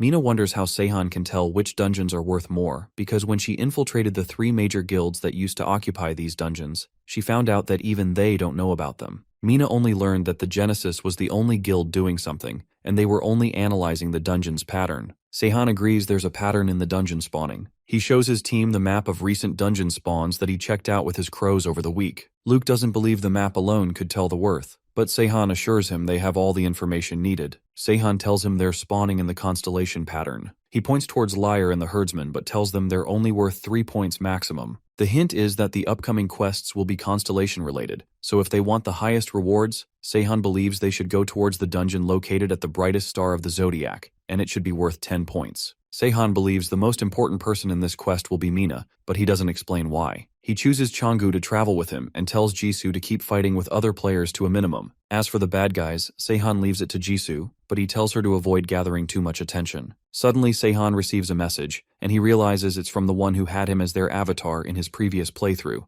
the Witch of Dreams. The players keep chatting enthusiastically about the contest when the anonymous person joins their chat to give them information about the dungeons. The Norse beauty offers to let the Foreseer's avatar into her guild, but the anonymous person declines. He proceeds to tell them about the Gangnam region dungeons and tells them they'll be worth a lot of points. The Norse beauty claims the dungeons for herself, and the other guy asks about some in Gangseo. The anonymous user plans to give them information about dungeons with 3 to 5 points and occasionally drop in a 10-point dungeon to gain their trust. However, he feels that Tyr has him figured out from how he's only showing interest in 12 Zodiac dungeons. The anonymous person realizes that it means the Genesis Guildmaster knows everything too. After dropping all the information, Seahan decides to take care of the message sent by the Witch of Dreams. Each god is given 10 messages to send to players every month. It's unlikely for a god to spend the limited messages on an ordinary player like Seahan, and he's never been messaged like this in his previous life before. Seahan is surprised to see the goddess message him continuously. The goddess disagrees with other gods that Seahan has already chosen. She knows his power is purely human and is impressed by that. She invites Seahan as her avatar and promises to make him the champion. Seahan is relieved to know that she doesn't have any memories of his past life,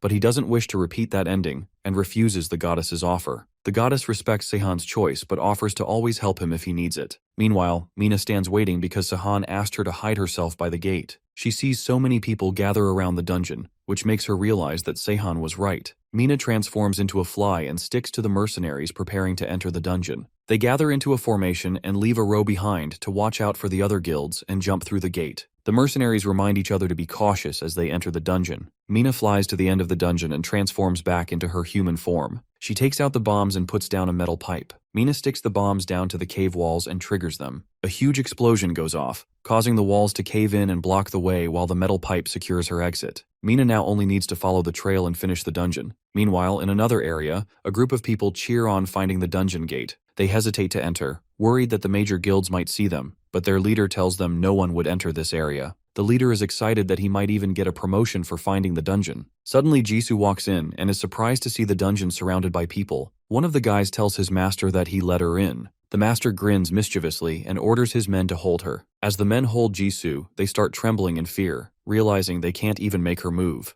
Jisoo recognizes the moon tattoo on their arms and realizes they belong to the guild, the Waning Crescent. She counts 34 of their people. Their faces turn pale in fear as Jisoo's eyes turn red with killing intent. Meanwhile, Park learns that he's in second place, as he planned. His plan is to let the Outrising take the lead for a week, and then create a lead of their own. He realizes that the Outrising and the Crimson Spider Lily don't know about the constellation pattern. However, Deicide is tied with their guild, and not even God knows anything about them. Seeing how Deicide is in second place, Park realizes that they must be aware of the constellation patterns too, and it's better if he keeps an eye out for them. Seahan, on the other hand, continues observing his plans. The small dungeons are being taken by the 3 big guilds, and Mina has managed to score them 2 high-point dungeons, while Jisoo has scored a 5-point one as well. This puts Deicide at 25 points, and Taylor and Changu seem to be doing fine as well. Meanwhile, Lin walks in on Seahan, asking to hold Bexel, but Seahan tells her he's too heavy for her right now. She then asks him to train her the way he did Jisoo, but Seahan refuses and tells her that understanding herself is her first step. Lin doesn't understand what Seahan means, but the truth is normal training isn't suitable for Lin. She gets stronger just by watching their battles, and she has to be aware of that before training. Bexel suddenly releases bubbles, which make Lin feel refreshed all of a sudden. Bexel was born only 2 days ago, and she's already using magic. Bexel sneezes and releases a laser out of her horn, which surprises Seahan because he has never seen a Kirin do that before. Seahan and Changu start their travels, and Seahan believes the Genesis should be trying to contact them soon. He believes they would contact first because the Genesis believe themselves to be the only ones to know about the constellation pattern, and Deicide taking all high-point dungeons must have caught their attention. However, Seahan doesn't plan to meet them just yet. Changu worries that he's not the right choice right now because Seahan could find someone better for his travels, but Seahan assures him that's good, and anyone better than him would probably be chosen as an avatar. Seahan sees his party window and realizes he can now accept another party member and considers Jisoo since she has grown strong now. Seahan and Changu continue their journey before Mina gets angry at them for being lazy. However, Changu is surprised because he thought Seahan would be going only for 10-pointer dungeons, and this one is 5 points. Seahan tells him all the high-pointer dungeons are being monitored by the Genesis, and a small point reward isn't bad since the points for monsters don't differ a lot. They reach the dungeon gate, and Seahan tells Changu to put away his weapons because he wants to test the A-rank equipment he made with the Coat of the Night and the Gungi hide. Meanwhile, the people gather around to see the guild ranking. They're surprised to see Deicide, a guild no one knows anything about, ranking first. Park, Gang, and Lee gather again to discuss their strategies. Park tells them that Deicide has been taking all of their dungeons. However, they have no witnesses to support their suspicions. They feel as if they're being watched. Gang also suspects that a man has been tailing them recently, but they can't find him. Park assumes it must be a member of Deicide trying to collect information. However, Gang is furious that the Genesis is at the top of the leaderboards because the Outrising was leading by 20 points. Park pretends to play dumb and tells them they've just been lucky that the dungeons they imprint happen to be worth a lot of points. He suggests focusing their attention on Deicide because it will be embarrassing if the 3 guilds keep up like this. Park tells them they have only 2 weeks until the quest ends. He suggests stopping dungeon hunting and figuring out Deicide's associates while guarding the rest of the dungeons by their respective guild members. However, Lee points out that that's what she's been doing, but Deicide has still been robbing them. Park informs them that Deicide has been going for low-point dungeons as well, while they guard only the high-point ones. Lee and Gang agree with Park that this is the right time to hunt for Deicide, so they decide to stop dungeon hunting for now. In exchange, Park promises to find Deicide.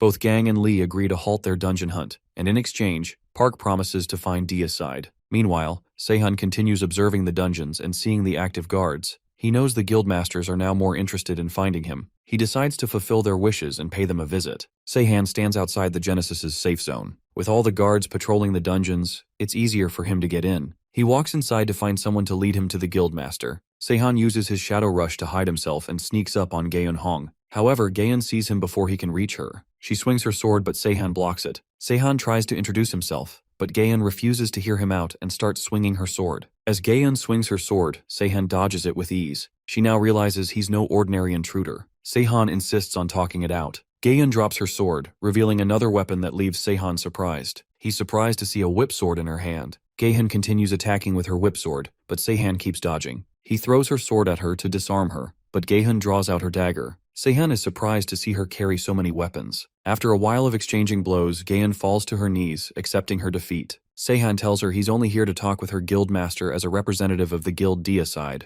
Gaeun is surprised with the revelation and decides to take Seahan to her guildmaster. Seahan is amazed at how easily Gaeun led him to her guildmaster. Park refuses to believe Sehun that he's from D-side, so Sehun tells him about the constellation. Park is surprised. He knows very few people know about this secret and tells Sehun to take a seat. Park tells Gaeun to rest. Gaeun insists on staying, but Park insists, so she leaves. After a brief small talk, Park asks Sehan the reason behind his visit. Sehan tells him he's the one who invited them. Seeing as Sehan knows about the constellation pattern, Park assumes that Sehan is here to ask them to give up their control over the dungeons. However, Sehan prefers that they control the dungeon but asks Park to keep the meeting a secret because others might act inappropriately. Park wonders why Sehan wants them to control the dungeons. Sehan shows him a map and tells him to stay away from the 2 dungeons in Seoul and 16 others in the area at all costs. Park finds the warning a threat, but then he notices the Scorpius pattern. Sehan tells him that someone planted bombs inside these dungeons, and now the fragments of the vicious Scorpius are scattered throughout the dungeons,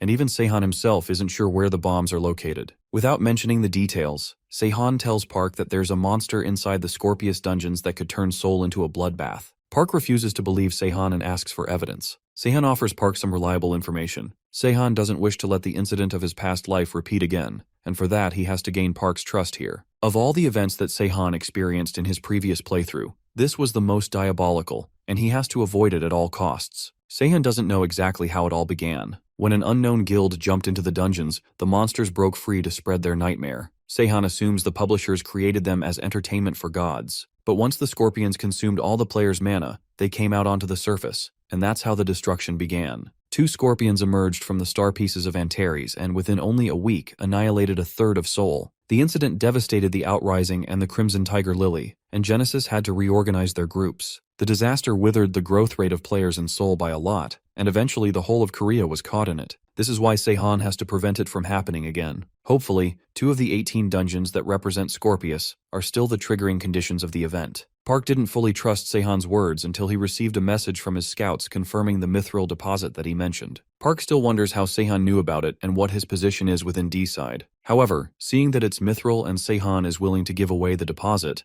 Park wonders if they have something better. Sehan realizes that Park is having difficulty understanding the situation, but in reality, D-side already has 2 mithril ores and a refined iron deposit, so it's not a big loss for him. Park realizes that stopping these creatures should be the #1 priority, but Sehan tells him that's exactly why he wants him to keep surveilling the dungeons for a while. Park suggests informing other guilds about the danger, but Sehan tells him that the others wouldn't just believe him and follow the orders. Park then asks Sehan if he already knew that the other guilds would control the dungeons. Sehan tells him that he had alternatives if they hadn't done that. Seeing how confident Sehan is in having different plans, Park wonders if it's arrogance or confidence. But seeing Sehan's power, Park decides to trust him because he knows if Sehan can't stop it, then the others don't stand a chance. Park offers his help to Sehan whenever needed to pay off their debt for the mithril deposit, and Sehan takes his leave. Park is left surprised seeing Sehan vanish all of a sudden. He realizes that Sehan could assassinate anyone if he wanted. Meanwhile, Sehan reaches Deicide headquarters. The scorpions are dangerous, but not as dangerous as a sentinel. With proper preparations, Sehan believes he could stop them. He tries the mask that Seo made. It's a special gas mask made from a combination of mithril and 8 other materials. It allows the user to breathe freely, even in the most toxic gases. Sehan finds the masks perfect, and for now Seo has made 5.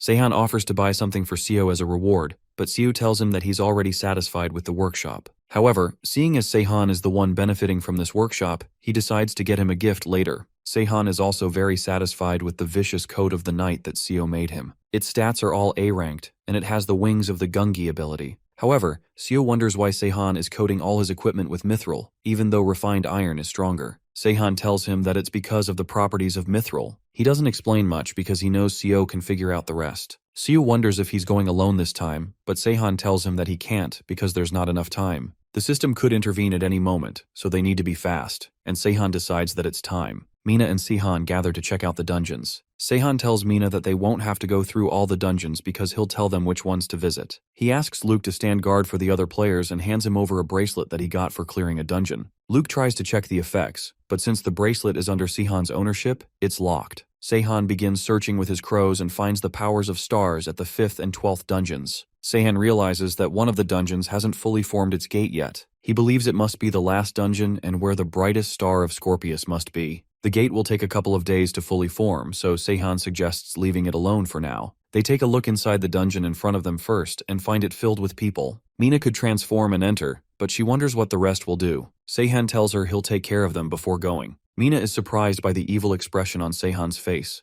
Jisoo offers to do it. She only used to go for the bad guys, but she's ready to do it in a hurry right now. Seahan tells Jisoo to always think before killing, even when necessary. He knows Jisoo is dangerous right now. She had been suppressing the Celestial Slayer's powers up to this point, but Seahan feels she has changed now. So Seahan prepares to handle it himself. Seahan sweeps through the soldiers quickly, which leaves Mina surprised. They all head inside the dungeon, and although it looks normal, Seahan suggests wearing masks. Changgu realizes the monsters in this dungeon must be special if they need these precautions. Meanwhile, at the entrance of the 18th dungeon, Luke continues observing the entrance like Seahan told him to. Surprisingly, Luke receives a message from the goddess, which raises concern for him. The dungeon's formation suddenly starts accelerating. Luke realizes it must mean the publisher or GM might have intervened as Seahan predicted. He thinks about informing Seahan, but then the dungeon grabs his attention. Its unique appearance makes him assume this dungeon must be 10 points. The dungeon's appearance catches Gang's attention too. He starts to get greedy. Although his people warn him against breaking the promise, Gang thinks one dungeon is not a problem. Gang starts getting impatient seeing how the Genesis has been seen around the other dungeons too. He decides to enter the dungeon and tells half of his troops to stay back while the others follow him. Meanwhile, Seahan's team encounters some monsters. They jump at them, but Changgu calmly slays them. As they stand idle, another monster jumps at them, but Changgu calmly draws his sword out and cuts the monster in half. Changgu has grown this strong because Seahan boosted him. Mina gets excited to hear about the boosting and asks Seahan to boost her, but Seahan refuses because he has another plan for her. Seahan intends to have her train with Jisoo because he believes only a prodigy can teach another prodigy,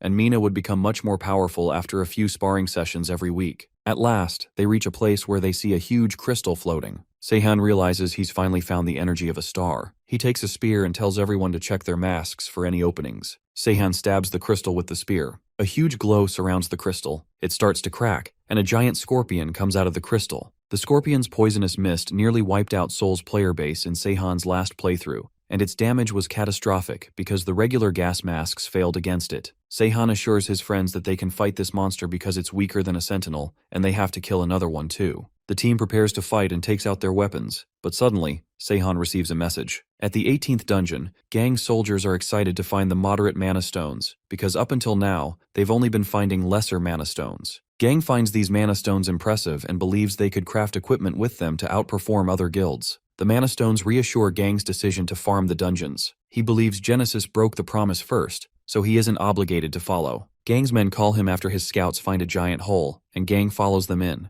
Luke continues observing the guild's movement. He knows they're in danger if they keep going down the dungeon. If this was normal, the goddess would have told Luke to save these people, and he would have followed. But instead, the goddess desperately keeps trying to get Luke out of the danger. Luke knows that even if he decides to follow them, the Outrising's guildmaster will overpower him, and he might not be able to help them. The goddess tells Luke to leave, but he refuses to abandon civilians. The goddess tries to convince Luke that they're players and not civilians and they're stronger than him. Even then, Luke has the spirit of the soldiers, and the players are civilians for him. Luke's happiest moment of his life after the world changed was when the goddess chose him as her avatar and told him he had the heart of a hero. The goddess was impressed with Luke's courage and his heroics, and she offered to work with him, and as the avatar of Astria, the goddess of justice, Luke believes it would be laughable to turn around. Meanwhile, Gang stands admiring the crystal, thinking it's the imprinting stone of the dungeon. Luke barges in and tells them to evacuate because a monster is about to come out of the crystal. The crystal starts to crack. Gang refuses to believe Luke, but then he receives the message to evacuate. However, they're now too late.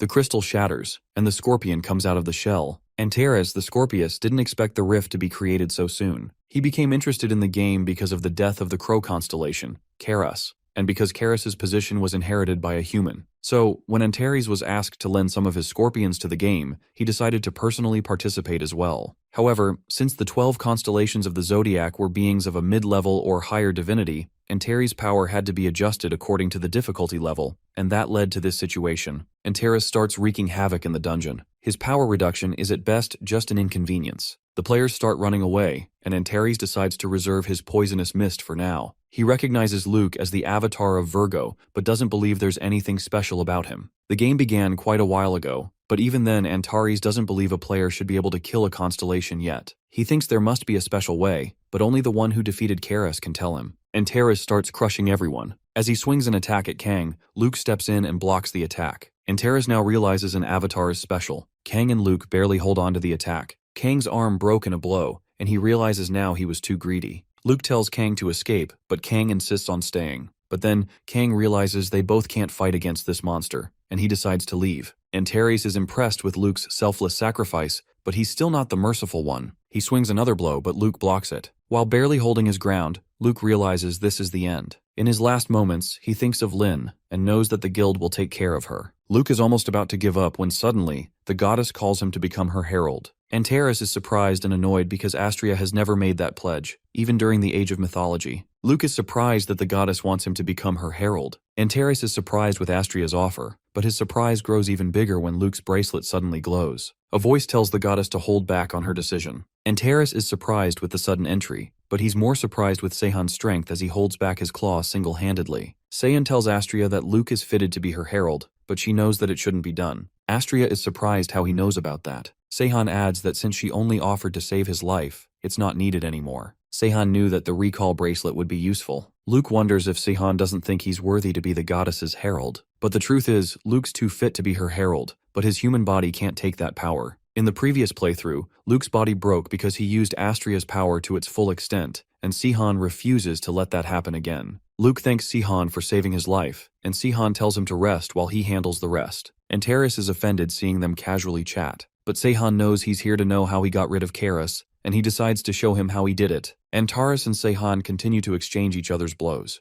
But since a mediocre constellation like Karis was stripped of most of its powers, Antares should have been nerfed even harder as a top-tier constellation. Seahan uses his proof of transcendence and attacks Antares. The Scorpius feels offended by being underestimated. But the truth is, Seahan put a good amount of strength in his attack, but Antares' armor is durable. Seahan starts attacking the joints instead. Antares releases the poison mist. Seahan tells Jisoo to go for the head. Jisoo jumps from above and lands a blow to Antares' head. Seahan takes his chance to strike the Scorpius' eyes, and Luke too joins the fight. However, Antares realizes that this fight is no joke, and he finds Seahan incredibly strong. But he wonders what special abilities Seahan has, because he doesn't possess any special equipment. Antares feels humiliated, and wishes he could use his succession abilities. He spreads the poisonous mist everywhere, but Seahan knows Antares should know the poison is useless against them. It suddenly clicks to him as Antares escapes through a hole in the floor. Seahan tells everyone to be cautious because Antares will attack from the ground. Suddenly, his tail comes out of the hole to attack them, but they dodge it. Seahan realizes Antares must be detecting their locations through the vibrations in the ground and asks Jisoo to keep it busy. Seahan then asks Luke to message the goddess to talk to them, because he wants to borrow the power of the seventh sign. Seahan asks Luke to summon the goddess because he wishes to borrow the power of the seventh sign. Luke summons the goddess, and Seahan asks her to summon the seventh sign of the goddess, Libra. Astria knows Seahan wouldn't tell her how he knows about it, but she refuses to give him Libra's power if he plans to make Luke use it. Seahan assures her that Luke won't wield Libra's power, and so the goddess agrees to summon Libra. Jisoo continues to keep Antares distracted, and Seahan asks her to keep it up for a while. He then covers Antares' claws in orichalcum coating. Luke takes his cue and recognizes the target. He tries to summon his power, but he feels suffocated by just trying to pronounce the ability. But at last, he gathers his energy and summons the scale of the goddess, Libra. Meanwhile, Park and Gayun look up to the sky. They recognize it's from the outrising area. Seeing the sky glow, Park can't understand what's going on, and he wonders if that's why Seahan told him to stay out of the dungeons. As a bright glow descends down into the dungeon, Antares is surprised they actually summoned Libra. He knows no one here has an ounce of divinity, which makes him wonder why they would summon the scale. Luke barely holds on as the scale finally descends. Seahan, hidden behind cover, sees the scale simmering, but it starts to disappear since no one is using it. Seahan knows Luke must have fainted, but he performed his duty well. Seahan now takes his turn and starts raining fire on Antares. As Seahan jumps towards him, Antares finds himself cornered.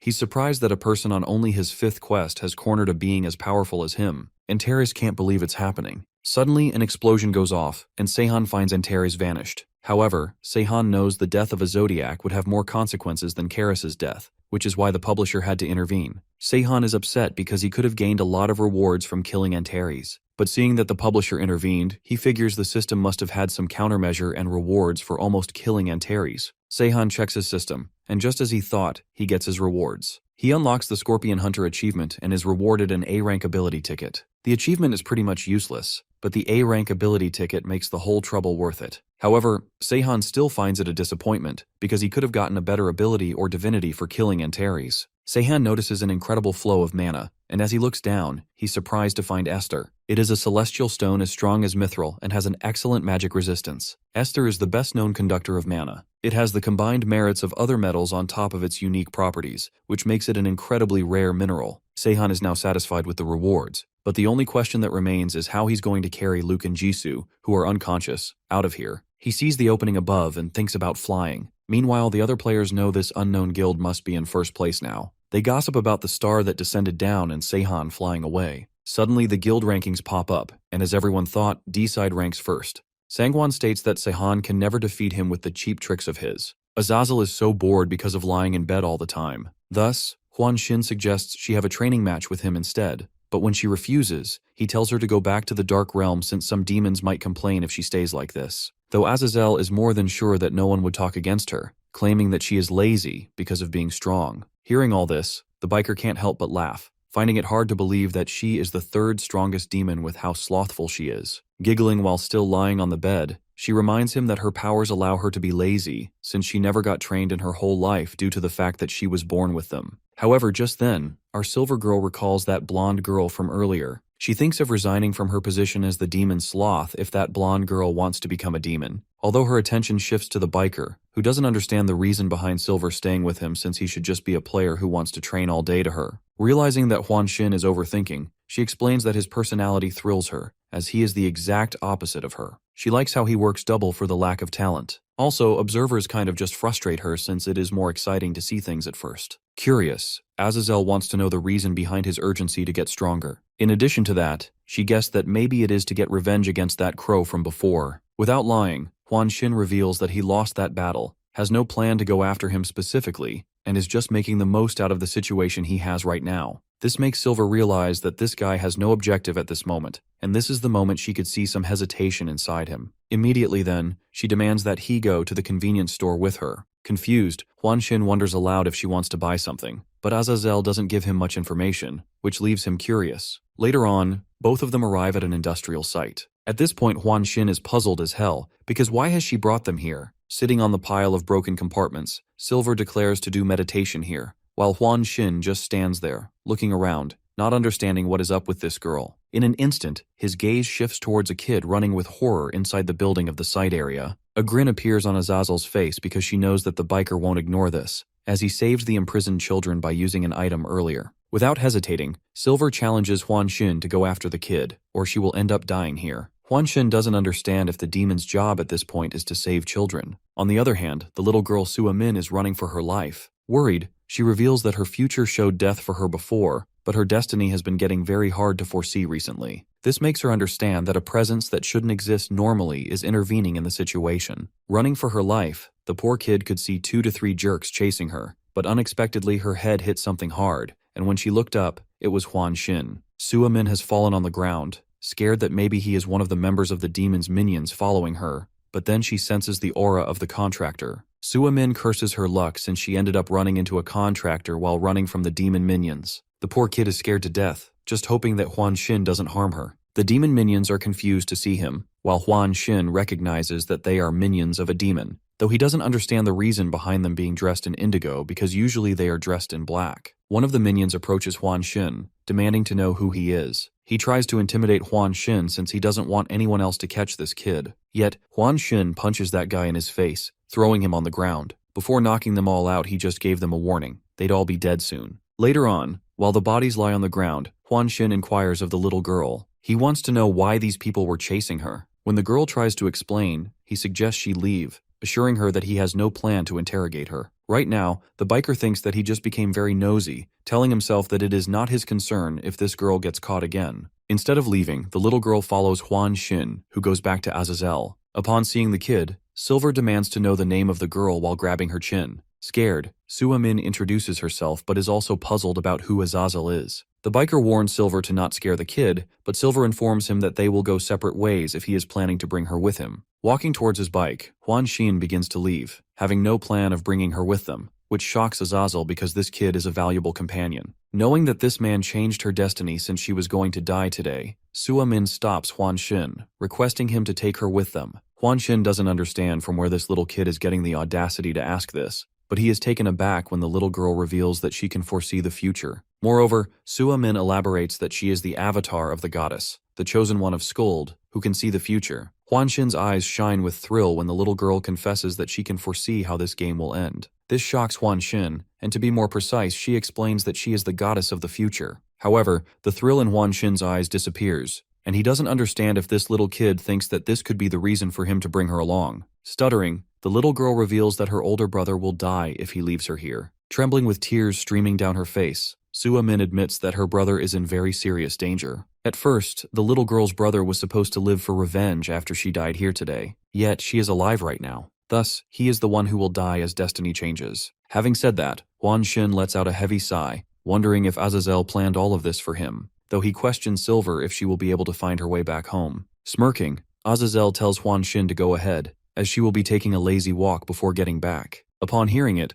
Huan Xin gets on the bike and tells the crying little kid to hop on it. Confused, the little girl doesn't understand what is going on, so Huan Xin tells her to talk about all of this after they get back. Back at the place, Suamin, while having tea, informs Huan Xin that the guild that kidnapped her older brother is the enemy guild of the Waning Crescent, and they call themselves the Shaded Sky. The moment Huan Xin hears the name, he remembers. They were a branch division of the Dark Sky clan, realizing they might be free now to cause this commotion. Curious, the biker inquires of Suamin if this group was kidnapping children too, but she clarifies that it was not the case, and they just wanted to capture her for her ability, since they wanted to use her capability to gain benefits in the guild events. The little girl had no plan of helping them, and this is why they took her brother as a hostage, to get information from her. Instantly, Azazel arrives as well, leaving the kid startled. Interested, she questions Suamin about the range at which she can see the future. The innocent girl reveals that she can see around 3 seconds into the future, which shows her a short but brief glimpse. However, this foresighting can be done any time with a very short cooldown.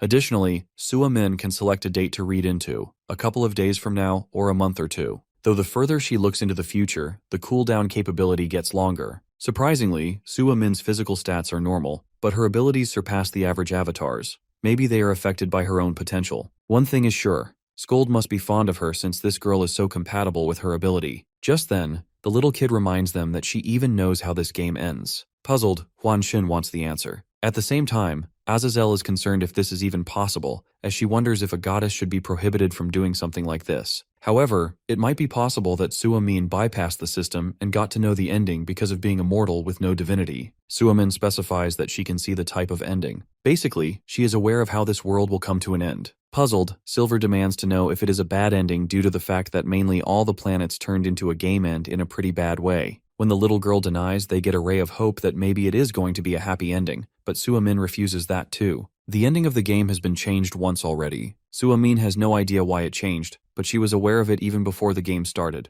It is the ending where only one person survives. However, the ending was changed just before it all began, and what she saw back then was the current ending they have, the madness of the Demon Lord. In another environment, our boy yawns as he has been playing for a long time. He thought of getting second or third place, but ended up coming first since the performance of the opponents in the dungeons was pretty bad. The MC's gaze shifts to Beksul, who is staring at our protagonist, wondering what to call him. Sweat trickles down his face with embarrassment and shock when she shares the idea of calling him father. Playfully, Seahan inquired who her mother would be then. Very precisely, Snowhide explains that she has no mother, but if she gets to choose, she will have Lin as her mother. Argai finds it foolish, insisting she call him by his name only. At this point, Seahan wonders how Minha finds this child cute enough to take her everywhere. Yet, he could notice her inheriting Lin's bloodline since she already got 5 offensive spells and a regenerative spell, making him realize that she will become someone very powerful. Seeing her staring quietly, the protagonist tells her to speak whatever she wants, so she spills that Changchu wanted Seahan to know that he found the dungeon our boy was looking for. At first, our boy gets confused, but then recalls that Changchu mentioned doing something around that area, and this is why he was eager to train every day in dungeons.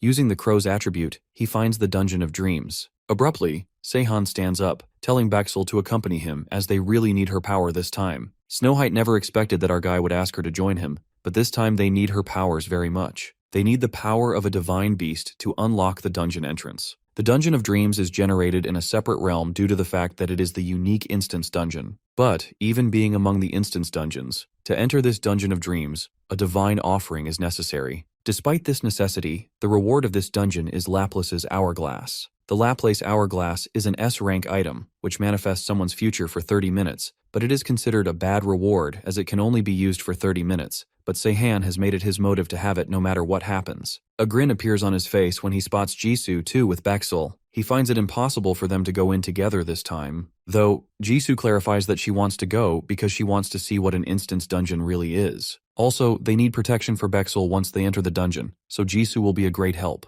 Standing in front of a giant door, our boy turns back, facing Bexel, confirming if she will be able to do it. Nervously, Snow White nods, and upon tilting her head, she charges a magical bubble towards the door, which crashes directly into the door, causing a bright glow to appear, and the door to the dungeon opens. Impressed, our boy pats Snow White's head. Right then, Jisoo asks if they should wait for him there, but Seahan tells them to head back first. With that, our boy extends his hand towards the gate of the dungeon, illuminating energy from his body to the gate. After a while, Seahan finds himself lying on the floor of a building that he doesn't recognize. This Dungeon of Dreams has different missions for every person who enters it, and most of the time, it connects to something a person desires the most, though this is our guy's first experience. Upon waking up, Seahan wonders if he is stuck in a dream or a memory of his past. Our protagonist ponders into thoughts, not being able to recall the time he used to stay here. Before he could grasp what was going on, a loud voice was heard, and before a disastrous explosion occurred, our hero sensed danger and got out of the building by creating a barrier around himself. Now Seahan realizes that he was sent back to the quest that he regrets the most. Glancing around the disastrous place, the MC continues to move ahead, but the moment he feels a presence behind him, he holds back the person who was just about to attack him. It is none other than Suho Min. Suho Min takes a sigh of relief because the magical arrays summoned by our boy to hold him could have killed him, but by luck he got saved. Leaping higher into the air, Suho Min lands on the roof of a nearby building. Upon seeing him, the protagonist demands to know why Suho Min is here, and why so late. Smirking, the Cool Shade confesses that he is here to kill our guy. Hearing it, Seahan smiles nervously, realizing it is all being shown just like he remembers, a perfectly constructed simulation. Following that, Suho Min lets out a heavy sigh, mocking our guy for not settling with a compromise. Though the Cool Shade acknowledges what our boy might be thinking, players being alive is much better than the civilians. There were so many of them this time. With that, he reminds the hero that he was even planning to sneak attack all of them. Seahan stands there dumbfounded, not liking the tricks that this dungeon is playing. The question was the things Seahan regretted the most, and the objective of the quest was plain. There was a team having 1,000 good players and another of 1 lakh civilians. Thus, they had to save only one of the two. A limited area was given to each team by the GM, and the outside players had to choose only one. Additionally, they had to kill the team they neglected. Back then, our guy decided to save 1,000 players because more players were needed to continue the game instead of civilians, and this is why he had to fight this guy, Suho Min. Looking at Seahan standing like a statue, Suho Min offers him to turn back, and he will be spared. He claims that he is different from our guy since he doesn't believe that all of his enemies should be murdered. That being said, our guy remarks to Cool Shade that it's an easy thing to say. Furthermore, he informs about backing down for now, but clarifies that he won't give up on the quest. Suho Min doesn't care, as he is damn sure that they will end up winning, no matter what moves Seahan's team pulls. The confidence was understandable, as the guild the Cool Shade belonged to was the strongest one. However, our guy announces to back down, which seems not very typical of him to Suho. Afterwards, Seahan quickly covers a large distance with his swift speed. Though his body feels older since the time this quest was given, he was just 30 years old. In the past life, our MC actually killed Suho Min, so it definitely has changed things from the previous life. Too many thoughts race through his mind. He thinks about what Suho's guild would think about him backing down so easily. While moving ahead, his gaze darts at Lynn Taylor. That is when he recalls the biggest mistake of his previous life. In his previous life, Seahan killed Lynn. After some time, Seahan is walking on the road, and that is when a familiar voice calls him. It is Seo. He wants to know how everything went and if our guy succeeded. Looking at Seo, the protagonist freezes for some moments, finding it weird to see him here, but then he reveals that he backed off because of too much intervention. Upon hearing it, Seo sighs with disappointment, but is not able to say much. Behind him, a crowd of people gather, questioning Seahan about many things. Some are concerned if the enemy players were planning to attack them, while the others beg him not to leave because they want to know the answers since they have not much time left until the quest is due. Nervously sighing, the hero explains that he is not aware of everything as well, so they all should just settle themselves,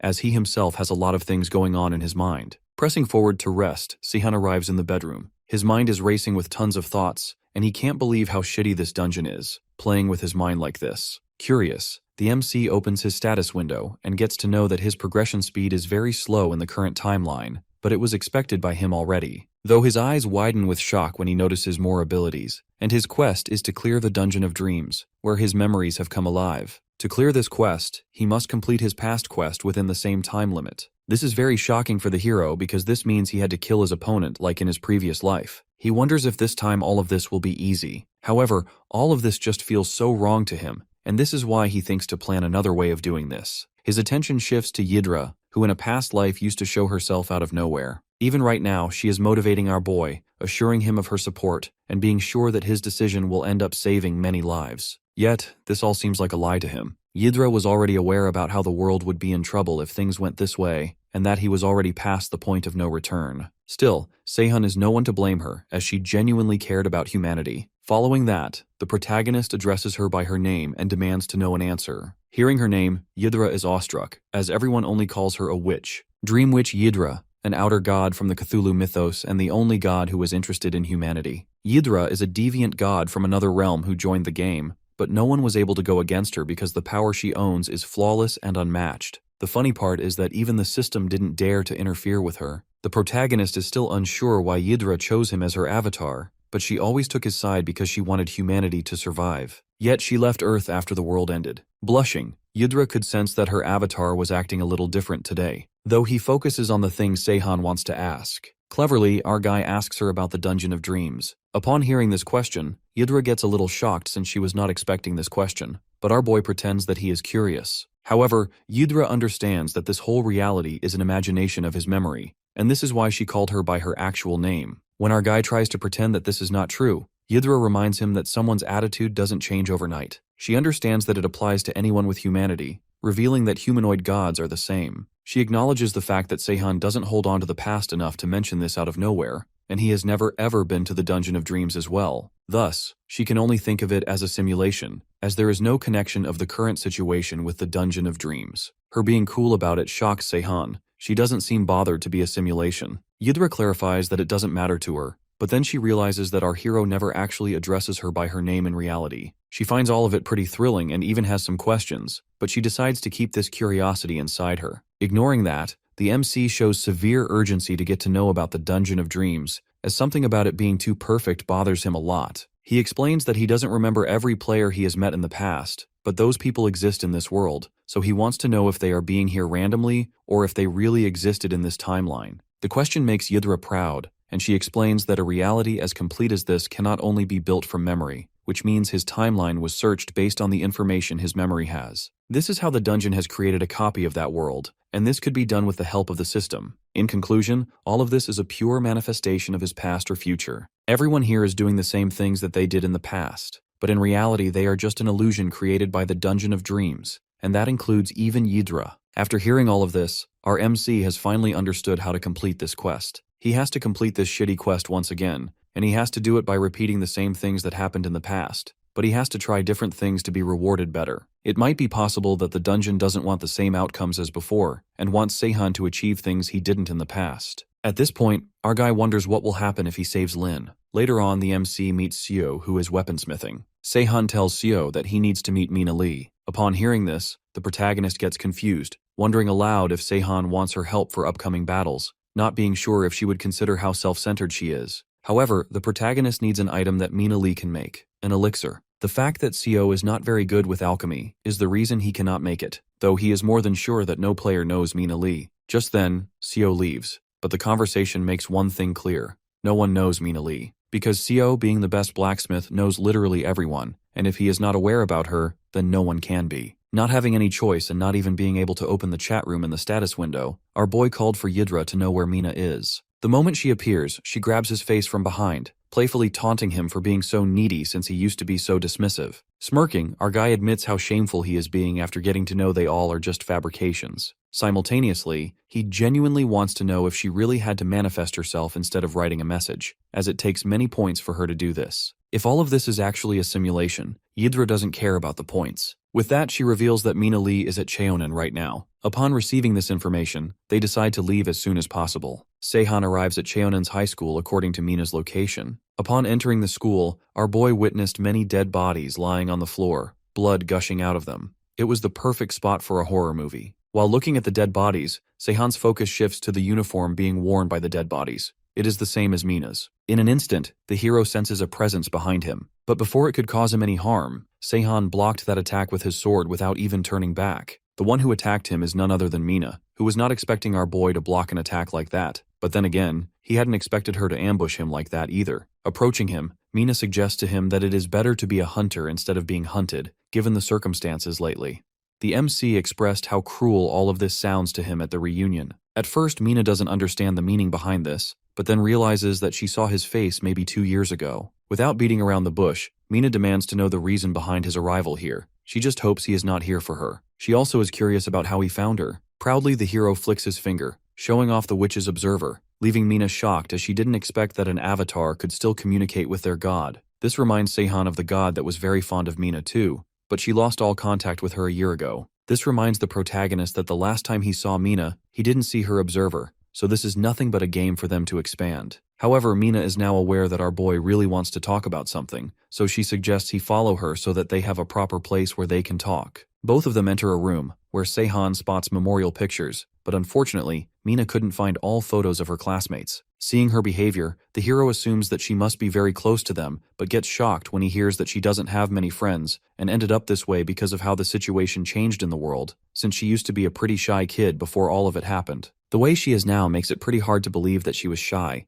but she changed herself after the first main quest. She got eager to survive and even got better at acting. She precisely remembers the day all of it began. At that time, she was skipping classes with some friends in Seoul, and in an instant, everything changed. As soon as she hears it, Seahan inquires whether she is originally from Seoul. Mina explains that she was only visiting there because her friend's sister had some business, so they went there for fun, but eventually, they were separated. Therefore, she stayed in Seoul for some time to find them. She even robbed banks to get money, but it was all useless. The only connection they had was their school uniform, so she kept wearing it. Eventually, she found them too, but it was too late because they had probably signed a contract with some demon, and it used them to their last breath until they died. All of it made her realize how pointless everything is, and this is why she is holding this little memorial service of her own here. Even her parents died on the first day, so she had no place to go to. At the mention of the demon, Seahan wonders if the girls were used by the Dark Sky clan, but then his eyes widen with shock, and he flinches because he killed all the Dark Sky clan members in this timeline. Not able to hold back, the hero questions Mina if she or her friends were ever related to the Dark Sky clan. Mina is not sure about it since her friends were a part of another group.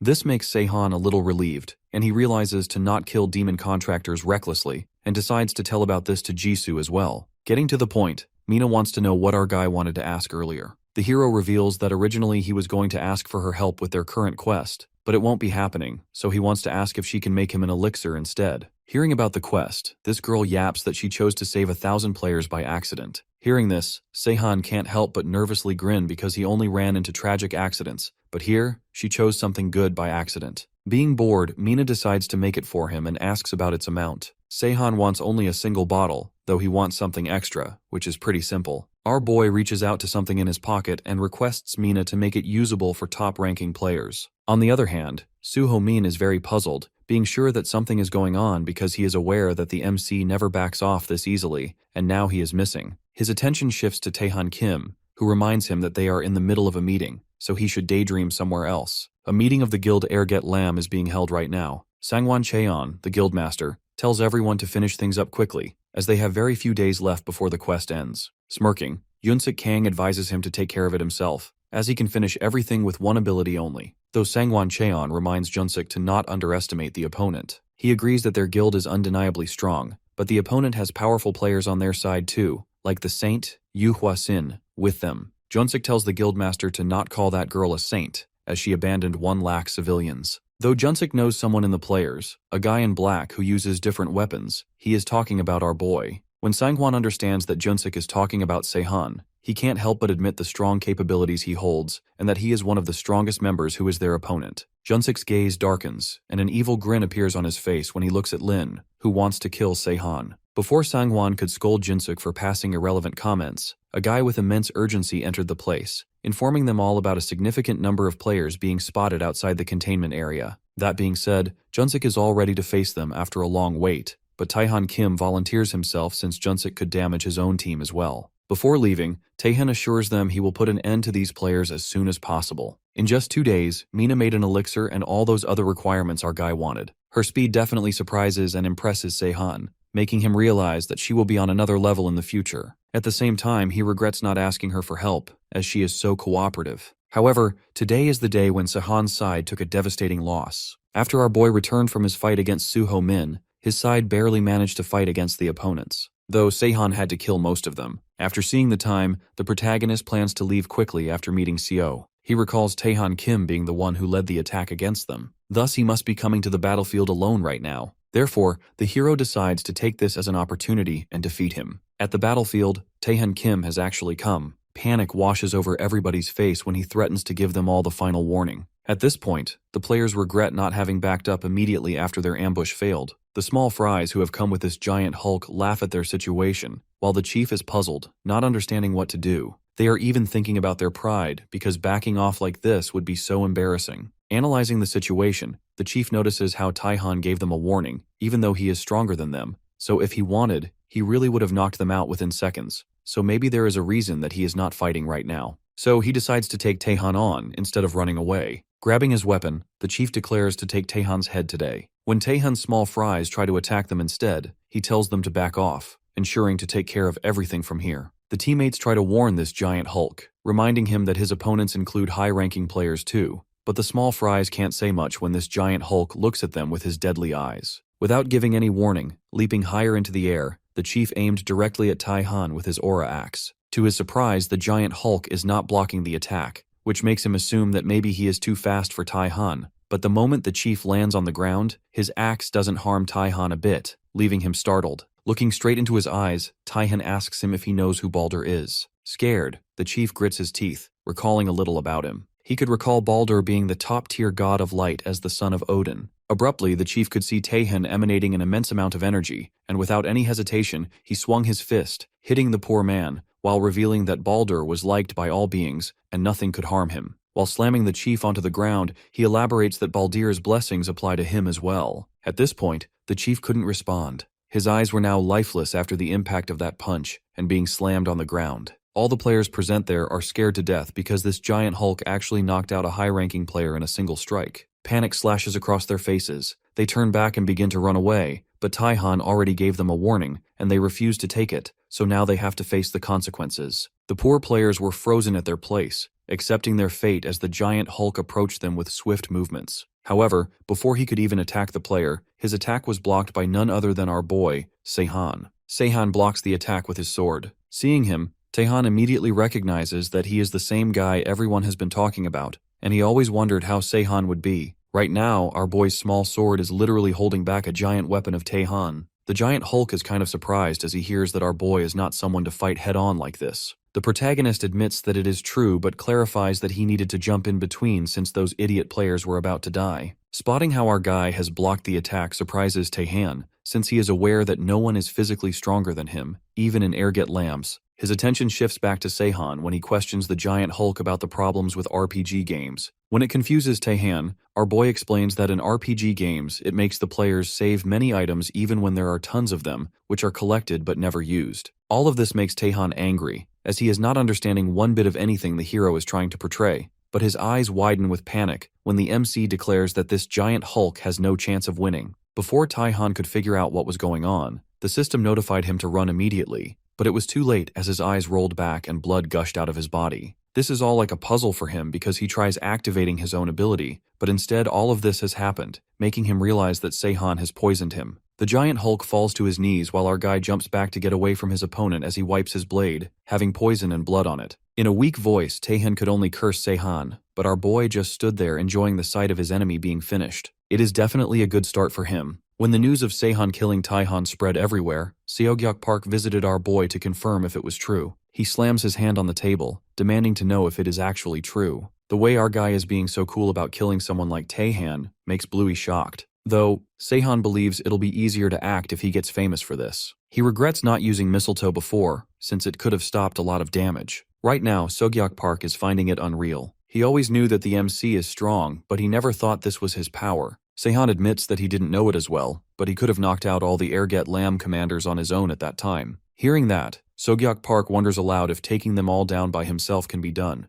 He is scared that our guy might be lying. Seahan clarifies to Bluey that he has no interest in telling lies and makes a proposal to him. The protagonist demands 3 days from Seogyeok Park to put an end to this quest. Later on, St. Yuhwa-sin meets Seahan. She is more than impressed because not only did our boy kill that giant Hulk, but he also brought his corpse here too. She tries to think about what is going on in his little head. Our boy acknowledges that Yuhwa is the best healer he knows, so he just wanted to see if she could revive him. This sounds like a joke to Yuhwa because how could she possibly revive someone dead? Smiling, he states how he thought it would be possible for Saint Yuhwa. Him calling her a saint annoys the hell out of her, but she makes it clear that he is dead, and her healing spells won't even work on him. Though she notices the way some wounds were already healed, so the MC explains that he smeared some elixir on the giant Hulk before he died. At first, Yuhwa doesn't carefully hear him, but the moment realization hits her, she looks up to Seahan, questioning him about how this guy died if the protagonist used elixir, realizing he might be testing something with her. Because if Taehan was probably still alive when Seahan used the elixir, he must have died afterward, but if the elixir was smeared, it should have healed him. All of this just frustrated Yuhwa because the main lead always tries to act dumb in front of her. She now understands that our boy definitely has some other plan, and this is why he wanted her to preserve this corpse for him. She leans closer to him, tapping a finger on his lips when he admits that she is the only one he trusts. With that, she lets out a sigh and confirms if there will be more bodies like this coming to her. Without lying, Seahan confesses that there will definitely be more bodies, but he will take care of them himself. Zipping up the body and taking it with her, Yuhwa suggests our guy give him notice the next time. Our guy assures her to bring a gift with her too the next time. As she leaves, he looks at her quietly, deep down knowing that Yuhwa will die in the next quest once this one is done. This moment is just a fantasy created for him by the Dungeon of Dreams, and once he finishes this quest and leaves the dungeon, all of this will just disappear. He recalls how he never was able to thank her, and how Yuhwa was always there for him and took care of his injuries after his fight against Suho Min, and after he was healed, he never saw her face again. Therefore now he thinks of something to give her as a gift. At the Airget Guild, Jinsuk is finding it unbelievable that Seahan was always this strong. Simultaneously, Sangwon thinks that our guy was aware of Taehan's weakness and took that as an opportunity. He likely used a mistletoe against him. Jinsuk doesn't think that is the case, but Sangwon has heard that Seahan prepares him for the opponent accordingly. Ignoring that, Jinsuk turns to Lin, asking her if it surprises her at all, but it doesn't because Seahan is the one who murdered her father. And this was how our boy got famous because of the collapsing soul incident. Aldebaran of Taurus was defeated by Luke Taylor, and Seahan was the one who killed him since he couldn't be controlled. The protagonist was in the spotlight for this for some time, but then people lost interest in him the moment he disappeared. At this moment, Lin reveals that the goddess Astria has a contract with her after her father died, but she never spoke, probably because of Luke's death. Still, she has a feeling that Astria looks over her. Now Lin has the urge to kill Seahan due to the pain and agony he has caused her. Jinsuk is sure that she could gradually be given her prize in magic, but he cannot wait for that since he claims to be the one to kill Seahan first. Not caring about all of this, Sangwon slams his hand on the table, reminding them all that they underestimated everything until now. But right now they are in crisis and have lost their most valuable person. Thus, they have no time to take things lightly and work in groups to be safe. They decide to pay their opponents back as soon as they finish their preparation after 2 days. On the flip side, our boy has arrived at the Airget Guild very quietly, taking down one of the security guards in order to get moving. Seahan is now out of the civilian-occupied zone. From the Witch's Observer, Yidra asks the MC about his next move. However, this question is foolish because the protagonist has no choice but to fight them. Yidra is not sure if he will be able to defeat them on his own.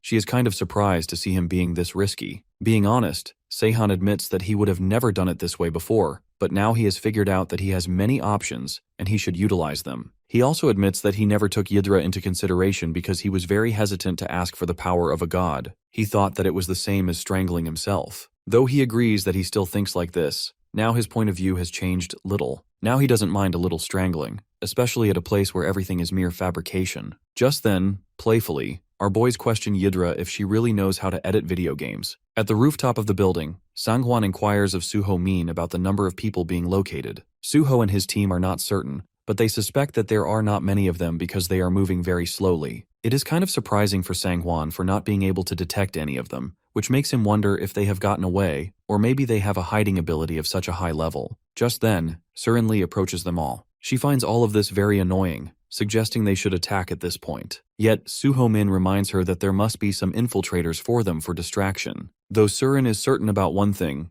there are not many people who have entered their territory since they are hard to find. She doesn't think that 2 to 3 people might cause such great damage, as they have their own army, so it is better to make the first move. Still, Suho Min does not agree with this, as they are not aware of anything yet. This behavior frustrates Surin due to the fact that they all look like a bunch of scared kids, but Suho definitely has no good feelings about this. Moreover, Surin tries to make them all understand that this way they are just being controlled by the enemy. When no one responds to her, she decides to take care of things her way. While moving outside, Surin is cursing his guild leader, not believing that they are scared of 2 to 3 people. Abruptly, she turns around when she senses a presence, but there is no one, which makes her think that maybe it is just her imagination, but then she actually senses a trail of energy, making it evident that something is here right now. Her gaze shifts to the ground, finding a bomb. A smirk appears on her face because she is a magician, so she has a firm belief that she can turn into a piece of scrap in seconds. The moment she casts her magic, nothing happens, even after she dispels the mana of the mana stone.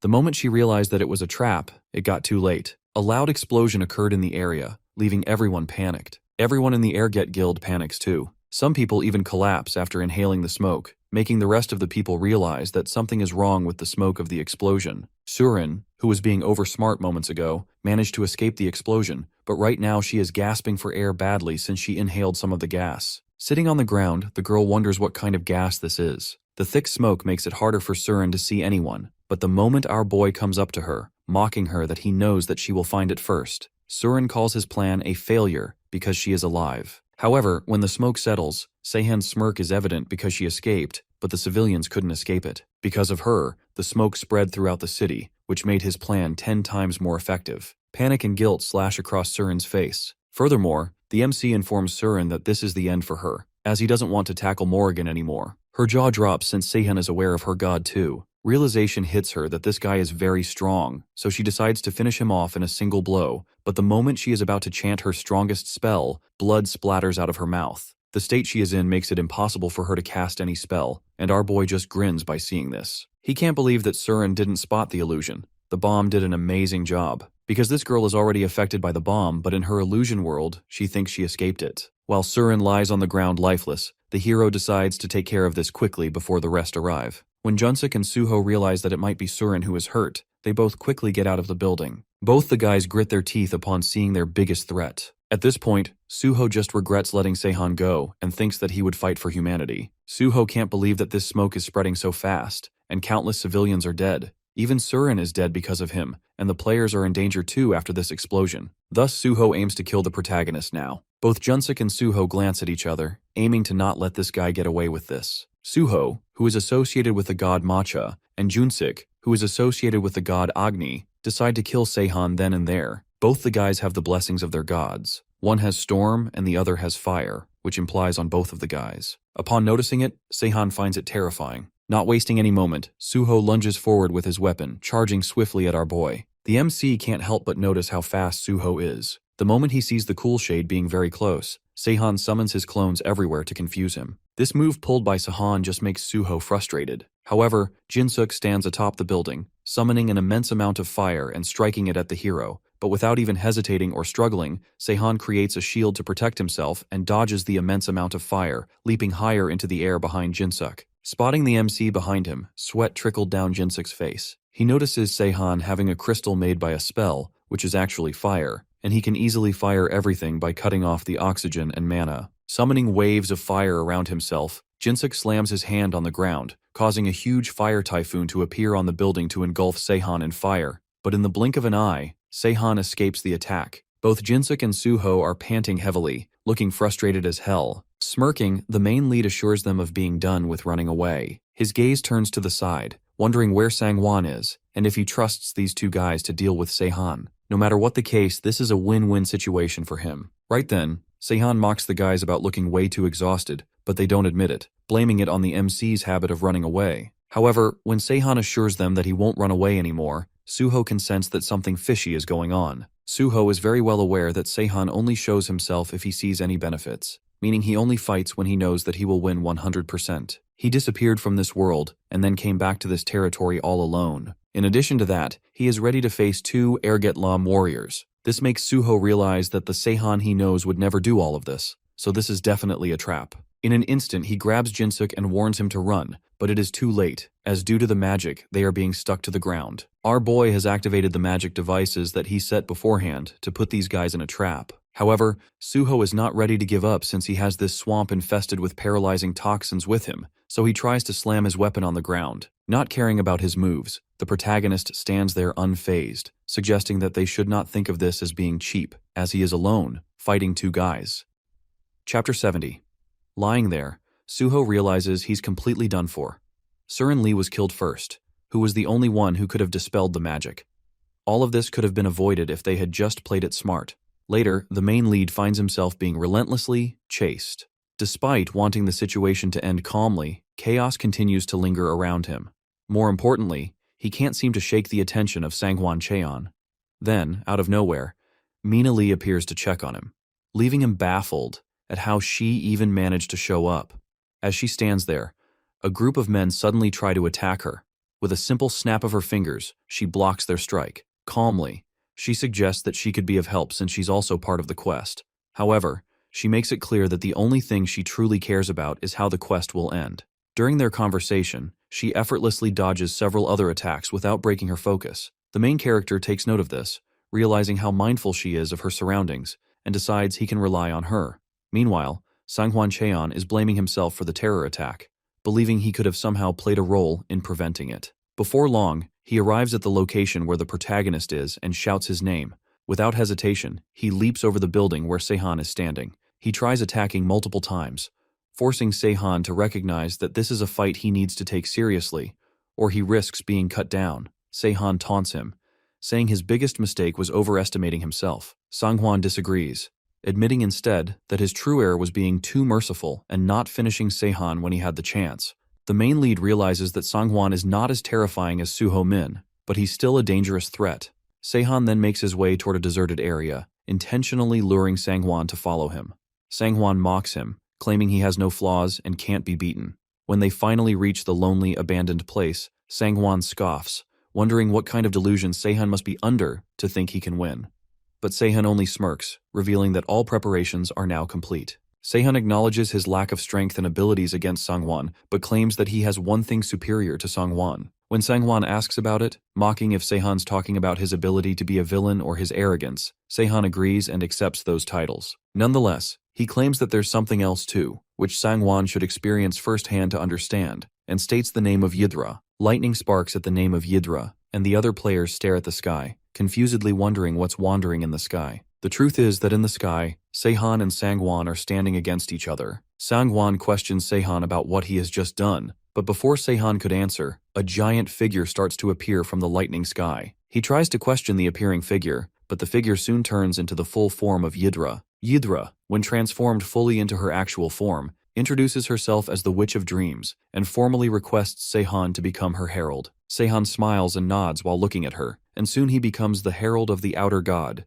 Yidra. Following this, he gets the Evacuation ability, an ability that lets one's body channel the power of a god temporarily. Although Seahan has chosen this himself, he wasn't aware of the risk of death that comes along with this ability. He could barely feel his body and felt that he might even lose his mind if he didn't hold on instantly. Nevertheless, he takes a breath because the willpower of humanity's last player can't be that weak to just give up. Seahan opens his eyes once he's gathered all of his strength and confidently rises from the ground. He jumps high above the ground, making the rocks crumble down beneath him. However, Sangwon keeps standing strong and claims that he couldn't care less if Seahan is a herald. As Seahan gets closer to Sangwon, he swings his arm to attack with his lightning ability, whereas Sangwon does the same with his fire ability. Their arms collide at the same time, but to Sangwon's astonishment, his Clyome Soleil disappears when it strikes against Seahan's attack. Before Sangwon can think about what he should do, Seahan grabs his sword and thrusts it into Sangwon's body, making him spit out blood. Seahan then scoffs at Sangwon, reminding him how he was already told that he needs to experience it to understand the things Seahan has got better than him. While Seahan is still holding Sangwon, Lin secretly appears from behind him and lunges onto him to attack. Even so, Seahan instantly senses it and quickly teleports to her back, making her stab just the air. Lin doesn't give up and quickly turns around before dashing towards Seahan. Seahan notices that Lin is using Suho's ability with the help of her imitation ability. On top of that, she is not just imitating it, she is even handling it quite perfectly despite being inexperienced. Lin gets close to Seahan, but he manages to dodge her attack anyway. She then uses another ability of fire through which she makes a tornado of fire. He notices that she is now using Junsik's ability and acknowledges the incredibleness of her talent. However, he wonders if her talent is still not ready and steps forward to fight against her. Lin continues to attack her while Seahan dodges it, but when he finally attempts to attack her, she receives a great hit. When Yidra watches it from above, her interest peaks since she hadn't expected Seahan to pull this trick. Yidra then declares that the stage is set, and her avatar, Seahan, also gets charged with the abilities. A battle between a young girl who is trying to take revenge for her father's death and a chosen herald who has slaughtered a countless number of players begins. This is an interesting scenario that should not be delayed any longer.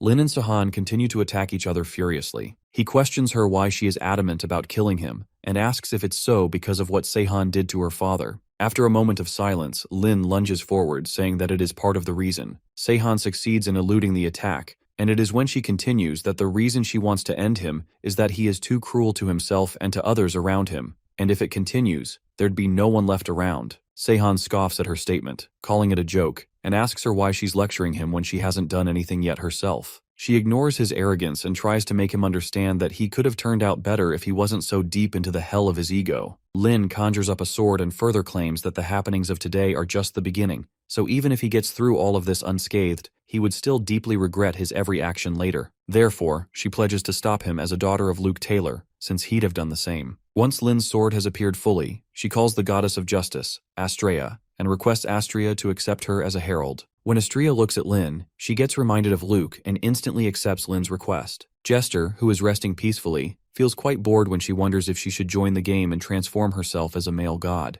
It is then when she looks at the game and sees the two chosen heralds fighting each other. When she notices that one of them is Astrea, whereas the other one is Yidra, she scoffs and calls it a fight between an ant and an elephant. Jester recognizes Lin's effort in putting up a decent fight against an outrageously powerful opponent and acknowledges Seahan as a man with exceptional talent. She notices how he's holding himself up despite being under the Evacuation spell and states that he has the potential of becoming a god if he had more divinity. After realizing that this intense fight isn't something to miss, Jester shakes herself out of her thoughts and decides to try logging back into the game. Once Mina is done dealing with the players, she comes to see the fight between Lin and Seahan. She had expected Lin to handle the powers of a herald, and after seeing her, she thinks how it'd have been so much different had she become the herald instead of her father, Luke. Nevertheless, Mina tells herself that she's got no time to be impressed with Lin since she can get killed any instant if she lets down her guard while this monstrous prodigy grows stronger every minute. Seahan uses his extreme abilities and starts attacking Lin from various directions. Lin manages to dodge those swords coming in her direction and jumps up. She lands behind Seahan, and with no time wasted, she pierces her sword into Seahan's body. Unluckily for Lin, it turns out that the Seahan she just stabbed was just an illusion of him, which evaporates in air after getting stabbed. When she looks up, she sees various illusions of Seahan at different places, and her anger peaks. She grips her sword firmly and makes a huge explosion of fire and lava from within the ground. Seahan then conjures a giant artificial meteorite made from the combined Eternium ore found in the dungeons. He makes it fall and crash into the ground. After crashing, it cracks instantly, and great energy starts to emit from it, making the meteorite break into pieces and scatter around. Lin gets hit by those pieces, and using his powers, Seahan cages her inside between a giant ball of the rocks. However, it wasn't enough to stop her since she uses all of her power and sets herself free from that ball of rocks. This results in the ball of rocks breaking, and she jumps away from it. Seahan starts to feel it impossible to keep her down, and thinks of her as the pinnacle of humanity. The two of them once again prepare themselves for the attack, and she jumps towards Seahan to land a hit. Lin conjures up a shining blade to slash Seahan with, but he immediately jumps up before the blade can hit him. The sight of the escalating battle leaves the players in shock, and questions the existence of the shining blade. Mina's eyes widen and her jaw drops with shock, and she wonders if she is dreaming. Just like Lin's outrageous shining blade ability, Seahan's swords coming through multiple portals leaves everyone devastated. Mina remarks that the battle has gone far beyond the scope of a human conflict already, and is shocked to see what a battle between two heralds look like. Soon enough, Lin and Seahan's powers clash against each other and an explosion occurs. Meanwhile, Mina suddenly flinches when she senses something behind her, and upon turning around, she sees a large number of the god's personal observers in the sky. She can't believe the number of those present there and recalls how she only saw this many in the early phases of the game. All of a sudden, she realizes something about Seahan and admits that he is an incredible person without any doubt. Seahan pulls out his sword while thinking that should have been enough for the visual presentation. Using that sword, he defends himself against the attacks of Lin's shining blade and opens a portal to absorb it. This shocks Lin, and she has a hard time believing that Seahan just wrapped her attack into a pocket dimension. Lin has now believed that her simple and straightforward attacks are not going to affect Seahan. Therefore, she dashes towards him in order to divert his focus with the attack, so when he tries to block it, she decides that she would attack his neck from the side. Lin swings her shining blade and thrusts it into Sehan's chest. She was expecting him to block it, but he didn't. Instead, he swings his own sword and thrusts it into Lin. She cannot believe why he decided to exchange blows in a situation like this. Seahan pushes Lin back after the attack and places his hand over his chest, whereas she plops down onto the ground. The two of them glare into each other's eyes before Lin completely falls down onto the flower. The god's observers feel disappointed over this, and wonder if the battle is going to end by the death of both of them. On the other hand, Seahan clenches his chest and greatly feels the absence of his celestial slayer and regenerative abilities. He tries to compose by reminding himself that he's still got unfinished work. While he wonders if he has any time to have elixir, he gets notified about his quest completing successfully. This news makes him relieved, and he looks forward to the spectacular ending. He takes out a magical stone and cracks it, which results in a very bright flash. The players get confused and Mina wonders about what is going on.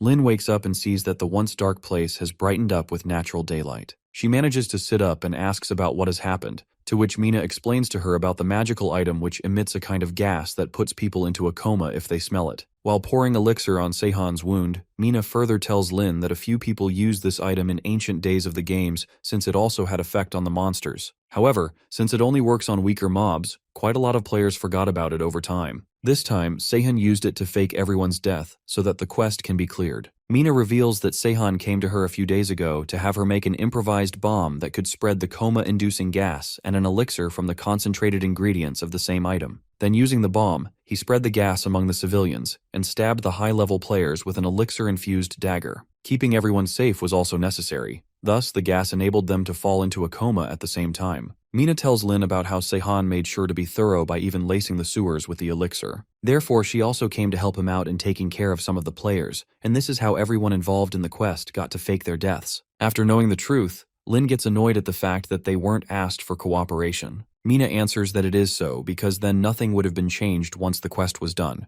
After saying this, Mina points at the god's observers in the sky, and Lin finally accepts that she was wrong about Seahan, since he had already found a better way for them. When Lin thanks Seahan, Mina chuckles, finding it too emotional. She looks over at young Jester's observing eye and asks about her opinion by calling her real name Loki. Yidra looks over at the result of Seahan's strategy and compares it to a scene from some movie. She analyzes how not a single person has died, and even the gods have returned to this world, making this lifeless game flourish once again with a better ending for humanity. Yidra finds it quite ironic because this world is just a dream, yet Seahan showed great sense of determination to see this through. Moreover, he managed to accomplish what no one could, which doesn't make him humanity's last player for nothing, but rather an astounding avatar of whom Yidra feels proud. When Seahan used the Evacuation ability, it's when Yidra learned the truth. She didn't think he'd ever sign a contract with her counterpart in his world because it would stop him from opening the gate. Thus, Lin is the most crucial key, though Seahan would need 2 keys to open the gate. Yidra waits for him to realize this, so she can enjoy his reaction. Nevertheless, she still feels bad about Laplace's hourglass being the only reward for this ending.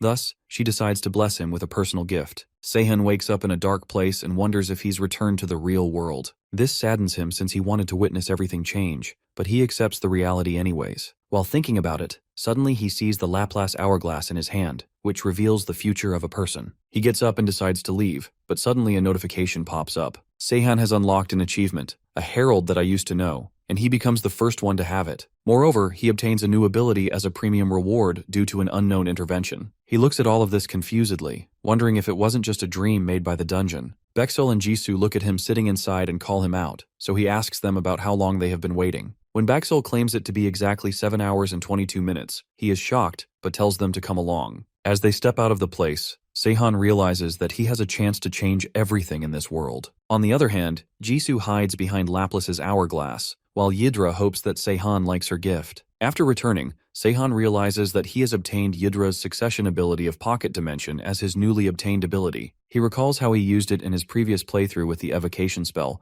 but finds it impossible to use it on living beings or massive objects under normal circumstances. Even so, he finds it usable for linking the dimension to his inventory. Seahan then wonders how he got this ability when the dungeons never reward a player with succession ability. He understands that Yidra is involved in it, so he waits for her to reach out to him when she gets to know that he has her ability. When Mina finds out about Seahan's new ability, she seems surprised, but Seahan is more surprised to see her in her old self again. When he gets to know that she's going for a walk, he realizes that she must be going to look for her friends, so he asks her to be careful of strangers. Once she's assured him of being careful, he states to him how different he's been since he returned from the dungeon. When asked about if the dungeon was quite tough, he affirms and tells her to stay away from them. She leaves home after saying that she isn't interested either. Seahan wonders if he should help Mina sort her problems since it had something to do with a demon. Thus, he decides to first gather some information. Later, Jisoo looks through Sehan's place for him but doesn't find him. She is then reminded of Lin and Bexiol and recalls how scary they felt even though she had done nothing to them. Jisoo then thinks about how she also entered the dungeon after Seahan and found the place an exact copy of the world she lives in,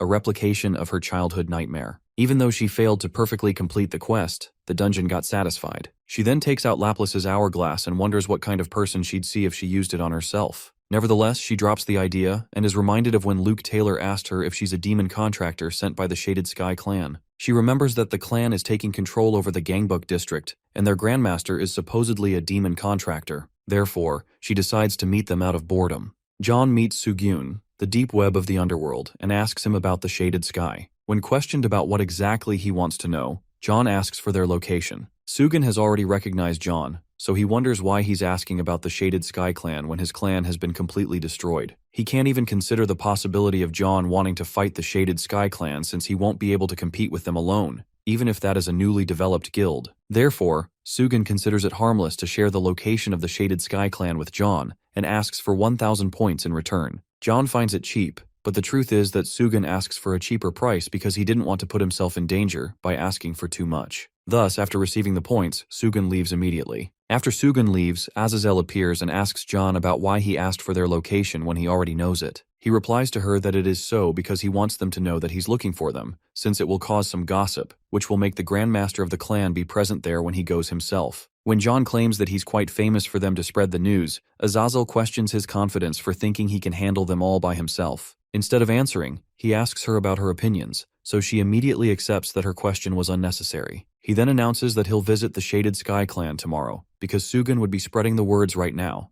Thus, he hopes that the Steel Demon, Park Doyon, won't disappoint him. Once Seahan finds out where Mina's friends are, he thinks about how to end their demon contract. He goes through a few ways, like destroying a demonic relic like Shinjon, but realizes that it isn't easy since he has seen it happening only once throughout both of his playthroughs. Whereas, the easiest way is for the demon to cancel the contract himself, but it won't be as simple. Seahan returns home and finds out that there's no one there except Lin and Bexiol. When Lin reveals that they're out to farm points, whereas Mina went for a walk, Seahan asks about Jisoo. She answers that Jisoo has also gone for a stroll, which makes him doubt about Jisoo's whereabouts. Seahan knows that Jisoo doesn't wander around unless there's a reason since she used to be busy studying for college, and ever since the world changed, she's always been either training or killing monsters. Suddenly Lin remembers that Jisoo told her about visiting a guild, so when she tells it to Seahan, he flinches. As soon as Lin mentions that the name of the guild was Shaded Sky, Seahan immediately turns and bolts away. He knows for a fact that Jisoo only remembers the names of the guilds that she wishes to destroy. He thinks about what's suddenly gone through her mind and wonders if she's sensible enough to spare Mina's friends. The Grandmaster of the Shaded Sky Guild, Doyoung, gets to know about how John's looking for them,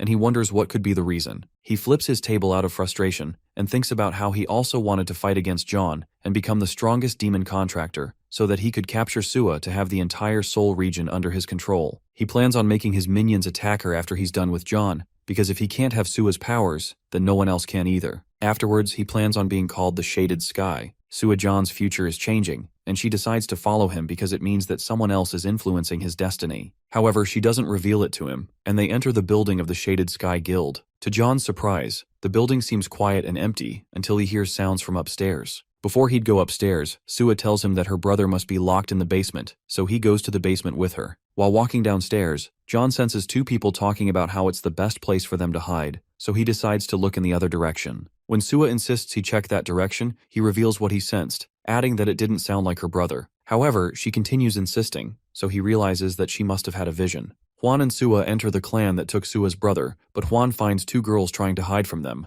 That took him by surprise as he asked, "What are children doing here?" He mumbles to himself, saying that he knew the members of this clan were low, but they are even using kids as employees. The kids in the corner look at each other as one of them mumbles to the other, asking where everyone is because they told them to come up here earlier because of this guy, referring to Juan. The other girl worries, asking what if they were all killed and they are just hiding because they didn't want to fight. The girl wearing the ponytail clicks her tongue and starts to stand up, saying that there is no other choice but to do that, as they both kneel in front of Juan, begging him to spare their lives. Juan just stares at them and then asks Sua without turning if she knew this would happen, and this is why she took him here. Sua nods. Then Juan asks if Sua is asking to take the girls with them as well. Sua quickly says no, as Juan thinks, asking himself if there is something special about the two girls when they are nothing more than devil's servants. Sua runs away, telling Juan that there is no time and they have to save her older brother, and Juan follows her, leaving the girls. A heavy thump stops him, but Juan thinks that they will face whatever that is sooner or later.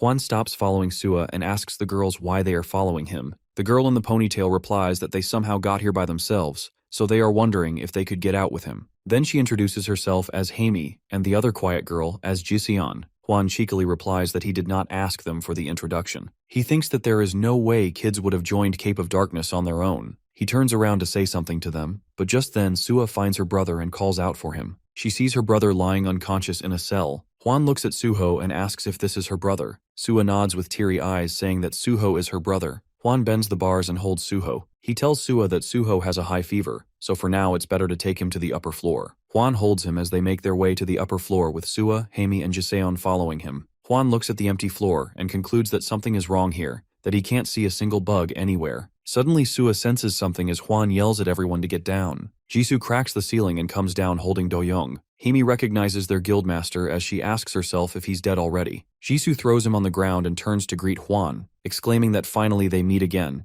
and says that she wasn't thinking that they would meet like this. Juan examines her with a new proper weapon. Suddenly Jisoo charges at him in full speed as Juan barely dodges the attack, but Jisoo tries to hit him again, going berserk. Juan wonders why she is acting in such a reckless manner and punches her in the stomach, but Jisoo keeps attacking him, taking him by surprise. His attack didn't work as he understands that Jisoo has no intention of blocking. She attacks him on his face, but Juan heals it quickly, taking a proper fighting position now. He thinks how he has hardened his body by demonic power, yet he is still in such a state. He looks at Do-young and wonders that he must have lived up to his nickname Iron Horse, seeing his limbs are still attached. He looks at Jisoo, whose eyes have gone red, and she stands like a hungry tiger. He concludes that if he takes even one direct attack in this fight, he will die. Jisoo takes her weapon as Juan keeps staring at her. She bangs it on the ground, creating an explosion, then strides toward Juan, taking him off balance. Juan thinks as he's falling how Jisoo has become a whole lot stronger than back then. It's not just her stats that have increased, she also doesn't rely on her senses anymore. She's learned the proper way of responding to attacks. She keeps striding forward, aiming her weapon at him as Juan keeps backing up and dodging her blows. He concludes that fighting with Jisoo right now will only cause damage, but if he runs away just because of that, Sua, her brother, and the girls wouldn't be safe. Then he remembers how the girls are already the puppets of the devil. He exhales and takes a proper stance, thinking that he has no chance but to fight. And if he can't end it in one blow, then he will be the one to lose.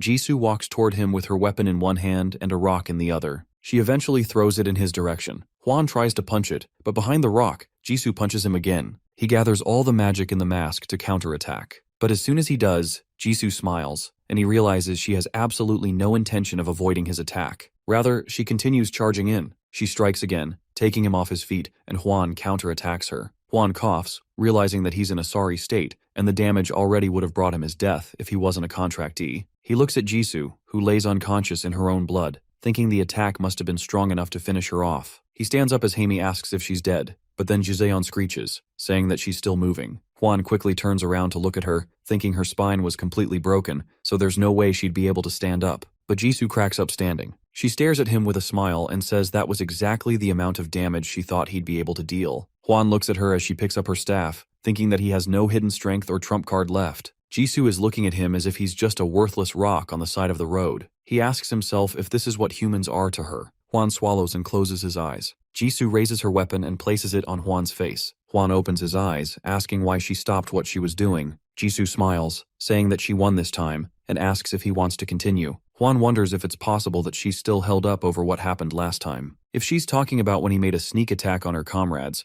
then she'd probably think it's better to just kill him. Jisoo says that he didn't kill anyone that day, even though he could have. She admits that she does want to kill him, but there are children behind him. Then she checks her stats and conveys Seahan's message, that there's someone else who also doesn't want Hwan to be killed. Hwan asks in confusion if she's letting them go. She clicks her tongue and says that she's sensitive to evil intentions, and at the very least, she can't see enough evil intent from him to justify killing him right now, and asks if he thinks of as some serial killer. Then she thinks that Seahan knows Hwan will protect the kids, and quietly takes her leave, walking away and leaving them alone. Hwan takes Suho and thinks about Seahan, the crow, and how now he's in his debt. Jisoo makes her way outside the building after fighting Hwan, and a heart beating weirdly quick could be heard. It seemed like what Hwan had said earlier had touched something in her heart. She remembers what Hwan had said to her when they stopped fighting. Hwan had stated that he is curious about something, and had asked why she followed him around, and said that she could become a lot stronger if she were just doing things alone. Jisoo asks what Hwan meant by him, and Hwan had replied that he meant the crow. He said that he knows for sure he is strong, but she is also exceptionally strong, and yet it seems like Jisoo is weirdly obedient towards him. Jisoo looked down, asking herself if that is the case, and Hwan reminded her that she checked her stats window while they were fighting, and asked if that was a message from the crow. He said that he can tell just from how she didn't kill him because of it. Jisoo turns around and says that it's a secret, and now she thinks that it's true that she is weirdly obedient, and Hwan is not wrong. And after all, humans don't throw away those who are obedient, but not yet, and it's still not time. She reminds herself that she needs to be quiet and wait until she is strong enough to hold him fast even if he tries to run away. Seahan looks at Hwan holding Suhoa with Haimi, Jaime, and Sua following him from behind, and thinks that he is sure they are Mina's friends, who he remembers seeing in the Dungeon of the Dreams. He senses a presence from behind, and without turning back he recognizes Azazel. He says with determination that she is the devil who formed a contract with Hwan. Azazel laughs and says that it's surprising, and shows interest that he knows who she is even though she hasn't introduced herself. He thinks that it's sure this one didn't form a contract with anyone in his past life, and he's sure that she would be quite lazy as the demon of sloth, yet she still chose a contractee. He finally turns around and replies that he has his sources. Azazel agrees, nodding her head, and says that she knows there are a lot of ways, and starts listing the possibilities, that he might have seen the future, or he might have a skill that shows him a certain keyword. Since the beginning, there have been a lot of things that cannot be known in this world, and it's easy to make things up too. Then she says that she thought he would kill her contractee. Seahan replies that he could have, and Azazel asks, then why didn't he kill him? Seahan looks down and says that there is a reason. After a short silence, he replies that the children need to live. Azazel asks if that's because of the contract. Seahan nods, replying that they are children who have already formed a contract with devils. Only a contract with a higher level devil can overrule that. Azazel thinks for a while, then claps her hands, saying that it'll be easier for her either way, since she won't have to put any more effort in, and she doesn't mind 1 or 2 more puppets. She says that she needed a maid of sorts. Seahan smiles, saying that she accepted his offer fairly easily. Azazel replies that he is quite interesting too, so she wants to have a good relationship with him. And to add to that, most devils only care about their own pleasures, but it doesn't seem like she is the only person who has taken interest in him, giving him a knowing smile. Azazel clicks her tongue and tells him that he has caught the attention of quite the annoying thing. Seahan looks at her eye and thinks that he should know that he possesses his complete victory skill and asks himself,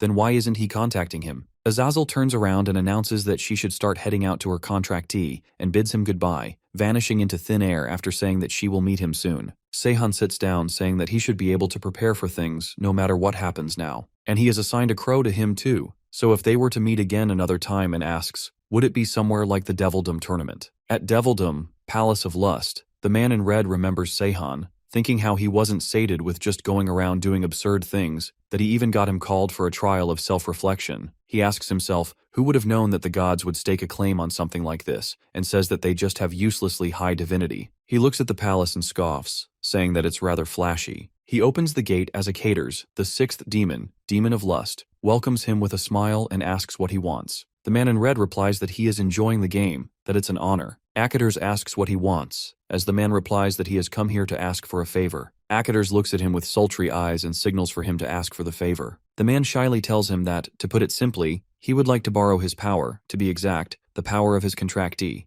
Seahan checks his stats as he gains another skill, mental resilience. Seahan gets happy and thinks how A-rank skill choices are nice. They give him mental resilience, a skill that can't be acquired by normal means, which is a growth-type skill to top it off. He should be able to advance it to S rank if he does some hard work. If he does, then he can consider himself immune to mentality attacks. The next time Seahan meets Jisoo, he asks if she can help him a little. He tells her to sit down as they both take a seat on the gym floor. She asks if she is supposed to just sit down, and Seahan tells her to just stare at him. She comes closer to him and asks if she's supposed to stare at him like this. Seahan gets back and says that if she can emit the bloodthirst from the heavenly murderer's body and try to show it like she did when she was fricking up the guys on the devil's side. She sighs, saying that it seems like he's acquired another weird skill. She takes a deep breath and opens her eyes as they engulf in a red glow. Seahan flinches as the skill starts activating. She asks if it's fine for him, and Seahan asks if she can make it any stronger. She nods and widens her eyes, and Seahan flinches hard. He grits his teeth and thinks that, as he thought, the murderous intent that comes from the heavenly murderer's body itself is treated as a mental attack. Normal players wouldn't be able to move properly, and he would be able to train properly like this. They sat there for a long time as Seahan signals her to stop for today. Seahan asks if there is something Jisoo wants from him,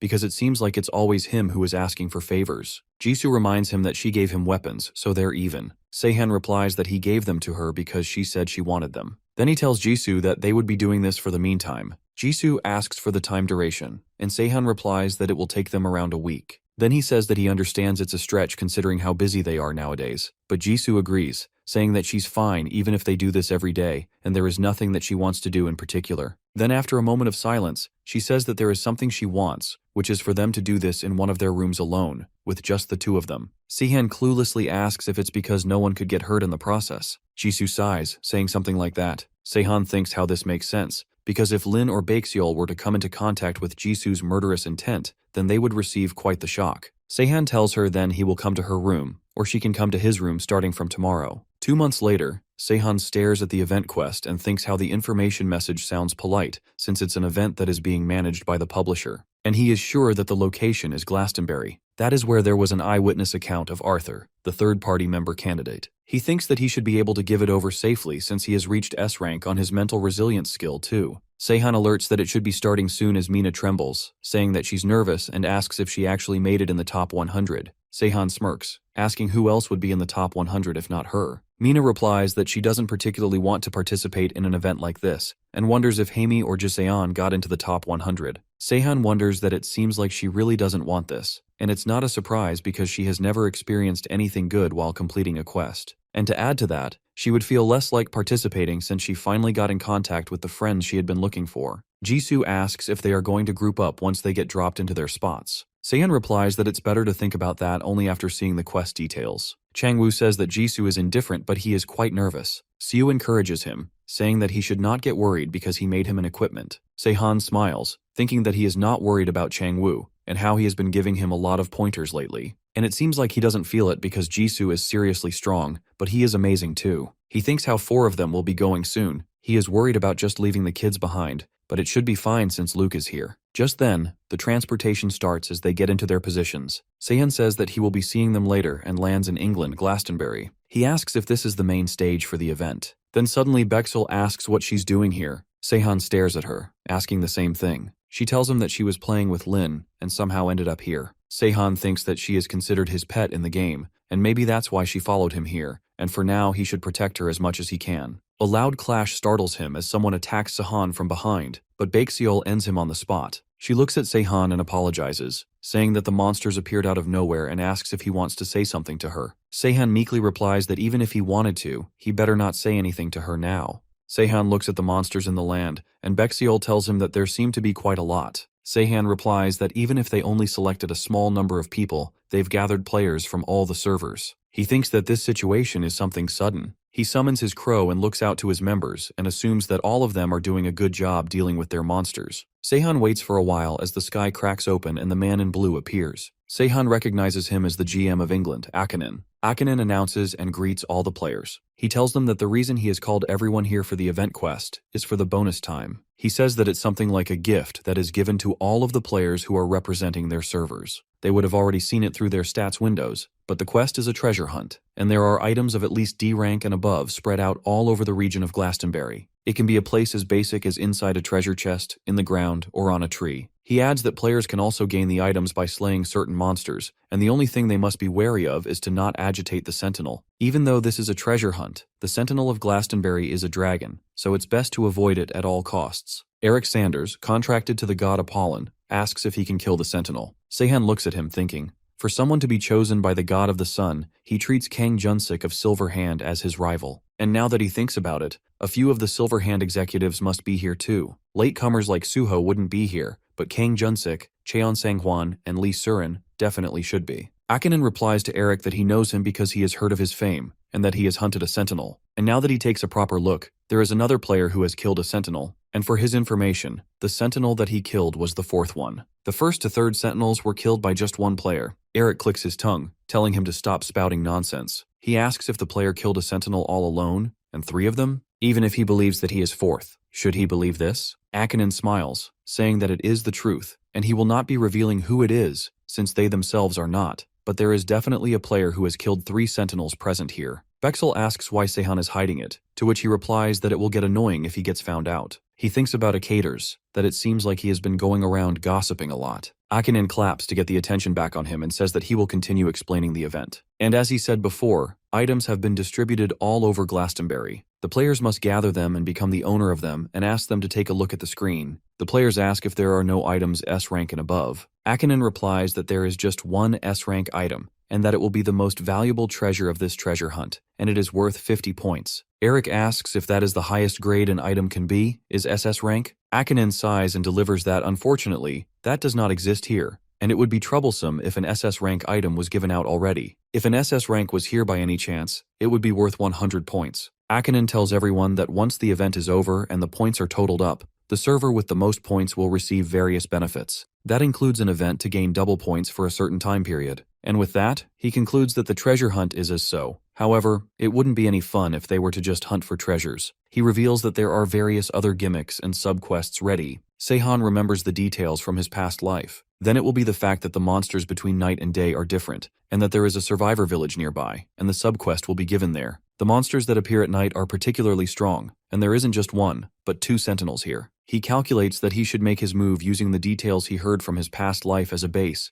and there is also a place that he needs to find as well. Akinen says that there is one thing they all must be aware of, and that is, they cannot put any items that they gain from here into their inventory until after they return to their server. They must store them in a bag or use another skill, and the reason for all that is plundering. And with that, he starts the treasure hunt, telling everyone that the quest's time frame is 2 weeks, and prays for everyone's success in the battle. Bexel asks what Seahan's plan is from now on, and he suggests that they should leave together, leaving the others behind because he's sure they will be okay on their own. Seahan concludes that even though the GM said the SS rank item doesn't exist, he's sure that it does. Seahan tells Bexiol that there will be a village. She asks, locating a place, if that is the said village, but Seahan tells her that place is already under monsters because he can't see any traces of humans there. Bexel asks where the village is, and Seahan replies that he will find out about it using his probe skill. Seahan thinks how he couldn't see any village through Crow's Eye, so the village must be at a place that can't be seen with the naked eye. He starts locating lakes because Arthur told him that the village is close to a large lake, and finds it quickly. He also finds out how Jisoo has joined up with Changwoo, so she won't do anything rash either. Bexel asks how long it will take and says how it seems like it's been long since they entered the forest. Seahan assures her that they will reach there soon. Just then, he hears some players fighting over some item. Seahan sends his crow to inspect and finds Lee Ah-hyung of Lycoris and Saintess Shin Yuhua fighting there. He questions why they are here, since they already have a lot of followers. Bexel asks if he's going to help them because they might end up fighting seriously. He asks if she can tell using her magic, and admits that her abilities are improving daily. He tells her that they'll resolve it on their own, and says he doesn't understand why they're fighting when they're from the same server. He adds that it could get troublesome if they spot him. When they reach the place, Bexiel tells him that she can sense strong magic, and it seems to be magic to ward off monsters. Seahan confirms that this is the lake Arthur told him about. He assumes Arthur must have been mentally exhausted after finding out that there would be monsters even around the lake,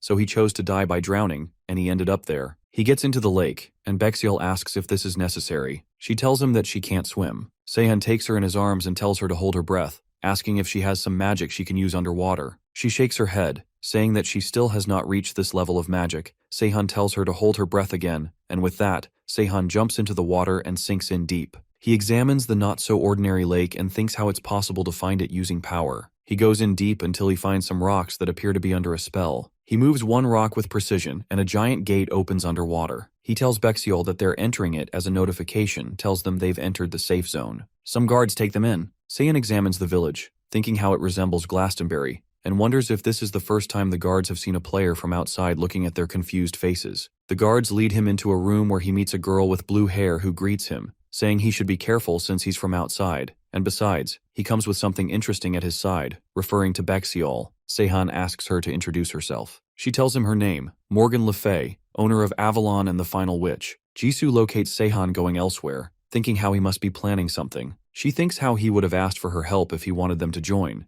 but she does not have special skills like Mina now. She can't make equipment like Seo, she can only fight, which Changwoo and Arthur can easily do as well. In the end, she's not special. She remembers that she was with him before the world turned into a game and feels regret. She would have done things differently if she had known. For now, she only has her power to show, and she is far weaker than Seahan to stop him, so it's better to just be obedient to him, just like she did with her parents, since she is always a good child. Which is why she has a passive immunity that targets mental status effects, and because of this, the urge to kill wasn't much for her, and she was able to remain a good child. However, the feeling of Seahan getting away is eating her. She controls her urges and stops herself from going berserk so as not to make Seahan hate her. She tells herself that this is not the time, and she should remain a good child, and so she rejects the offer. At Avalon, a utopia where fairies and magicians roam and where the real witch, who has been alive since the end of Legends, Morgan, stays, Seahan tells her how he did not know where he was coming. He wonders if the other two witches are gone since she is the final witch. Morgan asks if she can hear their introductions as well, and tells him that she knows he is the newly appointed crow sign. She stares at Bexiol and says that she thought she was a unicorn, but instead she's a Killen. She examines Bexiol and remembers how the Celts said that they would become elementals or something in the game. She says that it's been so long since she's seen a human here without the guidance of a fairy, so she will grant them a wish. Seahan asks if she can grant him the sword of a myth. Morgan nods, saying that it shouldn't be a problem, and snaps her fingers as the Excalibur appears. Seahan notices that he can't read its details,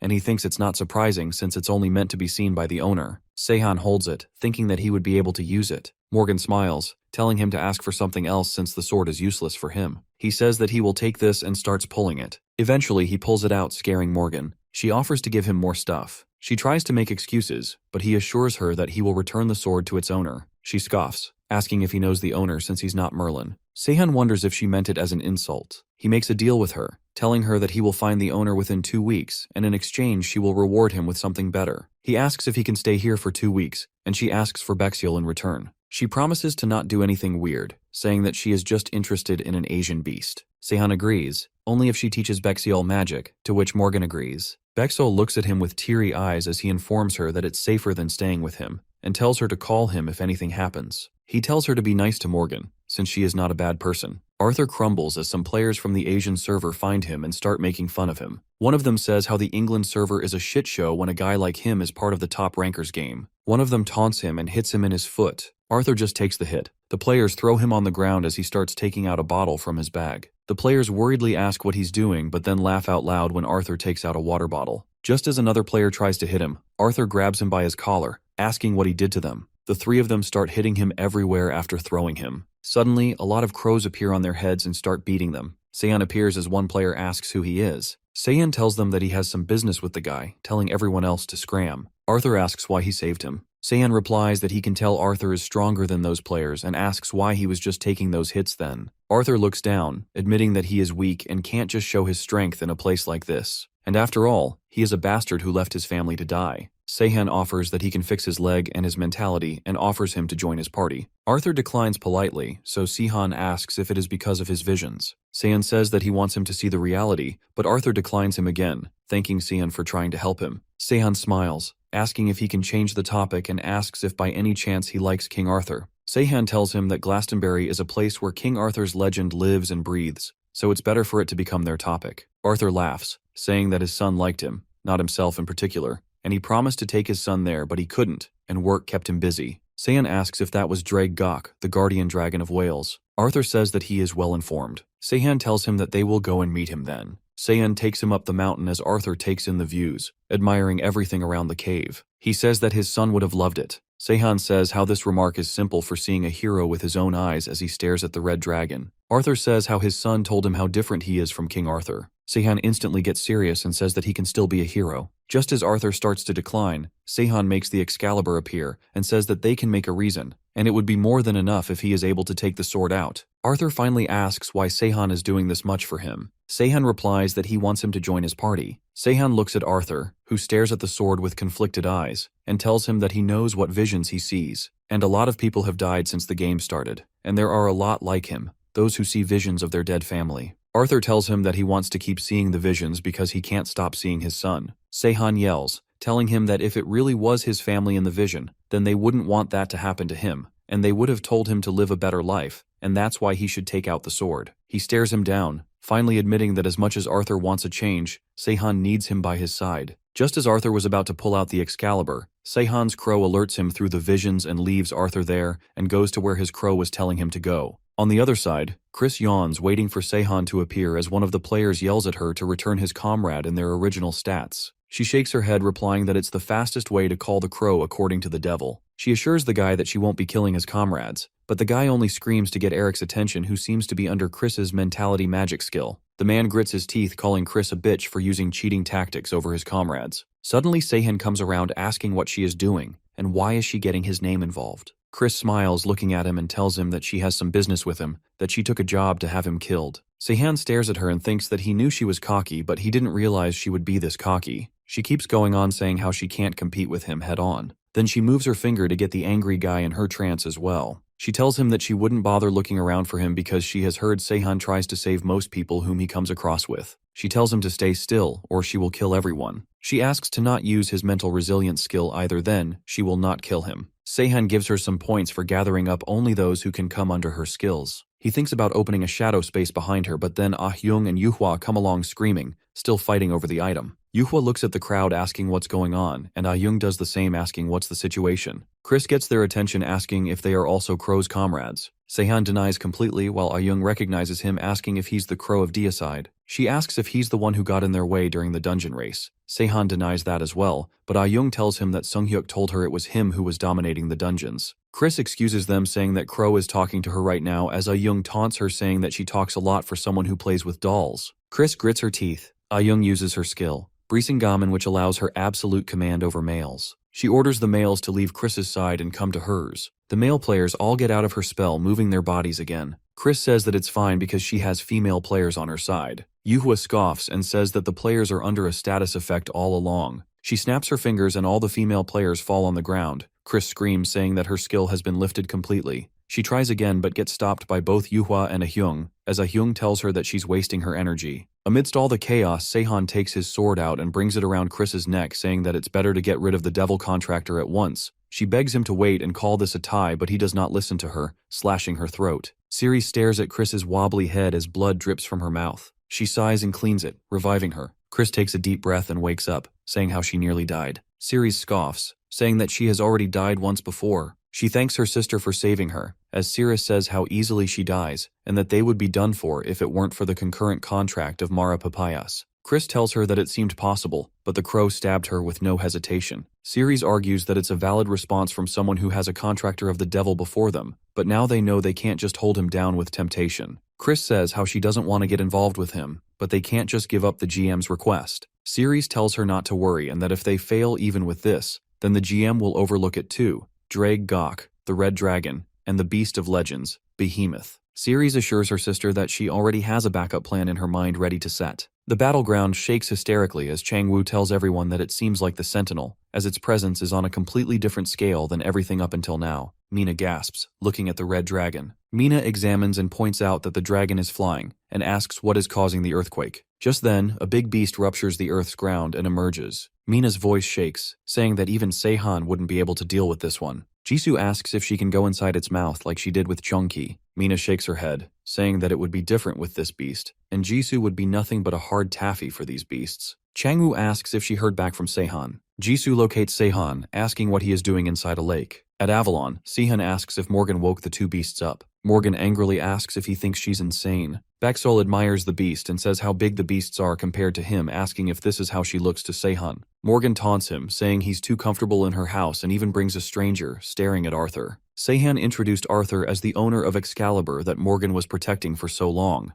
Morgan tells him to demonstrate so she could believe it. Seahan tells her how she wanted it to happen in front of her eyes anyway. Arthur stares at the sword and says that he's sure he didn't say anything about taking the sword out. Seahan screams, saying that he doesn't have a chance and how he could still stall for time after seeing the beasts. Arthur asks if it's guaranteed that he can take it out. Seahan abruptly nods his head. Arthur takes the sword out as the notification alerts the players in the battleground that the owner of Excalibur and SS equipment has appeared, shocking everyone. Morgan praises Seahan for his keen eyes, and Seahan says how his eyes are way better than hers, making her grit her teeth. She takes a deep breath and then fixes Arthur's injuries. Seahan smirks and says that it's time for them to make a contract, and the limbs he couldn't use before should all be recovered now. The players all look at the red dragon taking rounds above their heads. One of the players exclaims how nothing is going the way he wanted things to go. Another girl replies that she's sure the guildmaster will come up with a great plan. The previous player shakes his head, saying there's only so much the guildmaster can do, and it's good that he can't compete since he lacks military power. A party of players comes up with a plan that they should try to subjugate the behemoth first, because the dragon will be difficult, but they can definitely kill the behemoth.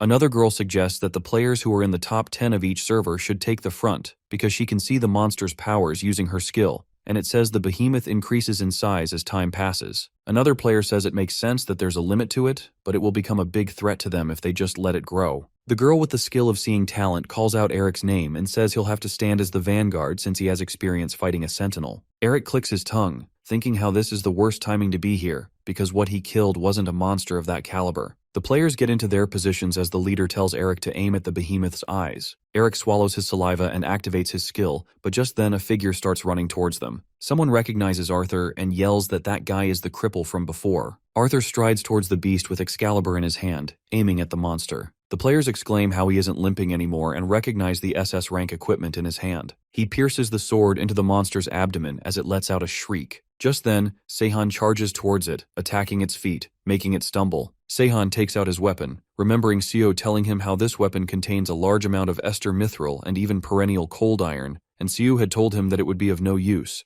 that he just made it because Seahan asked him to. Seahan takes the weapon and flies toward the monster, aiming it at him. He smirks and admits how everything has its own use. The monster stumbles, and Seahan orders Arthur to attack the legs and try to restrict its movement as much as he can. Arthur whines how right from the start Seahan has asked him to do difficult things, but it doesn't feel impossible either. He exhales and pierces the monster in its chest. The players look at the scene as the girl from before asks if they are just going to stand and watch, suggesting that they should all attack before it gets more powerful. All the top 10 players start using their skills against the monster, creating a whirlpool of different energies. They all wait for a while, but the monster lets out a screech. The players stand on their toes, attacking the beast again. Eric asks himself if they even have a chance against this thing. He senses something strong from behind. Eric turns around to find the red dragon coming their way. His breath halts for a second, realizing that the dragon is coming too. The red dragon comes around, revolving in circles around the players. Eric calls out how one beast was hard enough, and now they have another one on the list. He looks at Seahan, who is flying, examining the outcome,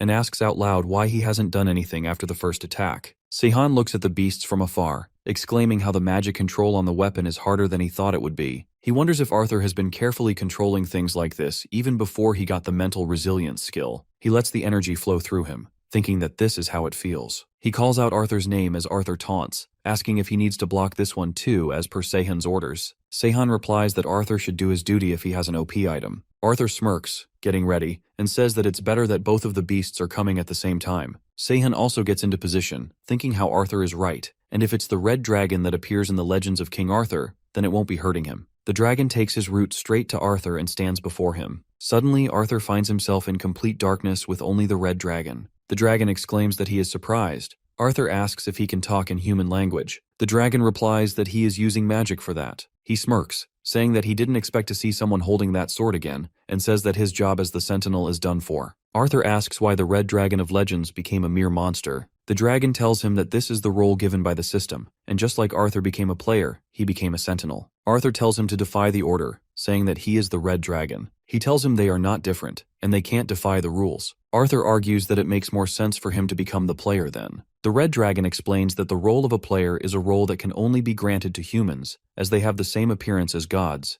and this is why they are able to take them as their avatar. The dragon shares how he has thousands of things he wants to tell him, but for now, he can only help him as the legend says. They both come back to the real world as Arthur begs him to tell him the details, but the dragon turns toward the beast and drags it down, holding its thorns. The players stare in shock, asking what kind of a fight this is. The dragon then stares at Seahan, and Seahan wonders if this is the dragon's way of saying that he won't get involved directly. He takes out his sword and pierces it through the beast, shredding it into pieces. The blood spatters everywhere, covering Arthur fully in the blood. The system announces that Seahan has acquired a new title and a special reward will be given to him. Seahan gets back on the ground as the red dragon goes back. Seahan thinks how, as a sentinel, the dragon wouldn't have any other choice but to fight if he stayed here. Some players start surrounding him, praising and introducing themselves. One player says how he didn't know they had such a player among them, saying his name is Julian. Seahan smiles, recognizing many. They were German players who formed a contract with a god from another constellation. Just then, the girl from before asks if they can have a small talk, but Seahan politely declines. The girl understands him, saying that they will have another time to have a chat. With that, he takes off with his crow wings. Flying across the skies, he thinks how now one thing is certain, and that is, from now on all servers will be connected as one, and the scale will become bigger, and it's important to know talented players, even if just one, in preparation of that time. At the Palace of Lust in Devildom, Arcadis sternly asks what Acater's meant by the plan failed. He asks again if he's saying that Seahan withstood her mental attack. Acater smiles, nodding, saying that's exactly what happened. Arcadis thinks about how he told him the location of the red dragon and even the behemoth, but it was still a failure. Acater casually adds that the behemoth and the red dragon weren't even a little threat to Seahan, and if anything, Seahan was just a bit surprised, ending his speech and says that the player is weirdly strong. Arcadis grits his teeth, noting how Acater seemed to be enjoying this, and the other demon responds that players like that are good motivation for people like them. He's already anticipating the show Seahan will give them, especially because there's a tournament coming soon in Devildom. Arcadis thinks how Seahan already knew how to handle each sentinel, how the monsters weren't even a challenge to him,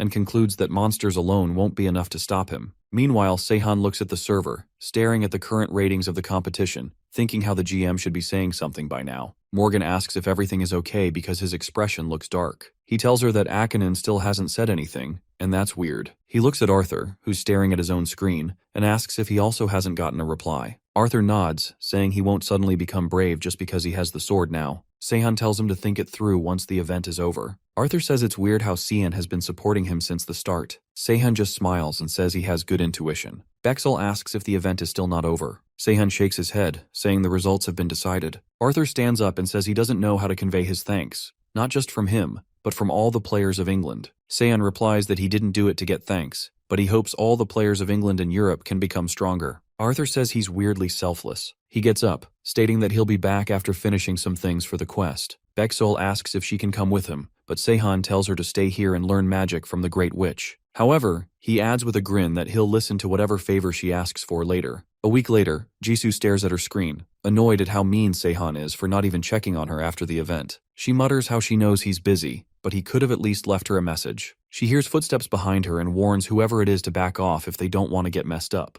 But the person doesn't stop. She turns around and finds a guy who greets her, says that it's been a while, and calls her Nuna. Jisoo recognizes her brother, Hyun-soo. He says he's glad she's alive and that he heard from their mother, but he was still worried. She asks if he's been with Mom. Her emotions flare, but she forces herself to calm down. She asks if he came here because he has something to say. He jokes she's being mean and says he only came because he saw her along the way. She smirks, saying she knows what's going on in his head. Hyun-soo laughs, saying she's still as cautious as ever and that he knows she's lived her whole life in silence. She warns him not to say anything stupid. He tells her he just wants them to meet in Seoul, him, her, and their mom. Meanwhile, Sua screams while waking up, startling Haimi, who asks what's wrong. Sua breathes heavily, saying she just had a nightmare, or maybe a vision of the future. Haimi asks what she saw. Sua says that everyone from Seoul will die. Haimi nervously asks if she means that girl, the one who killed Do-young. Sua nods. Haimi asks if that girl is the one who will kill everyone. Sua explains she can't be certain because the future keeps changing, but yes, she's there. The slaughterer who bears the karma of thousands. Seahan checks the status and thinks how the fame of the Deicide Guild has increased, and it will become troublesome if it goes up too much. He looks at Mina, who is smiling at him with all her teeth. Seahan thinks that it's valid, because the fame is also partially due to Mina. She was just farming while the others were focused on the dragon and has scraped up so much. But the only thing now leaving his mind is how the atmosphere around Jisoo seems off lately, that it doesn't look like she's sulking. He thinks that he would have met up with her once and said hello. He looks at her staring at her inbox. Just as he comes closer to her, she quickly turns her server off. Seahan asks why she is so surprised. Jisoo quickly waves it off, saying that it's nothing. He tells her that he caught her staring at her inbox and asks who it came from. Jisoo finally tells him that her younger brother showed up asking her to meet up, and unlike her, he was always great at everything he did. That surprises Seahan, thinking that there is another person who is more powerful than her and he has never heard about him in his previous life. He asks if she is hesitating because she does not have a good relationship with him. Jisoo shakes her head, saying that it's because he is with their mother. Seahan says that it's good because she has been looking for her mother since before. Jisoo admits that her mother doesn't like her, and to put it simply, she fears her. Seahan concludes that this is why she is avoiding them. He asks if she wants to go with him. Jisoo points out how he is considerate today and says that there is a problem which he will know once he gets there. They make their way toward the back alley. Seahan asks if they are going the right way since this is where the devil's puppet resides. They enter an old food cafe where the owner screams and calls her the devil slaughterer once he sees her. She angrily asks for 2 Americanos and the waiter nods. Seahan thinks how popular Jisoo is in this world, more than he thought. Soon enough, her brother comes inside. She asks where their mother is, but her brother looks at Seahan. Jisoo tells him that Seahan is the guy she likes, which makes Hyunsoo laugh. Seahan stares at her, thinking how this is the first time Jisoo is admitting it. Seahan lets go of it and stares at her brother, recognizing that he is a devil contractor. Hyunsoo takes the seat and says that he has something that he needs Jisoo to see, and he's a lot different from before, and announces that he has formed a contract with the devil that is ranked 17th in the devil hierarchy, and says that Jisoo still has not made a contract with anyone. Seahan thinks about how she is in a contract with him. He taunts, saying that Jisoo is like before, always restraining herself. Jisoo tells him that she's comfortable like this. But then he calls Jisoo a monster and then scoffs when she doesn't answer. He says that he will let her meet their mother and then asks her to follow him. Seahan stares at Jisoo, thinking if this is the same girl from his previous life. Jisoo had always been a child with many talents, but as Jisoo did better and better, her father asked for even more from her. Her father screamed at her, saying that for all the money that he put into her, is that all she's capable of? He screamed at her, telling her to be better, that she should be showing him results for everything he had done for her. And while he screamed at her, Jisoo's mother saw her daughter's talent of being able to fulfill all the ridiculous demands and felt all the fear, and that fear changed into violence. She hit and hit and hit, and only just felt relieved once she saw her daughter's tears. However, violence was something that held no effect on Jisoo, and when her mother saw her smiling again even while shedding tears, she felt the fear 10 times worse. No amount of pain could inflict fear upon Jisoo, and that's how much Jisoo relied on her mother. She realized that this was wrong, but it was already too late by the time she had realized it. She needed to be obedient. She needed to hold back, and after that, Jisoo started hiding her talents. She lowered herself by even turning a blind eye to her father's demands. And even so, Jisoo's mother held no love for her. Just like that, her younger brother was met with her father's expectations, and even her mother's love. Hyunsoo, who had been the center of attention under the shadow of Jisoo's talent, desperately tried to meet their expectations, though it was always a worthless comparison. His father would ask him if this is all he could do. Seeing all that was only up until her admission to university. After that, it was just a long wait for her mother to forget the past. She would think to return once her mother had forgotten everything, and she would live with her without being weird. Then the world changed. Their father died, and her mother still avoided her. She thinks of everything walking behind Hyunsoo. She wonders how, after all this time, she is saying that she will meet her now. She notices that something is not okay. Seahan calls her out, asking what's wrong and if she's bothered by other guys here. She tells him that it's fine, but she can still feel their evil intent. She tells herself to hold back because her brother is also here. She needs to appear as a good person, that even Seahan is here, so she can't let her inner self show. She needs to stay calm. Hyunsoo says that everyone calls her the devil slaughterer, and how strange it is since she is not an avatar nor a contractor, so he guesses the guys who got killed by her were just weak. They entered a room as many people greeted Hyunsoo, calling him the branch manager. She looks at him, questioning him. Hyunsoo tells her how he became the branch manager of the guild Waning Crescent Moon, and he's managing the Fangnam branch, sounding a little too proud. He says how he is different from her, as she is still nothing. Jisoo nods. Hyunsoo asks if she's not jealous, and asks if she's finally accepting that he is above her. She simply asks for their mother. He calls her boring and tells his secretary to bring it here. Something weird happens in Jisoo's stomach as the person brings a box. Her eyes widen as Hyunsoo gives the box to her, saying that it's a present for her. She shakes her head, saying that there's no way, because her brother liked their mother. As she opens the box, life goes away from her eyes. Hyunsoo laughs loudly, asking if she liked the present, saying that the present is their dear mother who she liked so much. He says how their mother was always too scared, so he killed her. He tells her that he took revenge for her, because she used to hit her so much. He tells her how he became successful, but she still looked for her, saying that she would feel safe with her. Seahan thinks how insane Hyunsoo really is. He tells her that Jisoo will be their mother soon, saying that mother will always be by her side. Seahan thinks that it can be hard for Jisoo to lay a hand on her brother. Seahan stops and feels the aura changing inside the room as the head from the box falls on the ground. He wonders if this feeling is coming from Jisoo.